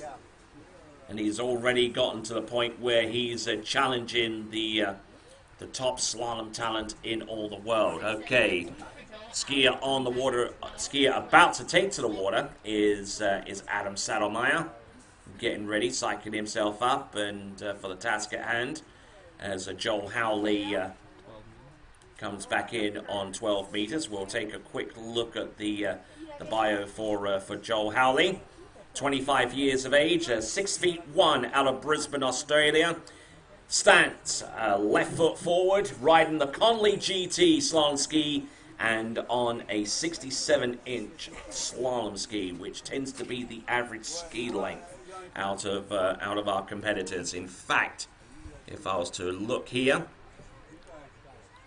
out of the skiers, out of all of our skiers, nearly 60% will ride left foot forward. Ski length, about 38% choose a 67-inch slalom ski in this field of slalomers. All right then, now let's continue to roll. This is Joel Howley.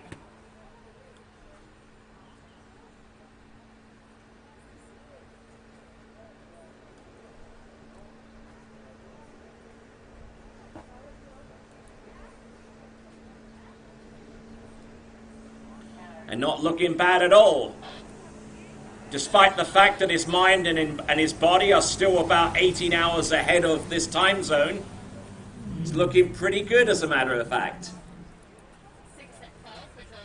Tu veux que j'en amène à tous les postes? Surtout à 8 qui nous, on a à 8 qui entre là-bas, chez Clermont, on a 8 qui, je sais pas si vraiment, K.O. on a pris. Ok. Là, il y en a un là-bas? Deux, je connais. Il y en a un. Ok, bon, ils sont là, hein? I'll put him here. It's Maybe I'll put you the second group of slalom.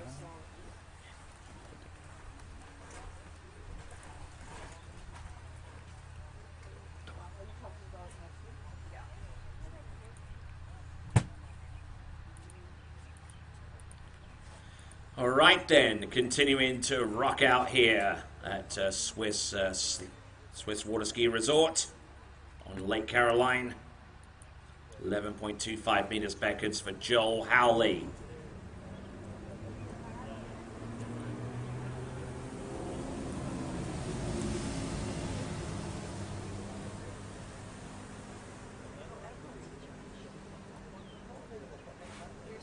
Good direction there. Nicely done there off number 2, continuing to keep himself ahead of the game. Oh, almost ate it off number 5 with that kind of hit, but managing to get that ski and whatever else was riding on top of it, round number 6, to complete the run. Yes, you did. Thank you. Confirmed 6 of 11 for Joel. And whilst he gets ready for 10.75 meters, we have a few skiers who may not be skiing in this competition, but have come on out here to support their favorite skier. In this instance, it's Natalia Berdnikova, who's on dockside, giving some last further nuggets of inspiration to her husband, Jonathan Travers.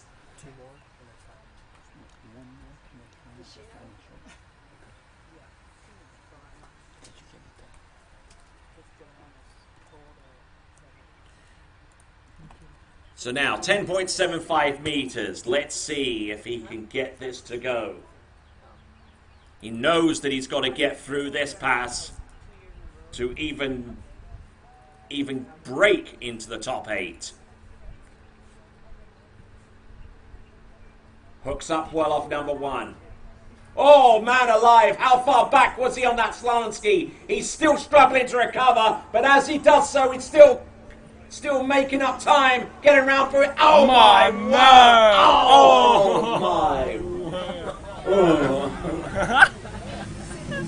That is one of the most hellacious falls going out of the gates at 10.75 meters I've seen in a while. He's still hanging on there, but a great looking fall. I would certainly give 10 out of 10 for the dismount. But the other side of it, of course, is that he wasn't able to get the 6 buoy count and continue on with that particular pass, thus meaning he's a little bit behind the 8 ball when it comes to being one of the top 8 skiers to make it through to the next round. So he's if he's going to do it, it's got to be in round number 2. Adam Settlemeyer, 13, green. 13.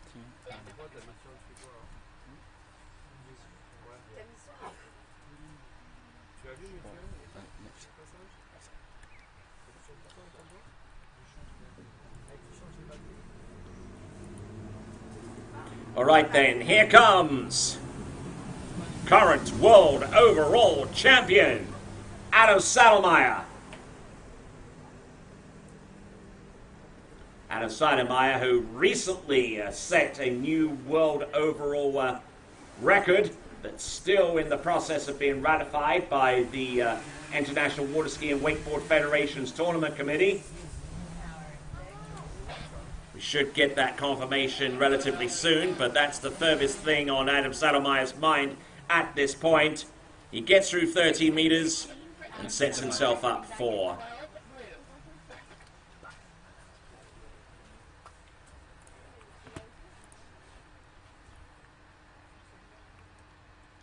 okay, and whilst we get ready for Adam Saddlemeyer's next pass, let's have a look at his bio, shall we?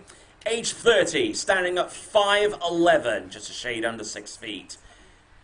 Resides in this area in Orlando, Florida. Rides right foot forward and ski length 67 inches. And as I mentioned before, that tends to be the favored length of a slalom ski out of all of our competitors surveyed for this competition. Sounds like Family Feud, doesn't it? Survey says. All right then.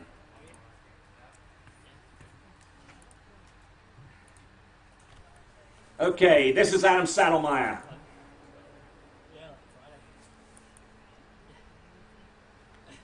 Originally out of the Czech Republic. Let's see what he's got. Look at the angle that he gets behind the boat. That allows him the room and the space to get around all 6 buoys and do it with some degree of style. So good effort there from Adam Saddlemeyer. So now 11.25 meters is going to come up pretty soon. René prend un shot de Joel et revient vers ton tour et reviendra pour un shot de liste.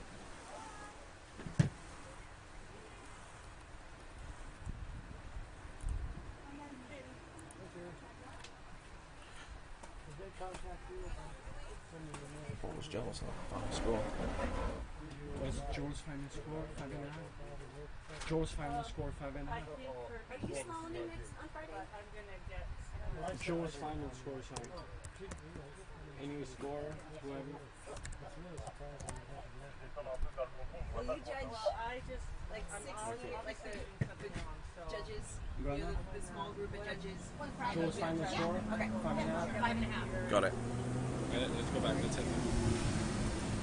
Okay. Back on now. This is Adam Saddlemeyer. This is 11.25 meters. The first instance where the line does not reach the outside of buoy width. Good to go round number 4. Excellent round number 5, and he is all over that pass. I'm working on it. The thing is, you're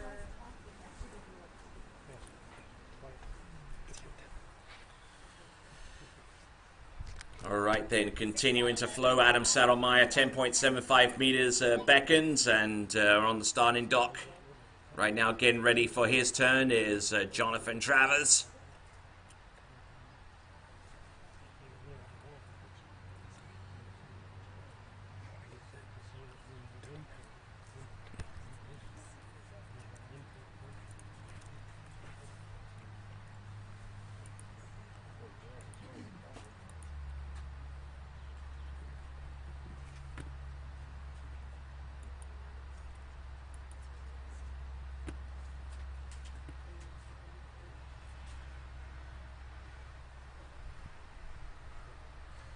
All right then.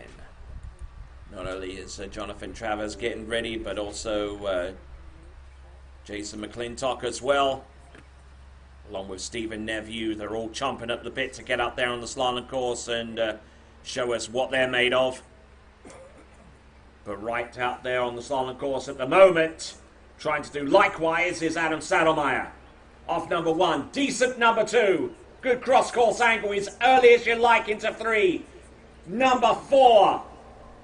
And he absolutely annihilates 10.75 meters from the get-go. Never a shadow of doubt.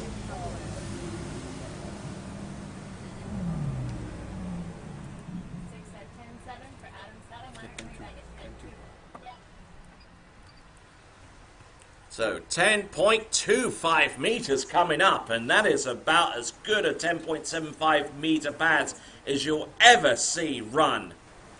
In full control from start to finish.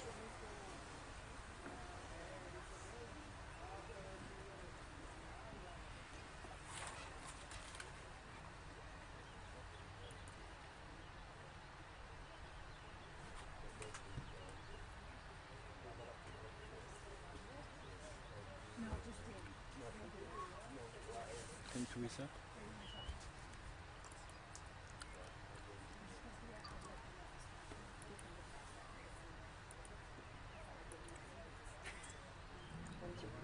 Okay, folks, 10.25 meters it is.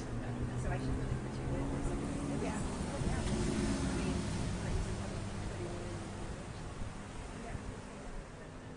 Let's see what kind of start he gets.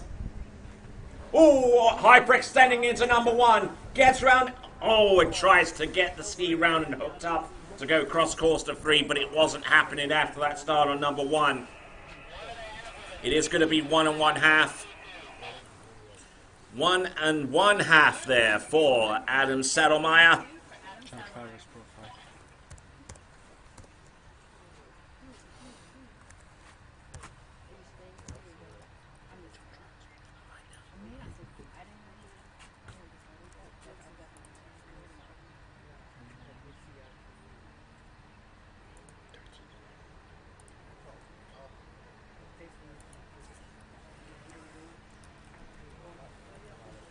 All right then. So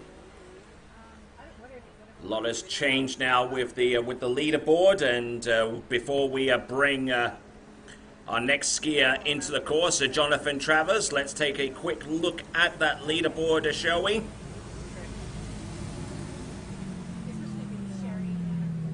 Leaderboard as it stands right now. Adam Saddlemeyer with 1 1/2 actually puts him in 8th place at this point.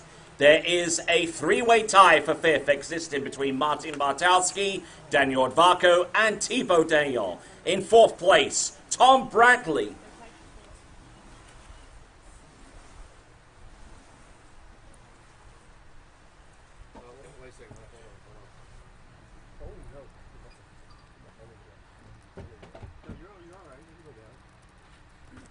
Okay, so our next competitor to take to the water. Jonathan Travers, 13 green.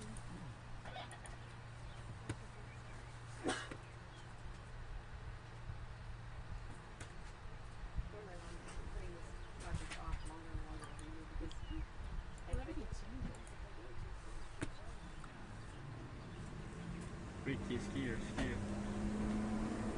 Okay, here we go, Jonathan Travers.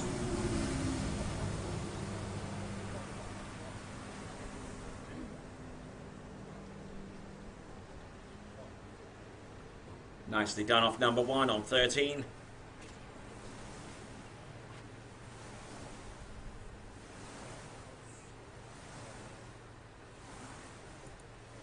And not looking too bad on that opening pass, I should say.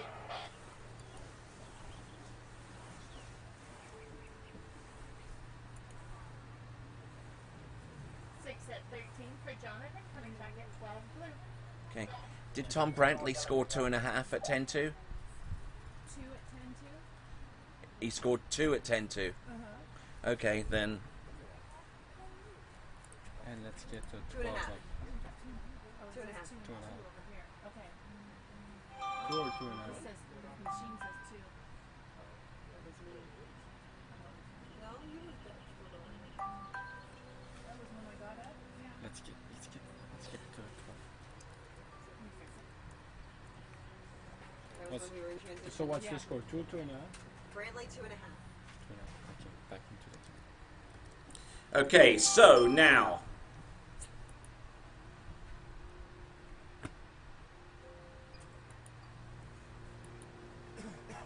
Jonathan Travers. We'll get our biographical information on him in just a moment after his attempt on this particular pass.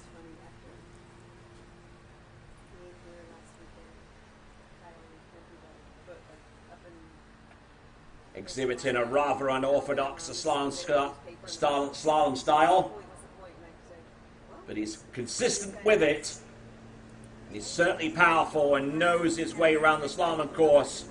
Great effort there. Jonathan Travers skis towards the dock area, but he's by no means finished.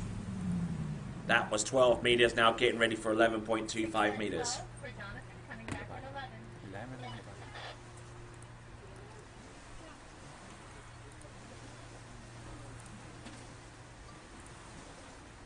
11. Okay, so Jonathan Travers. He's age 29 and stands at 6 feet tall out of Groveland in Florida. Rides left foot forward, as you can plainly see, and also rides a 67-inch HOVTX. And he's skiing behind his boat of choice, the Nautique. Okay. Dana, because Tom Brantley scored 2.5, it meant that the... Yeah, now you're good. We just had a different number in here. It's okay. Yeah, thank you. All right then, now continuing on, Jonathan Travers, 11.25 meters coming up.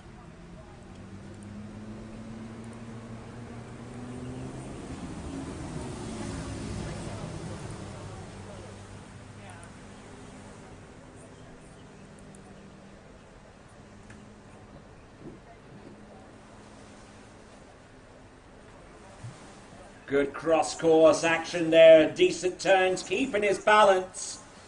As long as you can keep your balance and get that ski turned the direction that you want, you're always in with a chance. And that is exactly what Jonathan Travers gave himself at each appropriate stage in that pass. So great effort there for Jonathan Travers. Back at 10-7. Now 10.75 meters is imminent, and we've got Jason McClintock on dockside, just trying to compose his thoughts and get ready for his turn out there on the water. But in the meantime, Jonathan Travers is out there, giving it his best shot. Quick look at the leaderboard shows the targets that he's looking at.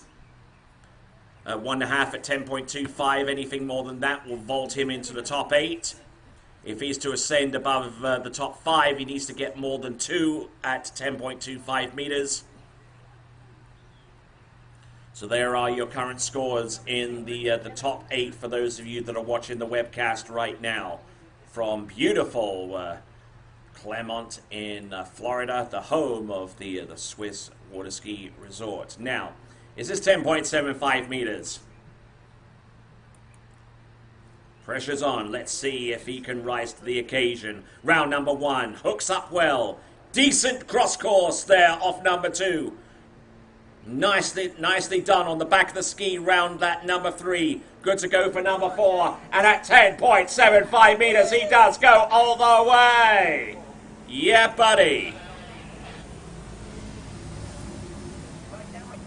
6 at 10-7 for JT, coming back at 10-2. And Jonathan Travers, I've noticed, is definitely smoothed out a lot of the wrinkles in his slalom technique, especially on that particular line length for 10.75 meters. And certainly by that token, he's definitely increased his consistency out there on the slalom course. He's increased the occasions in which he has cleared that pass, and now he's put himself in a position where he could well strike for one of the top 8 places to go through the next round of the competition. Do bear in mind that we do have a second round to come, but if he wants to set himself up with a good default safety score to be getting it along with, anything deep into this pass will certainly help that cause. 10.25 meters, 41 off, coming up for Jonathan Travers.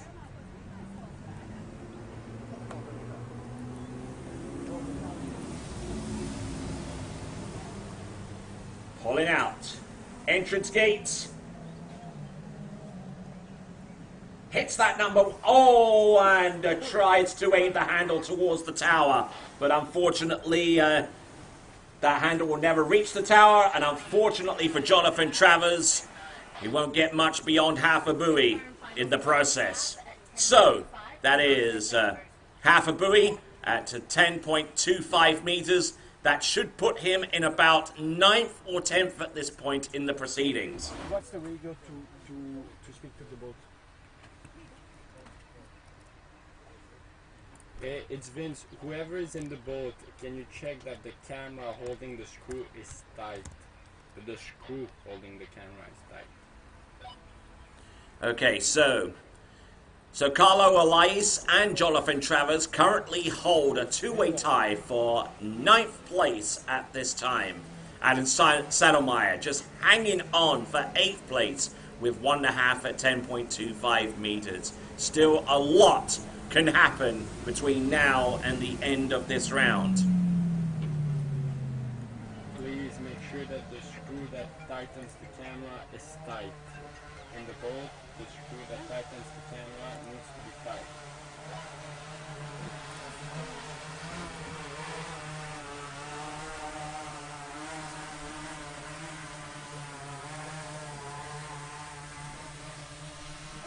Okay, folks, we're about to take our next competitor. Our next competitor, right there, 23-year-old and standing at 6'5". This is Stephen Neveu. Yes, Chad, the red wide under the Sony camera.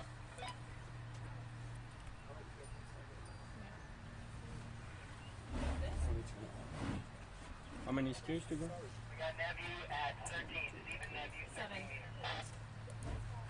Coming in 13 meters. at 13 meters, Stephen Neveu.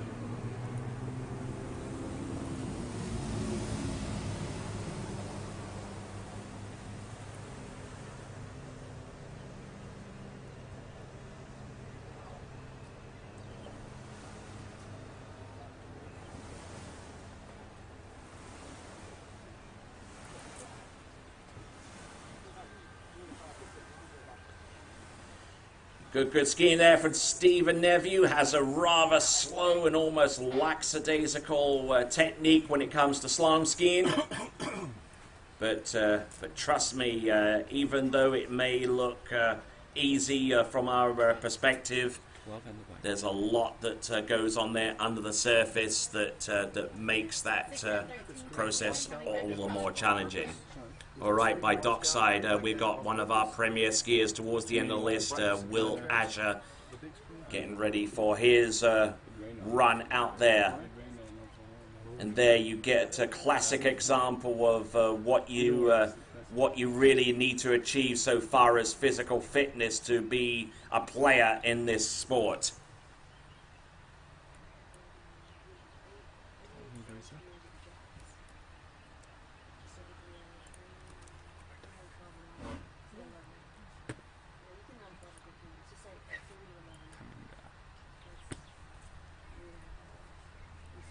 So 12 meters now for Stephen Neveu.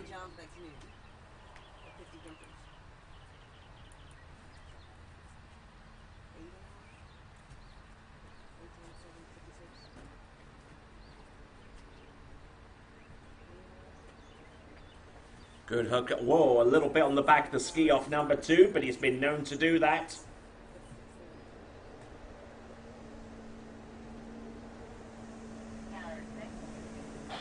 Yes, indeed. Good effort there from Stephen Neveu. And I don't know whether you've noticed that Stephen Neveu tends to turn his 135 side better than 246, and he's right foot forward,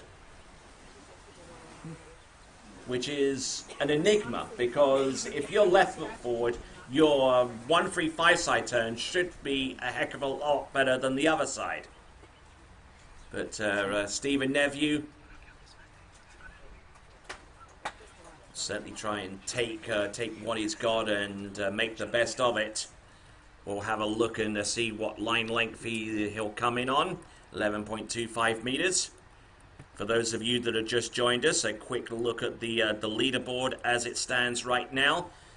Chris Parrish with 3.5 at 10.25 meters is in the lead. Robert Pagozzi with 3, tied with Benjamin Stettelbauer with that same score. And we'll put that leaderboard up for periodically as we continue, and if there are any significant lead changes in the top 8, we'll certainly put that up as well. Here we go. This is Stephen Neville at 11.25 meters. Looking pretty balanced, looking pretty composed, and a pretty looking pass. There we go. 6 at 11.25 meters. Gets it done. 6 at 11 for Stephen Neville, coming back at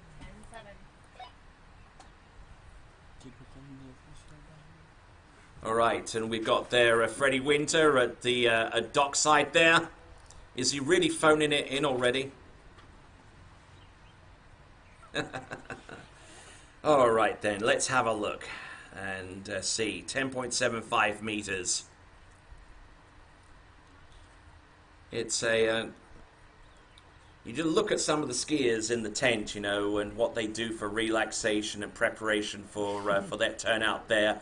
And, you know, there is no one real constant theme amongst all of our skiers. They all have different things that they turn to in order to get ready for their action out there on the water.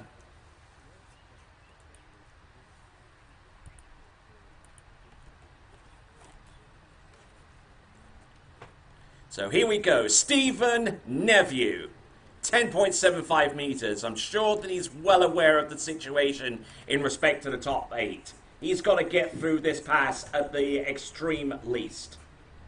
Oh, on the back of the skis, still not getting as much angle as he would like off 246, but that turn on 4 certainly helped up to a point. And that point's been 4.5. 4.5 there at 10.75 meters.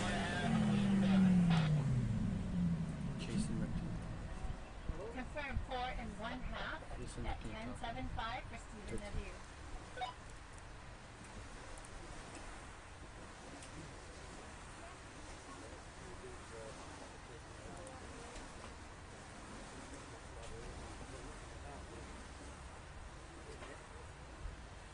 So Stephen Neville a little bit behind the 8 ball as a result of that score, with 4.5 at 10.75 meters.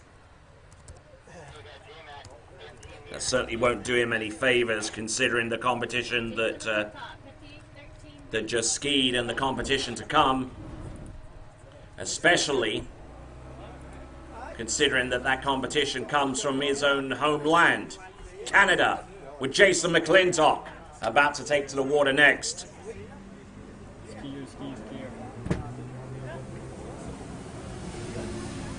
We're moving thick and fast here with this event.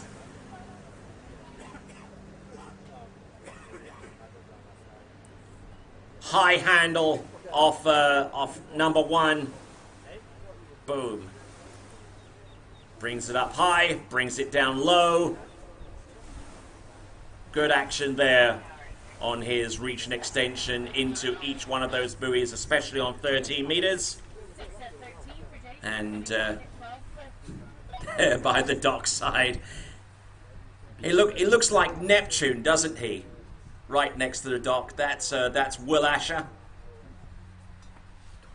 The only thing he's missing is a trident. All right, so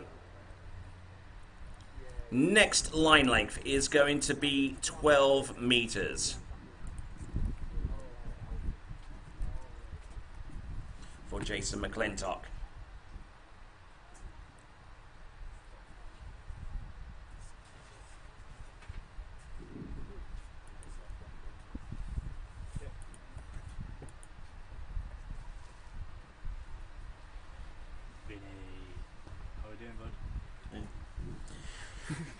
All right then, 12 meters, Jason McClintock. Skier on the water right now. Let's see what he can produce. Yeah. No, they're all for Brendan.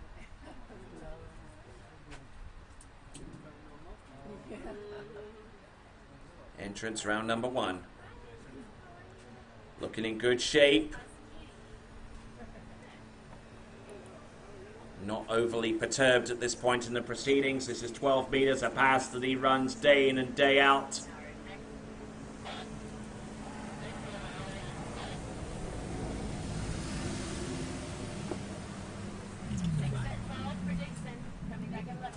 All right, so Jason McClintock getting ready for the next pass.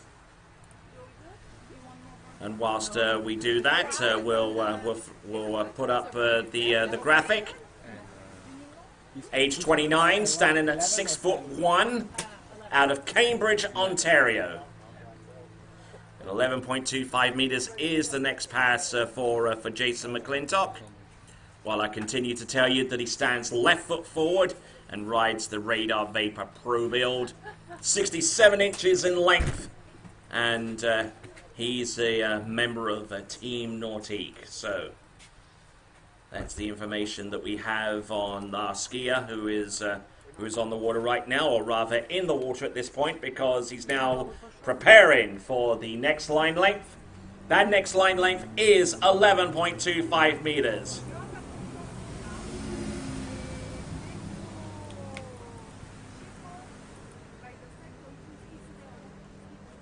Gets a decent start. Round number 1.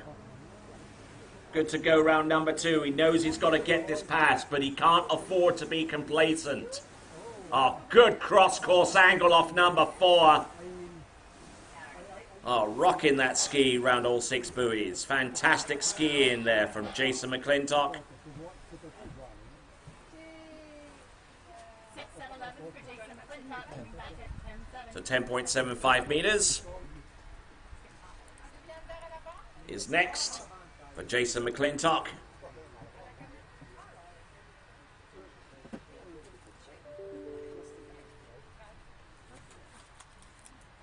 always a work in progress, but like at least I'd like to give it to at least a starting point. Yeah. It's yours now. Make the changes you want, but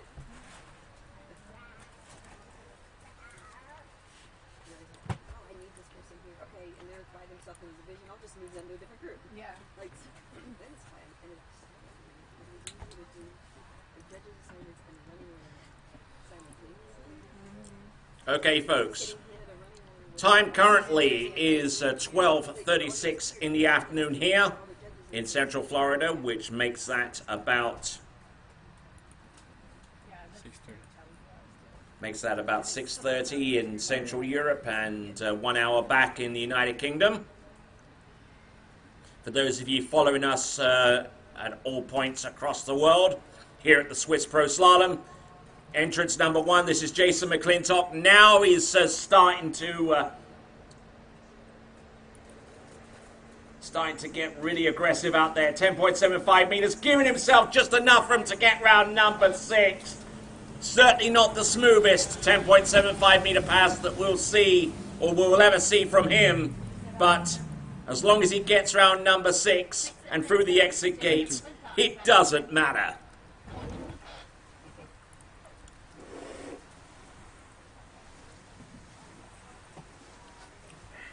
So 10.25 meters it is.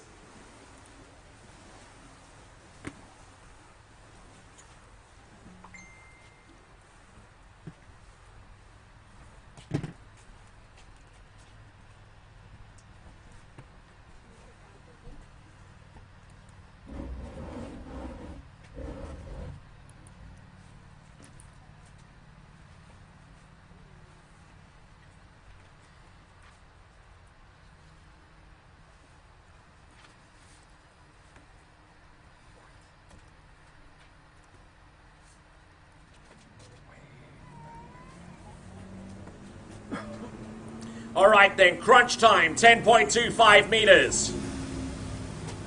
Let's see how far he gets down this run. Oh, and tries to load up, and unfortunately the ski was on the wrong side of the rope whenever he got the second hand back. Unfortunately, it is half a buoy at 10.25 meters. Credible score as it is, it's half a buoy at 41 off. However, it doesn't do much for his chances of getting into the top 8 And in that regard, that puts him in a three-way tie for 9th at this point in the proceedings. So that is Jason McClintock, half a buoy at 10.25 meters, confirming that he is now in a three-way tie for 9th. And the leaderboard, yes, the all-important leaderboard. Let's take a look at that, shall we? I got stung here. Leaderboard shows that Adam Saddlemeyer currently in 8th with 1.5 at 10.25 meters. Thibaut Dayan, Daniel Dvarko and Martin Bartowski tying at 2 at 10.25 meters, currently in a three-way tie for 5th.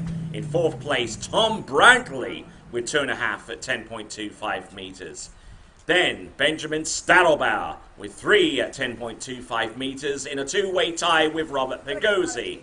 And then in the lead, Chris Parrish with 3.5 at 10.25 meters. That is the leaderboard as it stands right now. So, They're all just laying across the yard because skier on the about to take to the water will be Will Asher.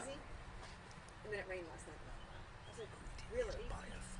Hasn't rained in It hasn't rained in months. And then it starts to rain the day I So, Will Asher, 13 green. What happens when you're left home alone with a machete? You have fun. okay, so this is Will Asher. Have you had features stung by bees before? Oh, yeah. Because of bees? Or allergic, yeah. 13 meters, opening pass, Will Asher.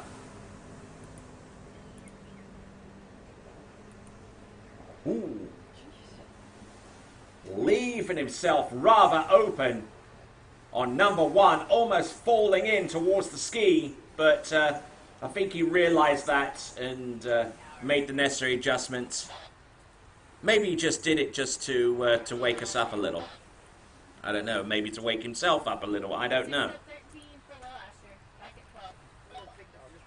But he's normally pretty good at 13 meters, and certainly they're running all 6 buoys, but certainly not the best start on 13 meters that we've seen from Will Asher by any stretch of the imagination. Apparently, whoever had the red and black boat went forward. Because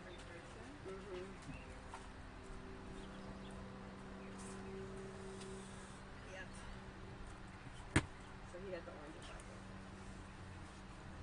Who's still in now? I don't know.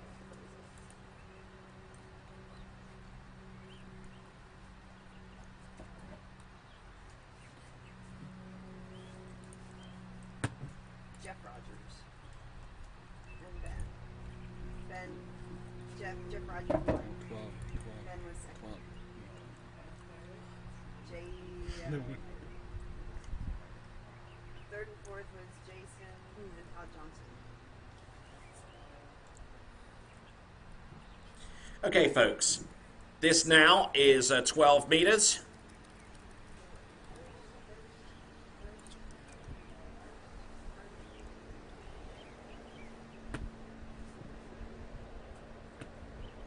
And certainly a darn sight better than the pass that he produced just a few moments ago on 13. That one on 12.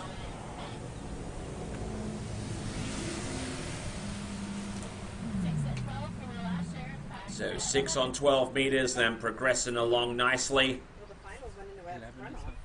11 meters about to come up next. 11.25 meters, or 38 off for those of you who have a lesser understanding of the metric system. You have to flat out beat them. Like if you tie in the final pairing,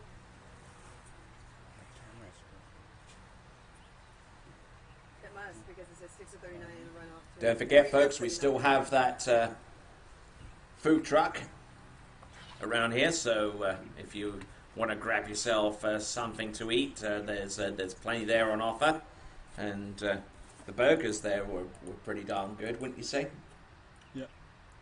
No, you don't know how good the burgers were. You're gluten intolerant. You can't eat any of this. Anyways, let's rock and roll, shall we? This is Will Asher.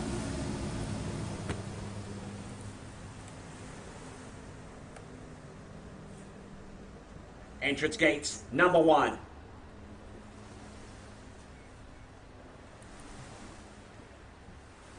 Has the most even-sided turns of any skier you'll ever see.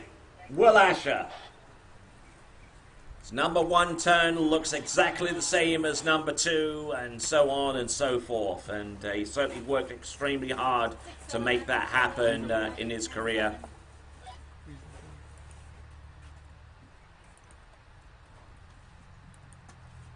Quick look at the leaderboard once again. Nothing much has changed within the last 3-4 skiers. Still Chris Parrish in the lead. And that score happened quite a while back.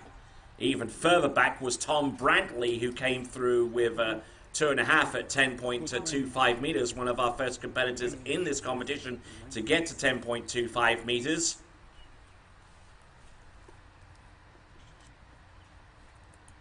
But so far as Will Asher is concerned, 10.75 meters is the immediate target, and one that he has to steer clear through to make it to the next run of 10.25 meters.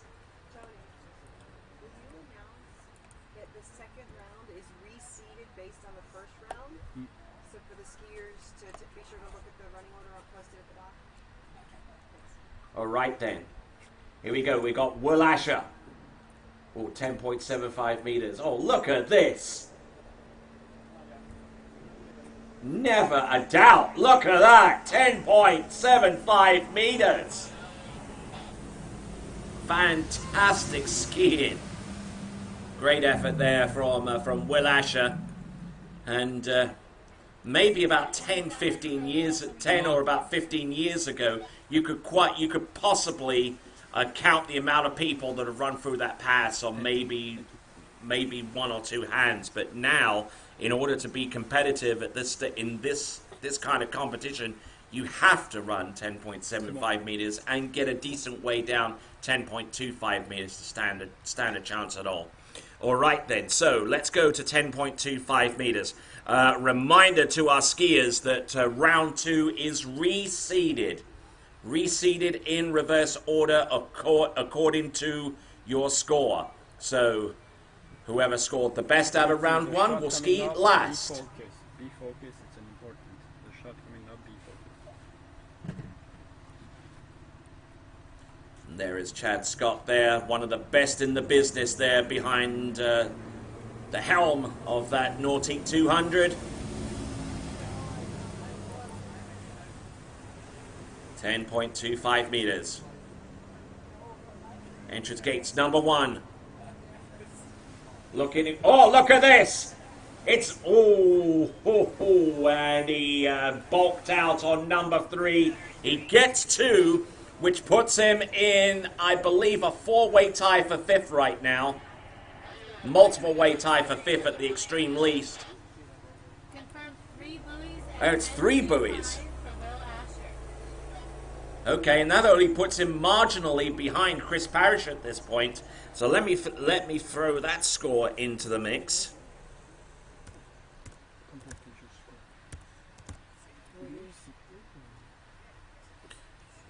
And that actually puts him in a 3-way tie. 3-way tie for second place with Robert Pagozzi and Benjamin Stadelbauer, which obviously relegates those scores of 2 at 10.25 and an additional place further down, and obviously puts Tom Brantley a further place down as well. So, I have 2 on here. so Will Asher heading towards the dock. He is now in a 3-way tie for second place with 3 at 10.25 meters. Let's throw up that leaderboard, shall we? There we go. Will Asher in second place, along with Benjamin Stadelbauer and Robert Pagozzi. Chris Parrish in the lead with 3.5. Tom Brantley in 5th with 2.5, and you see some scores there with 2 at 10.25 meters. Okay, so 13.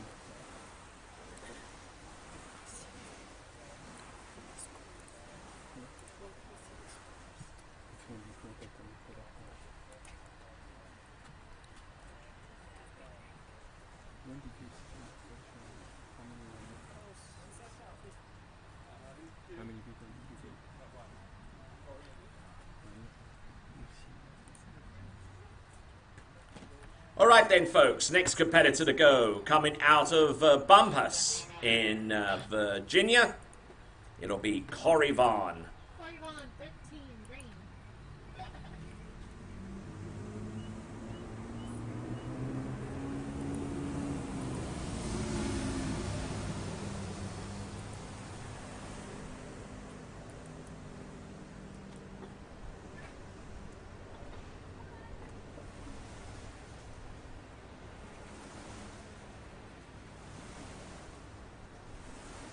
Looking good, looking smooth, and in great shape indeed. That is Corey Vaughn. And with that opening pass of 13 meters under his belt, we'll see what he can produce next. Bye.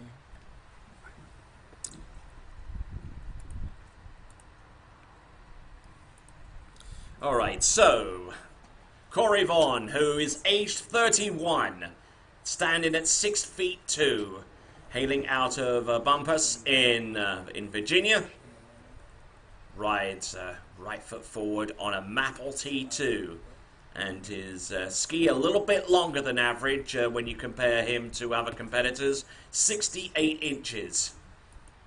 And he tends to ski behind a Malibu more often than not. So now it's going to be 12 meters.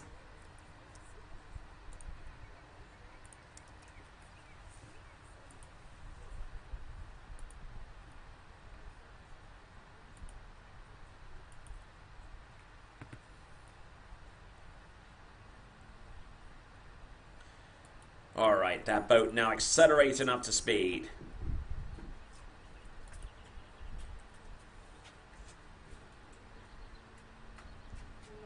Hooking up, going cross course, not doing anything drastic out there on the slalom course right now. This is 12 meters a pass, which he should handle pretty well. There is Corey Vaughn making his way towards the dock end of the lake, and now getting ready for 11.25 meters.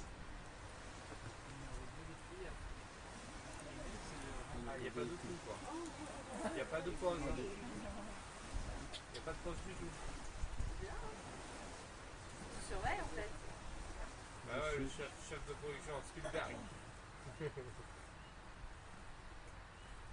Pareil, t'as envie, c'est bon.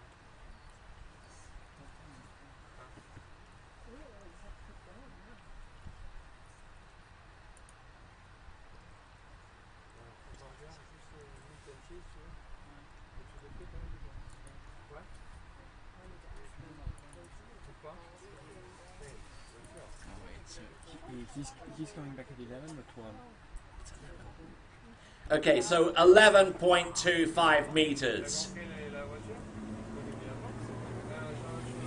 This current strategy of going in on 13 meters seems to be pretty consistent among our top elite level of slalom skiers.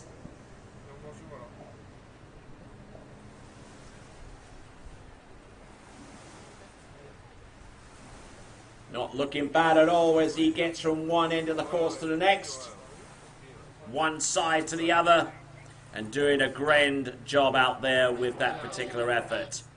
That is Corey Vaughn. 11 for Corey Vaughn. He's back at 10-7. And let's see if I can pull a little bit more information from the bio that Corey Vaughn submitted.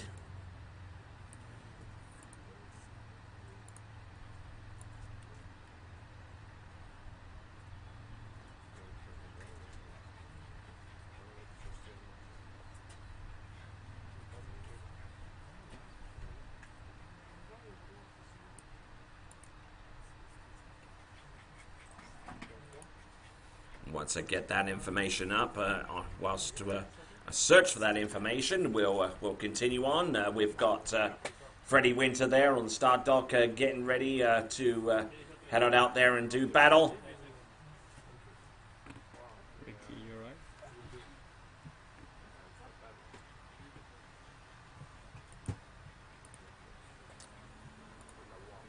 All right then, here we go.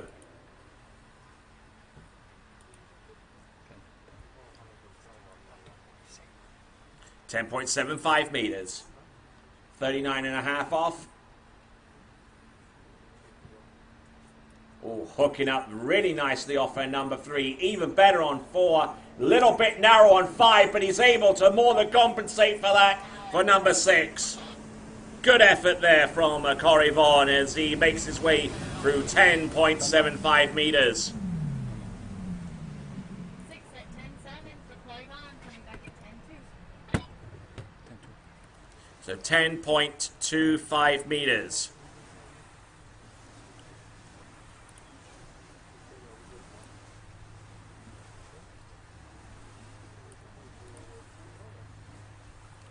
So Corey Vaughan. So he's achieved some Virginia and Eastern Region records, the 9th person to run a 41 off. So he's certainly capable of taking this pass to the limit.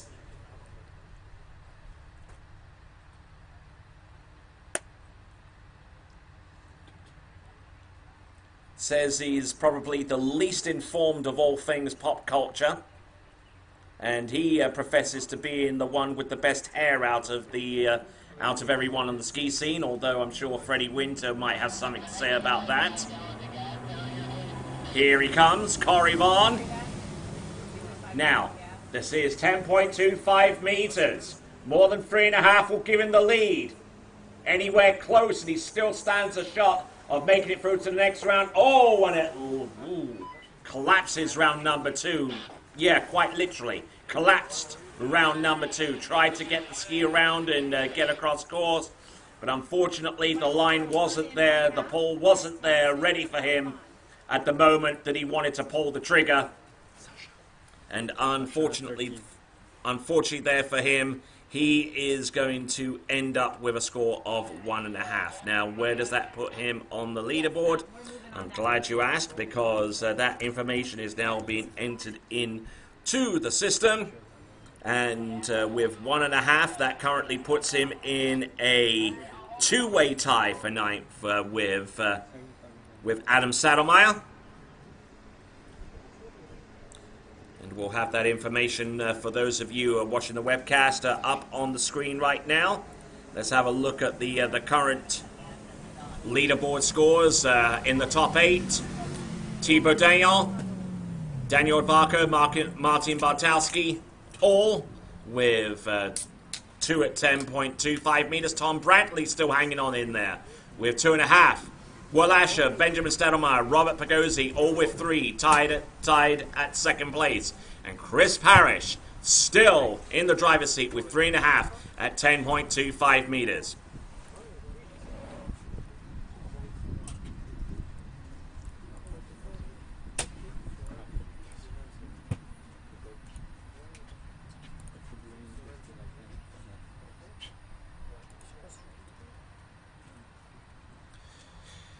Okay, it looks like we're going to dump some fuel into the boat. It's going to be pretty much a splash and go for our remaining few skiers. We have Freddie Winter, Nate Smith, and preceding them we will have Sasha Deskern. All that to come in just a moment or so. But for those of you watching the webcast right now, you're seeing Patrice hard at work filling the back of that Nautic 200, doing an absolutely fine job. Okay, so we're going to... Okay, a 2-camera view here. Very good. All right then, now. We'll be back in just a moment. Stay with us.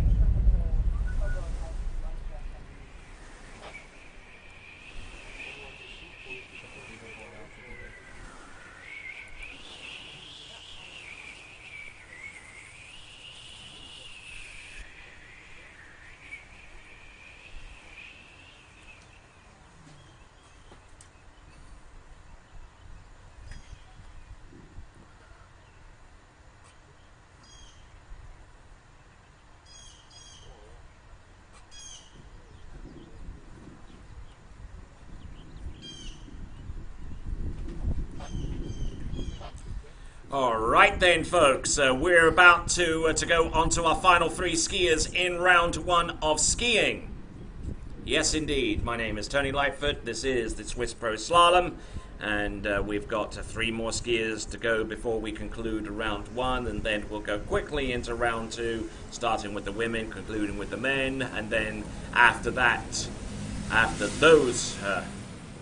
that second round, we should have a pretty good idea of who the top four women are and the top 8 men, those skiers advancing through to the final round of competition.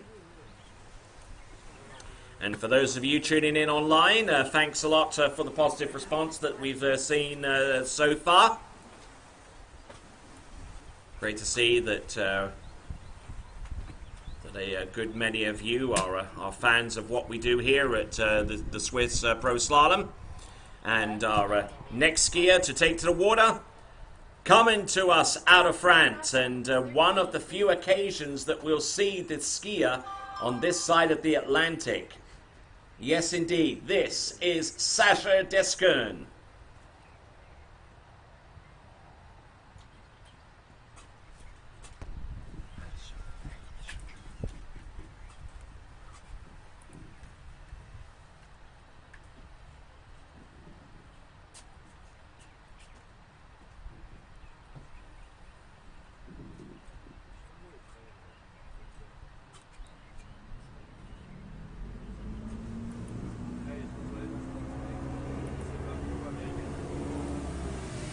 Okay, so coming in on 30 meters for the opening pass. Coming out of France, this is Sacha Descoun, who certainly raised a few eyebrows last year when he produced a score into 9.75 meters, which is 43 off. And looking very, very strong out there. So, Sacha Descoun, former European under-21 slalom champion. He'll be coming in on 12 meters. And whilst we get set up for 12 meters, why don't we get set up with his biography graphic. Age 25, out of Lourdes in France. Standing 6 feet tall. Says he's unemployed right now, which should give him plenty of time to train up for an event like this. Riding the Conley GT, 67 inches in length, and he stands right foot forward, which should mean that his 2-4-6 side turns are favoured over his 1-3-5 side. So, Sacha Descoun, 12 meters, and yeah.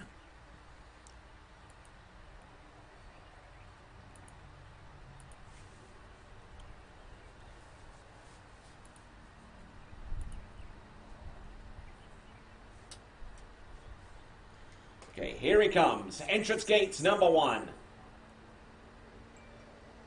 Looking pretty strong out there. Hui! Round that number 4. Giving it large. Both sides of the course, and that is 12 meters the way it should be run. Plenty of aggression, plenty of style. Great composure out there from Sacha Descoun.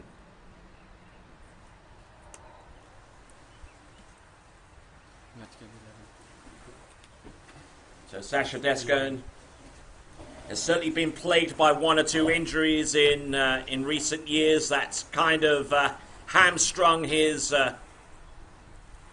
ability to go on out there and produce these types of scores on a regular basis.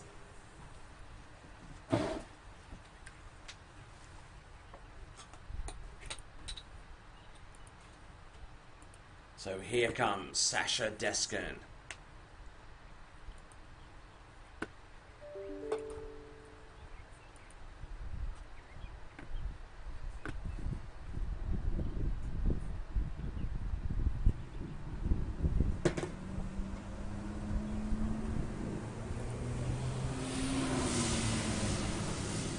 Alright, let's see what he's got. This is now 11.25 meters. Oh, getting a good hook up off number 1 and number 2. And he appears to be pretty even-sided as well. Little bit of a delay off 135, but that's only natural considering that he's right foot forward.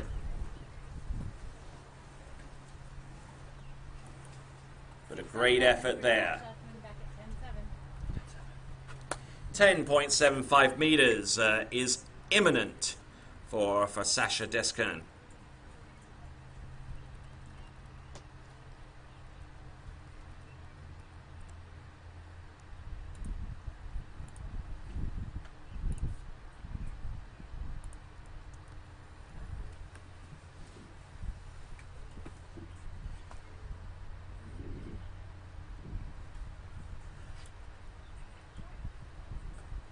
So Freddie Winter are there on the starting dock, getting ready for his turn. He garners quite a bit of support from the other side of the Atlantic, including fans such as Charlie Emmett, who is watching on his big 60-inch flat screen TV on YouTube, and the rest of the posse over at the Oxford Water Ski Club and all points across the great United Kingdom. All right then. Back to the water. This is Sasha Deskern.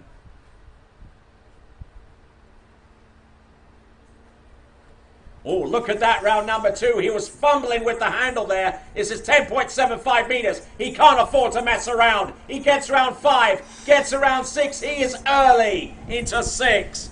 Yes, he got on the good foot off number 2 and kept it going all the way through. Sasha Deskern.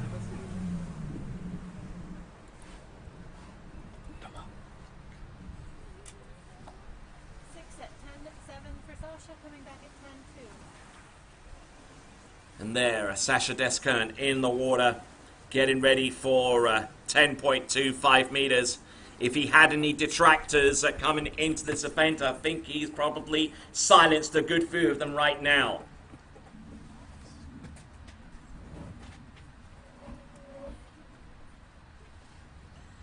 Now it's crunch time. Sasha Deskern, 10.25 meters, a pass that he ran last year.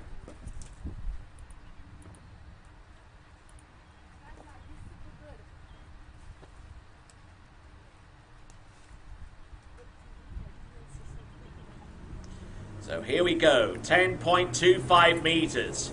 Even a score above 3.5 at this stage in the competition will put him in the driving seat. But let's see if he's got the goods to go further. Hui, round number 1, pulling long to get round number 2. Will he get outside 3? Oh, he just about squeezes it outside number 3, but that's a judge's decision.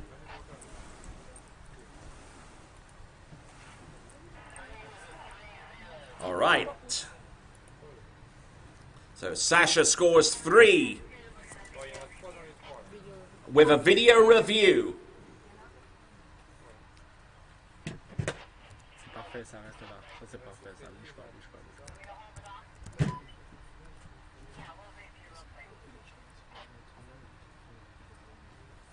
Matt, come back with that 2-ball ID just in case.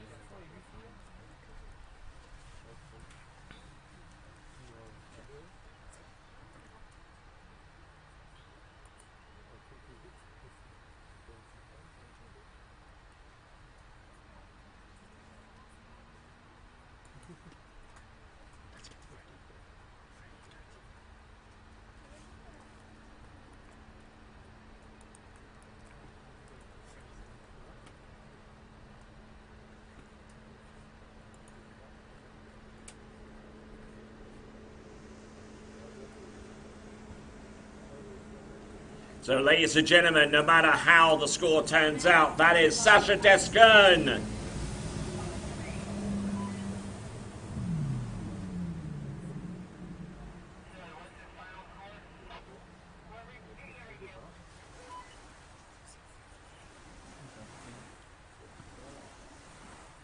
So as we continue on to to our last two skiers. Isn't that a telling picture, folks, for those of you watching the webcast? In the foreground, the defending champion, Nate Smith.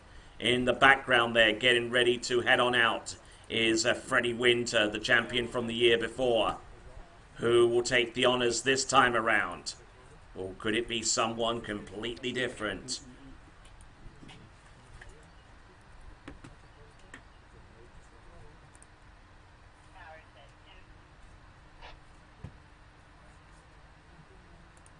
Okay, we have a majority of 2.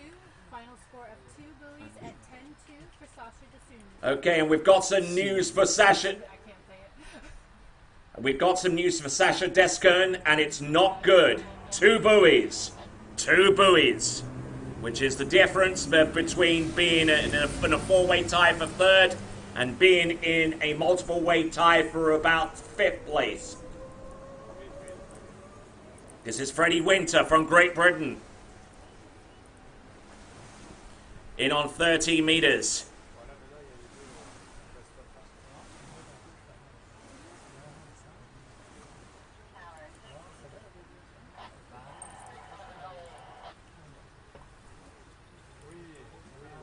At 13 for Freddie, coming back at 12.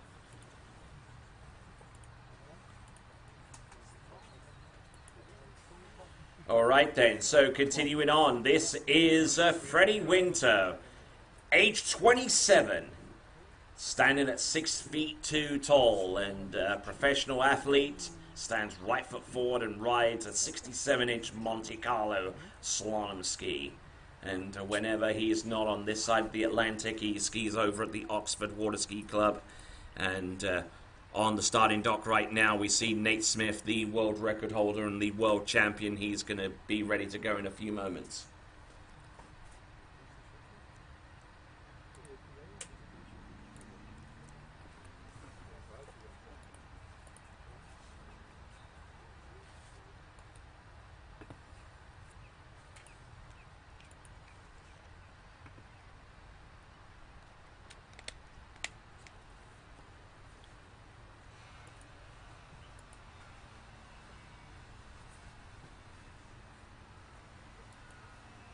Here comes Freddie Winter.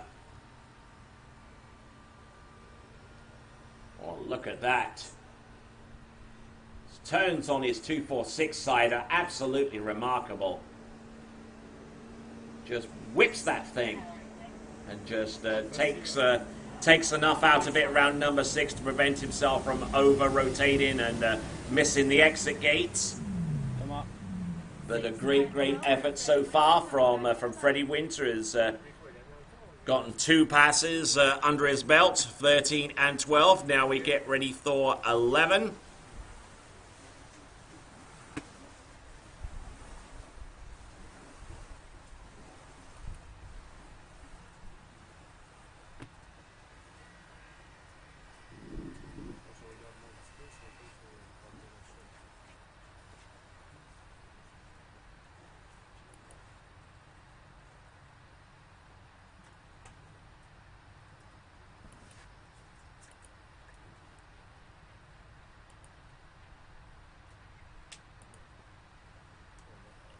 All right then, 11.25 meters for Freddie Winter.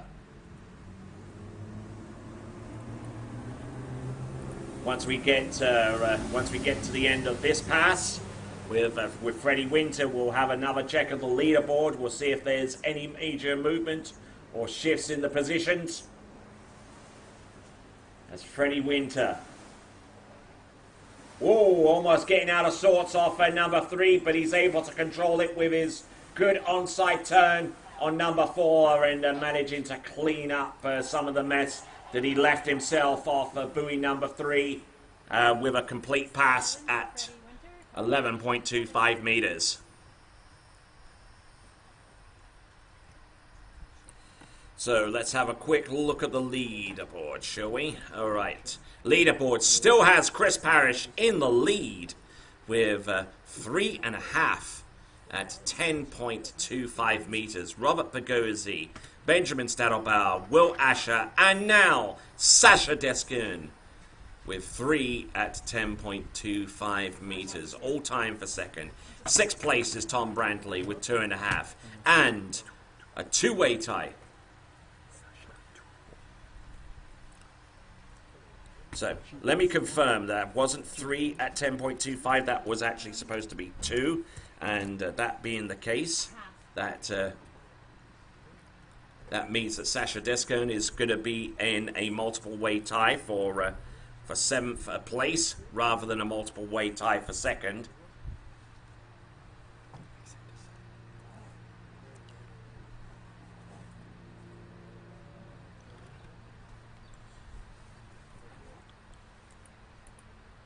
All right then, so now we've got Freddie Winter. This is 10.75 meters. Good flow from one side of the course to the next. A little bit of a delay into number 4. Can't afford to put too much of a foot wrong here at the latter part of the course. And I'm sure that he knew what was going on and took the corrective step to get through that pass around 6 buoys and through the exit gates. So that's 6 at 10.75 meters.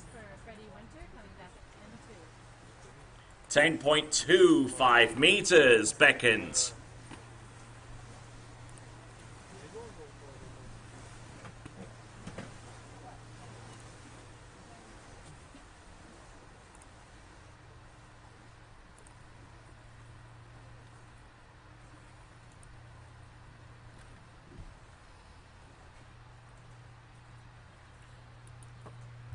Only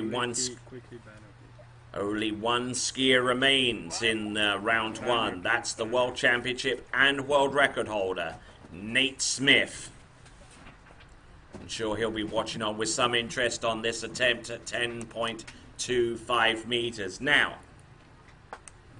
Very good. Back to this.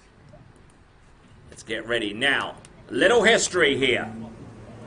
In each of the last 2 Swiss Pro Slalom events, Freddie Winter has cleared this pass at least once. Let's see if he could do it now. Round 1, a little delay off number 1. Round 2, oh, look at the hookup off number 2. Almost took too much out of it. Round number 4, and does he get to the wake? I don't think so. But that may actually be a judge's decision.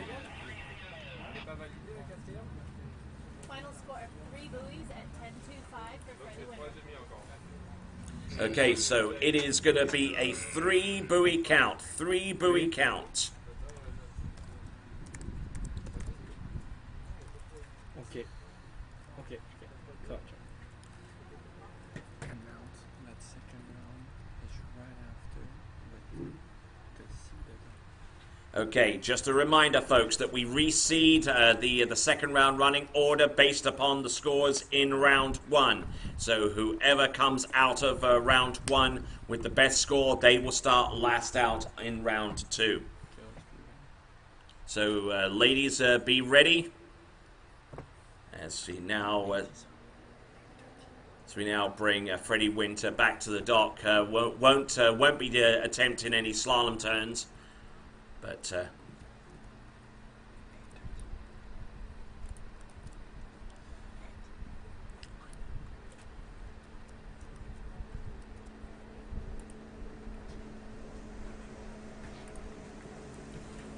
All right, so there.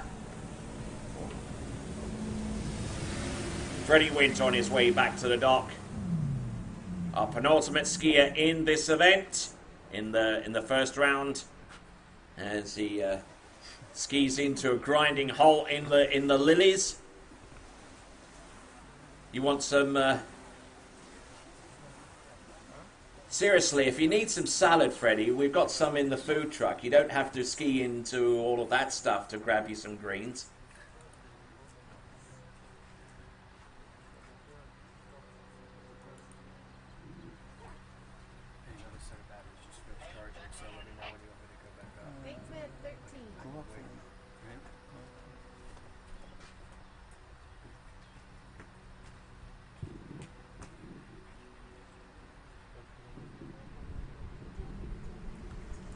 All right then, folks. This is Nate Smith current world champion and world record holder.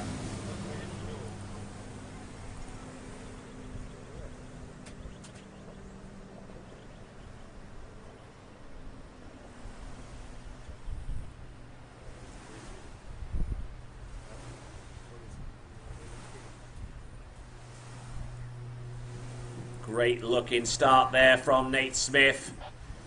Like the way he carries the handle from one side of the course to the next. 6 at 13 for Nate. And it is 6 buoy count, 13 meters, and getting his run off to a good start. Let's have a quick look at the leaderboard with one skier to go on the water right now. Chris Parrish still in the lead.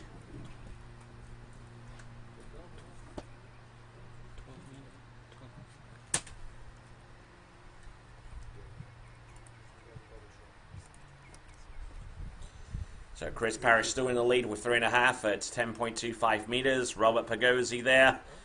Benjamin Stadelbaugh, Will Asher, and Freddie Winter all tied with 3 and are currently tied for second place right now. Tom Bradley in 6 with 2.5 at 10.25 meters. And there is a multiple-way tie for 7th place between Martin Bartowski, Daniel Odvarko, Sasha Teskin. At the very least, let me see.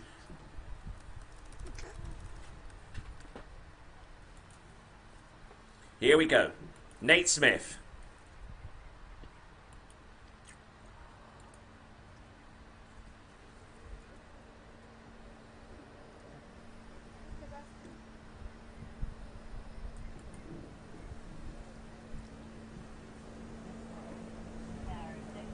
Oh, nicely done. That's about as easy as it gets there on 12 meters for Nate Smith. 6 at 12 for Nate. Come on. Coming back at 11.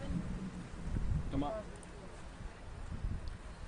Okay, so one of our first skiers about to take to water in round 2. Natasha Russia there trying to get a little hydrated, get a little bit of energy into her system. While she does that, let's have a look at the bio for Nate Smith. Age 26, standing at 6 feet 2 inches tall, out of Indianapolis, Indiana. Pro skier is his profession, and one of a couple of skiers in this competition who rides the D3 ARC. 67 inches in length and standing right foot forward.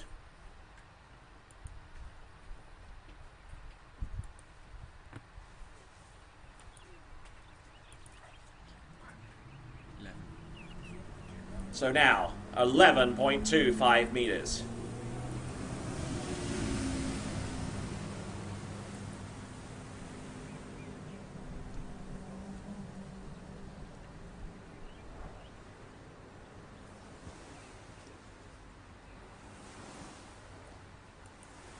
Looking very smooth, very precise from one side of the course to the next here at the Swiss Pro Slalom. And was it ever really in doubt? There you go. That was 11.25 meters. Now the intensity only continues to ratchet up. For Nate Smith, coming back at 10.7.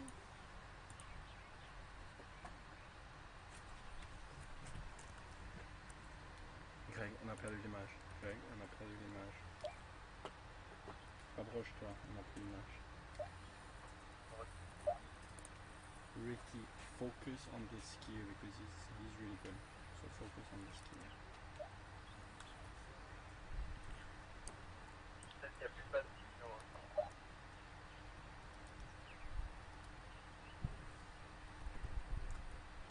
T'as de la batterie sur la caméra? La batterie sur la caméra, je suis à 2 bars. Et je pense qu'il y a plus de batterie pour l'émetteur.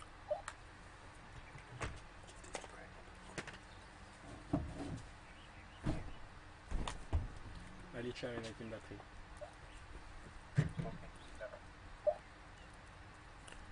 All right then, so Nate Smith, 10.75 meters. Not looking bad at all.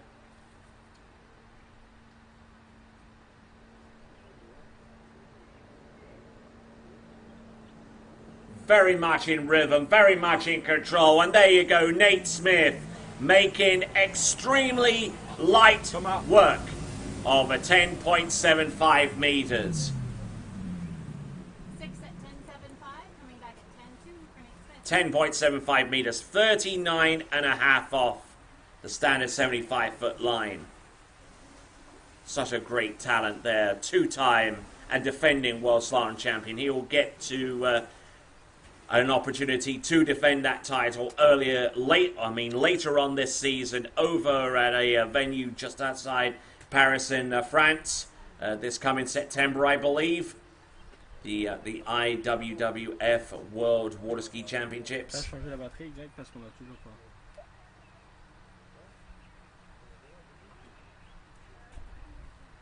J'ai changé la batterie et moi j'ai ces deux lumières bleues là.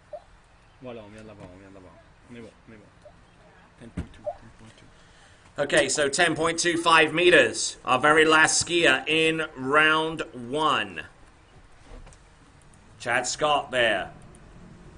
His last drive of the opening round. He'll have plenty more to do before the tournament's end. But for the here and now, this is Nate Smith. 10.25 meters. Let's watch. Entrance round buoy number one. He's still there. He's still got the ski out in front of him. Look at this. He's round four. This is 10.25 meters. And he is the first competitor in this tournament to run that pass. Not only the first competitor in this tournament to run that pass, the only competitor in this round to run that pass. So, fair to say that with 6 buoys and still counting, he is in the lead in this competition.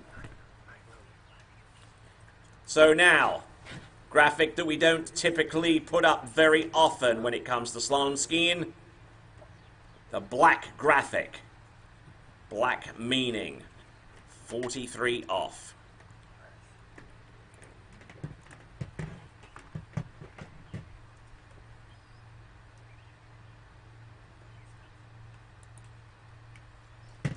So 9.75 meters. Skiing behind his boat of choice, the Nautique 200. Let's see how far he gets on this extremely insane line length.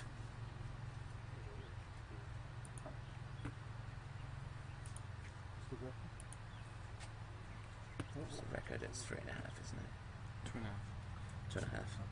All right then, so the record, world record on this pass is 2.5. Let's see if history could be made here, folks. Oh, and just barely getting round number 1 and 2 the wakes, if that. We're going to get the score in a moment. It is 1.